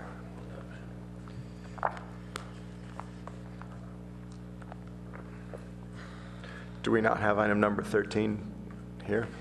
I think we do. Have people just gone home? Is it time to just call it a night? Where's Aaron? This is too funny. This is his stuff. Did the whistle blow? Somebody text him. How did, gosh. Was there, Just wait 2 minutes. Yeah, okay, we're taking a 2-minute break. All right. gosh. If I say 2-minute break, people get up and leave. I'm actually, No, let us just sit here for a minute. well, I'm actually tempted to allow the speakers, public speakers to speak. Why don't So you? I'm going to call up Ken Alsman. I'm going to call up Michael Hodos. Nielsen Buchanan.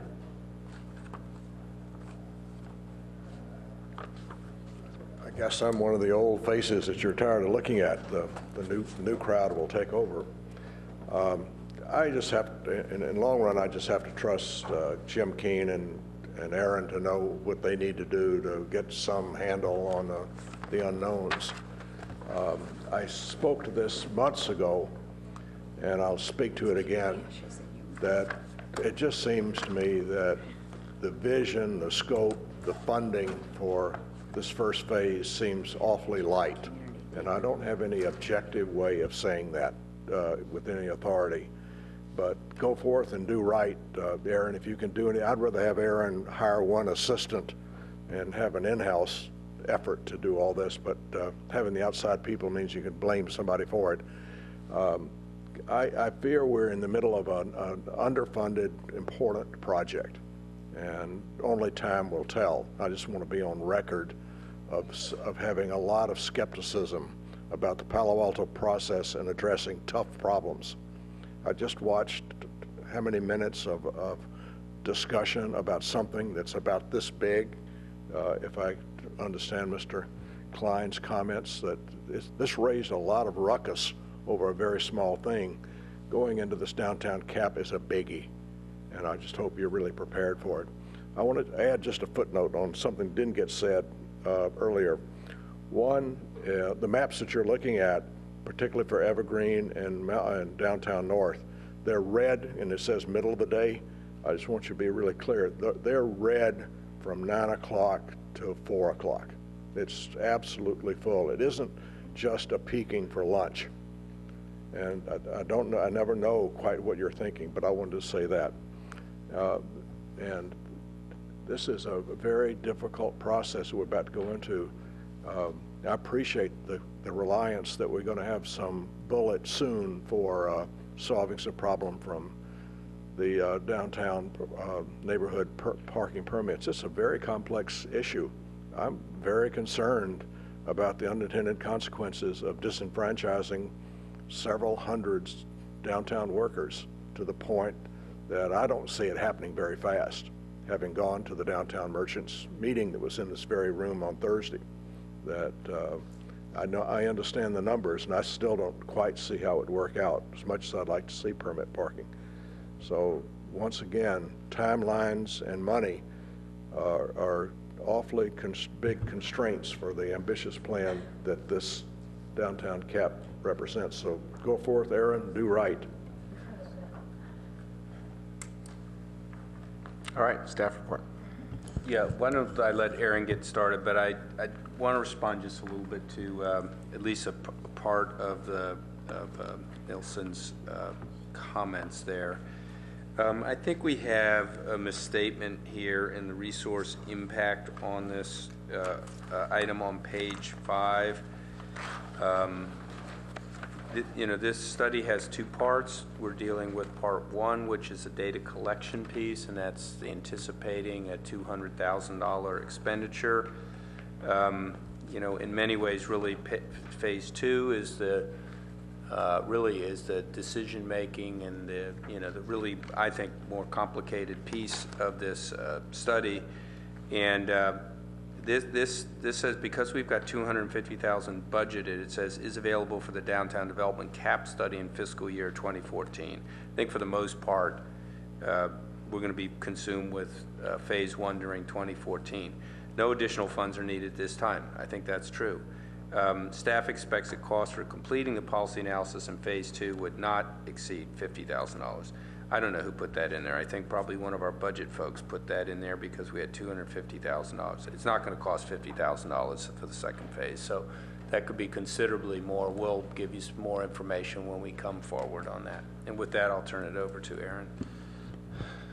Thank you, and I'll keep this brief because it's all contained within the written report.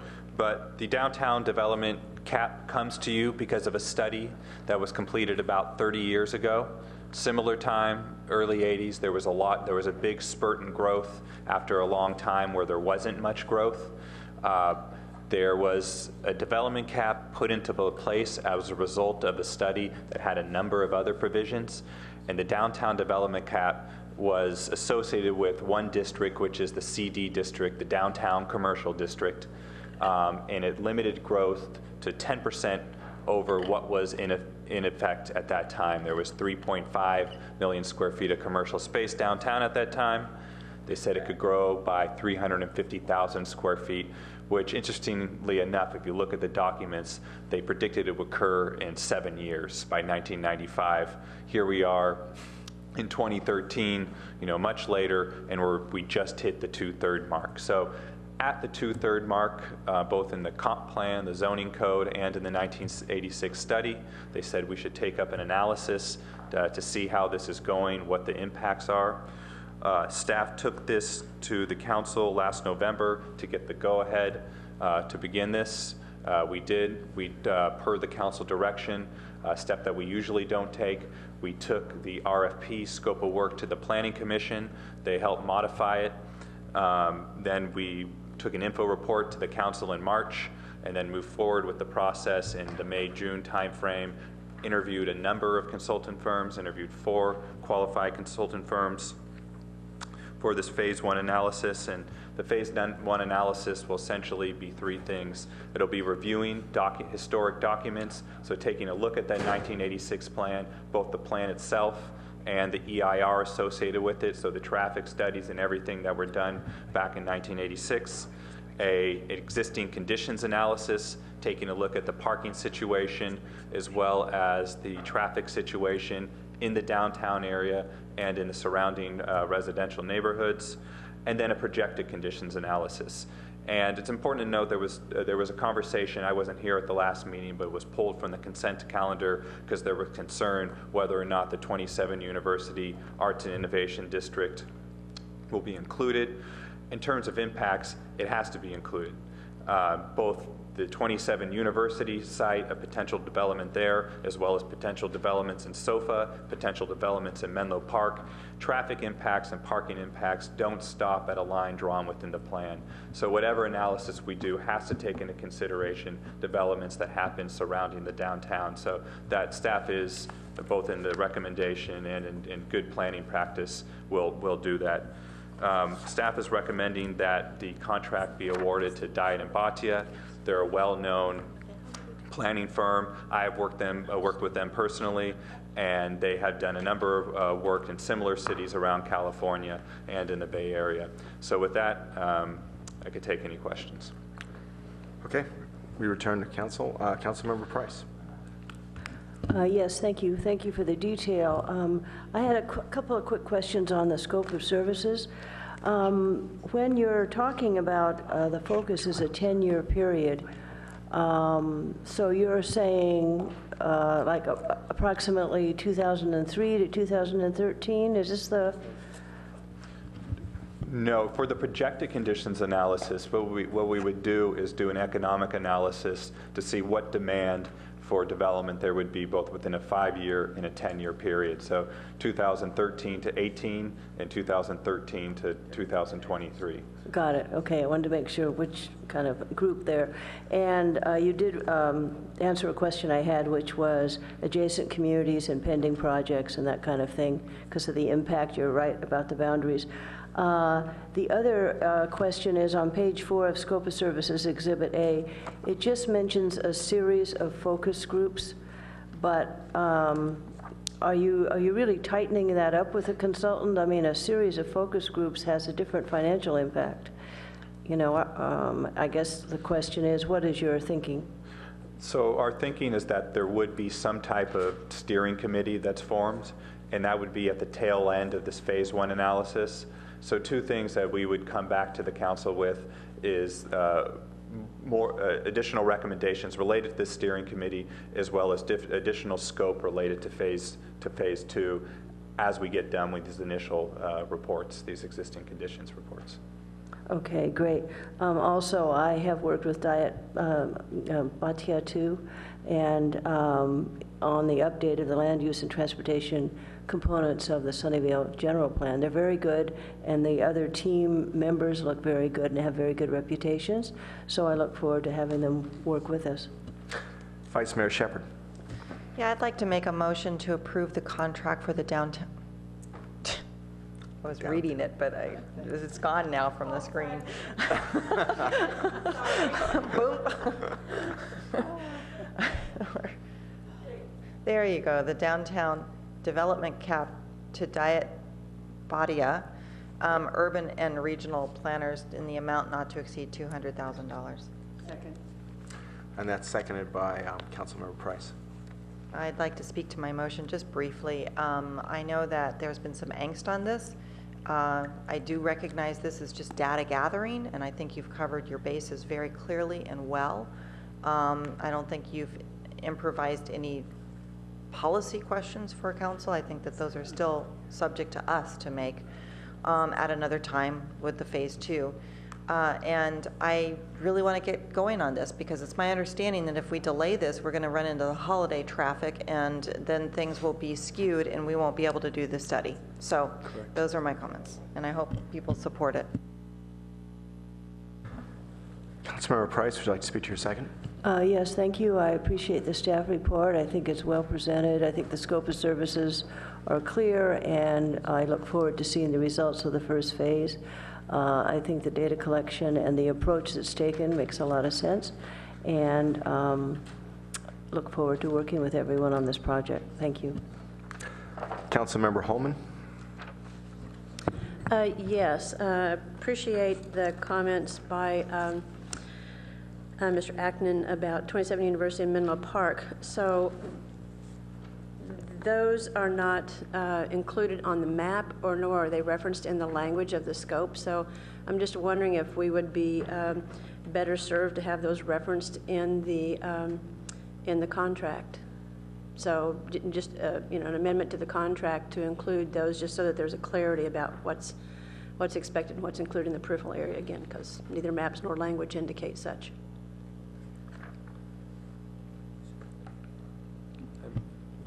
That would be fine because it's going to be an expectation anyway as they do their traffic analysis. So. That would be most appreciated. So thank you for that. And then I'd also asked a couple of questions. I thought staff was maybe going to respond to those this evening. And I brought this up last time too, about the LOS from prior points in time, that, you know, the contract, the way it's written, only looks at collecting data on existing conditions. And as actually you had mentioned earlier, the additional square footage that's been added hasn't had the same kind of impact that traditionally it had. We've had changes in patterns. So it seems to me that looking at the prior LOS compared to the amount of development we've had could be a good indicator of the impacts at the level of development that we've had. So would you like to respond to that? Yeah, I briefly, I didn't go down to that level, but what I did say, you know, there's 3 things included in phase 1, and the first of the 3 things is reviewing background documentation. And part of reviewing background documentation is reviewing the downtown report from 1986, as well as the EIR that went along with it. So the EIR contains all of the traffic information associated with it. And the second thing I'll add to that is part of the phase 1 analysis too is actually going out there and doing a scientific poll of downtown office uses to actually drill down on what the average per square foot office density is for workers. And that's something we actually had them add to their original scope because we knew it was an important component. And that's in phase 1 now, is it not? Correct. Yeah, okay. So did I overlook it? I don't remember reference to the 1986 study and EIR and such in the contract. It says, yeah, background document review. So would it be clarifying? This is me being anal, but also wanting clarification. So would it be amenable also to staff to provide some clarifying language around that while you're also providing the other clarifying language about 27 University Menlo Park, such? Yeah, I mean, you could. I don't think. I mean, the only concern I have is getting down at that level of details. If you specify certain documents and you want them to review other documents, I sometimes like keeping that language broader, so it gives. If I don't think of something right now, it gives us more discretion to put those in as well. Okay, but the intention, excuse me, whatever Councilmember Niss and I have, we're sharing it, I think, at the moment. But the intention is that some of these LOS studies will be taken into consideration. I just want to be really clear. So these LOS studies will be taken into consideration. They will have to review the previous. They'll have to review the previous EIR, which contains traffic. Okay, all right.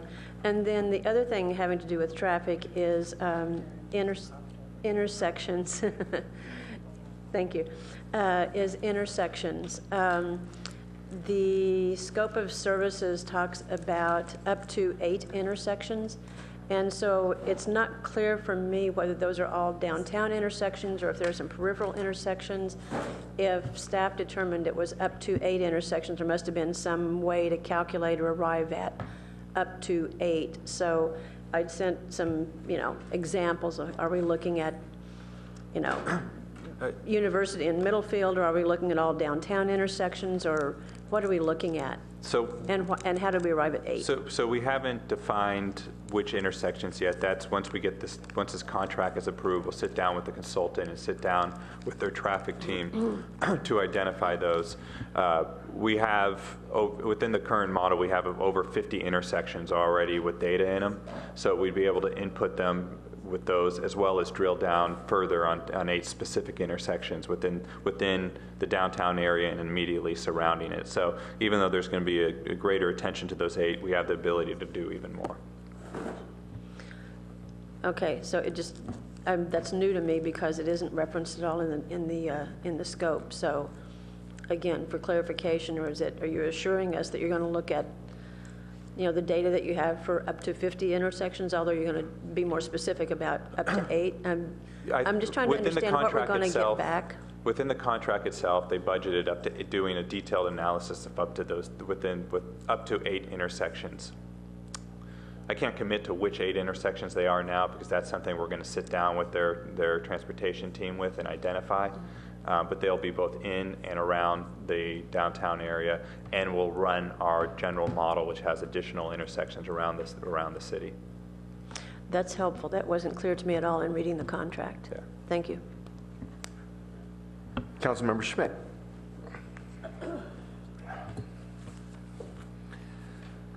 Yeah, I guess I see this as an extremely important step. Good data makes good decisions. And as we've discovered in the discussion tonight, sometimes we're scratching our head about what the data is telling, where it comes from, and what it's measuring. So it's very important that we're getting the right data from this. So let me raise a few questions on the scope of service.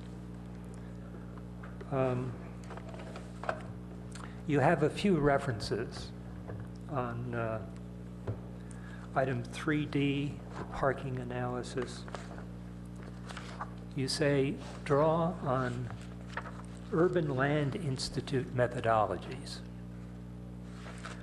Right above that, previous paragraph, you say, be careful of the Institute of Transportation Engineers, ITE, because they overstate demand. Now, I guess I see the ITE as sort of the Bible of planning for transportation. that's a long-term effort by a lot of people to establish standards of measurement. But here you seem to be saying, oh, be careful of ITE. They overstate demand. Where we're trying to say, why is demand so high? And then you refer to a methodology to the Urban Land Institute.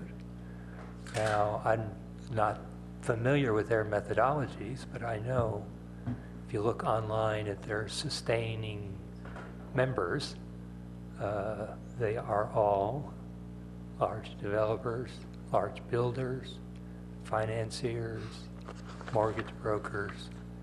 There's no academics, there's no other types in there. So is there a signal in criticizing the ITE and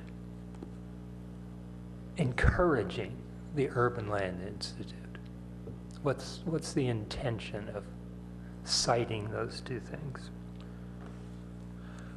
I think in general, planners are hesitant to apply ITE trip generations that are nationwide averages that particularly focus on standalone uses in suburbs to downtown areas, because there's different modes of transportation, there's different travel patterns, and those are generally inconsistent with how people travel in the downtown area. But that's not to say, I think what we have to do on this is actually do an analysis of how our buildings are used. But I think the reference to the ITE versus Urban Land Institute is that Urban Land Institute in general has focused more on downtown type areas than ITE trip generation has focused more on standalone uses. Yeah, I guess it does not say explicitly the issue that you've mentioned several times, is that we have seen a plethora of new cars, new parking, new workers because of changes taking place in the workplace. Now, the question is there, first, should that be mentioned explicitly? And secondly, do we have suggestions there of how best to, for a consultant to help us with that problem?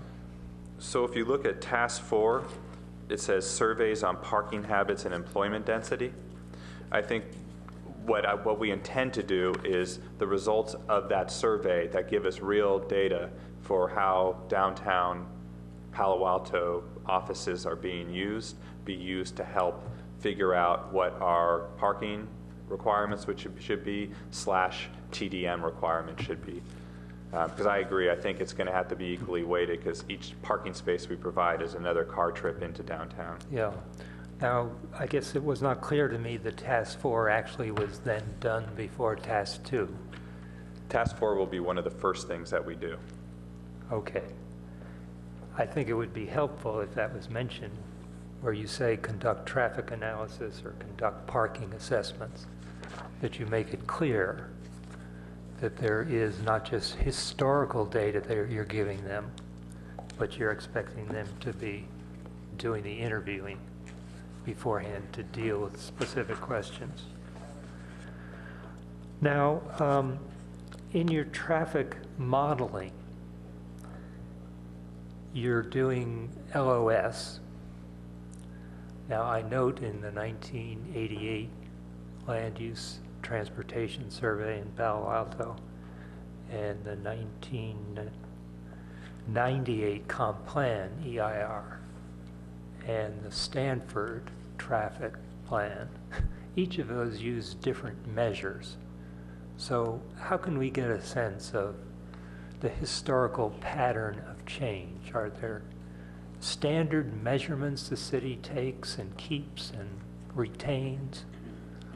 I know I haven't seen any, but I think in general, it's changed within the profession over the last 30 years. That's why when I was responding to Councilmember Holman, I couldn't say that we're specifically going to look at the LOS because that might have changed over time. But I think the more important thing to do is look at the environmental impact report and how it discusses each intersection to at least get some type of qualitative look at how the intersections were functioning.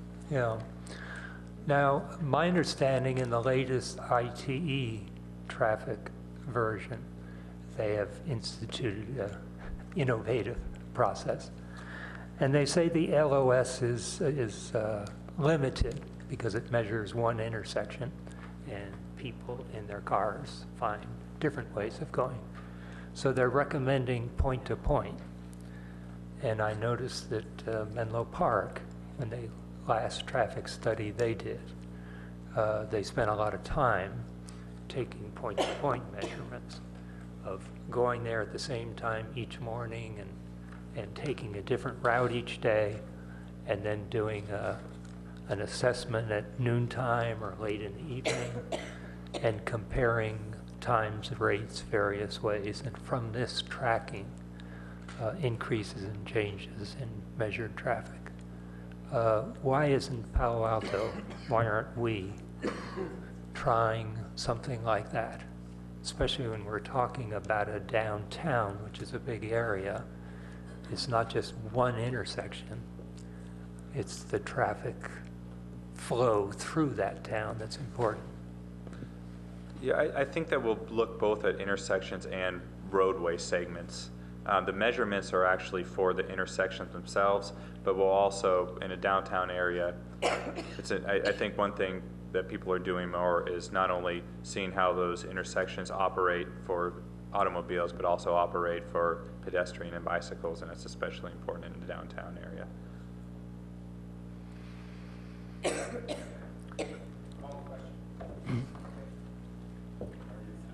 No.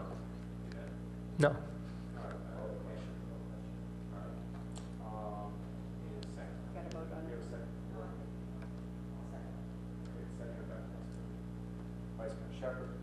Let's vote on it. You're voting on the and that passes on 2/3 basis. So now let's vote on the motion. We're going to see you tomorrow. Okay.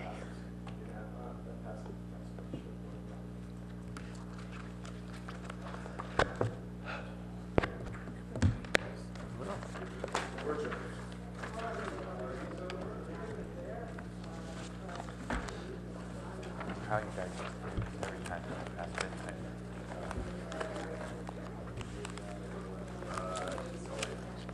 I was a younger man then. I was like 60 then.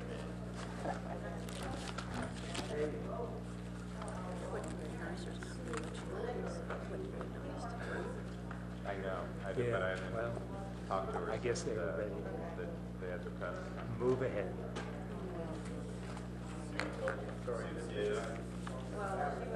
Nevertheless.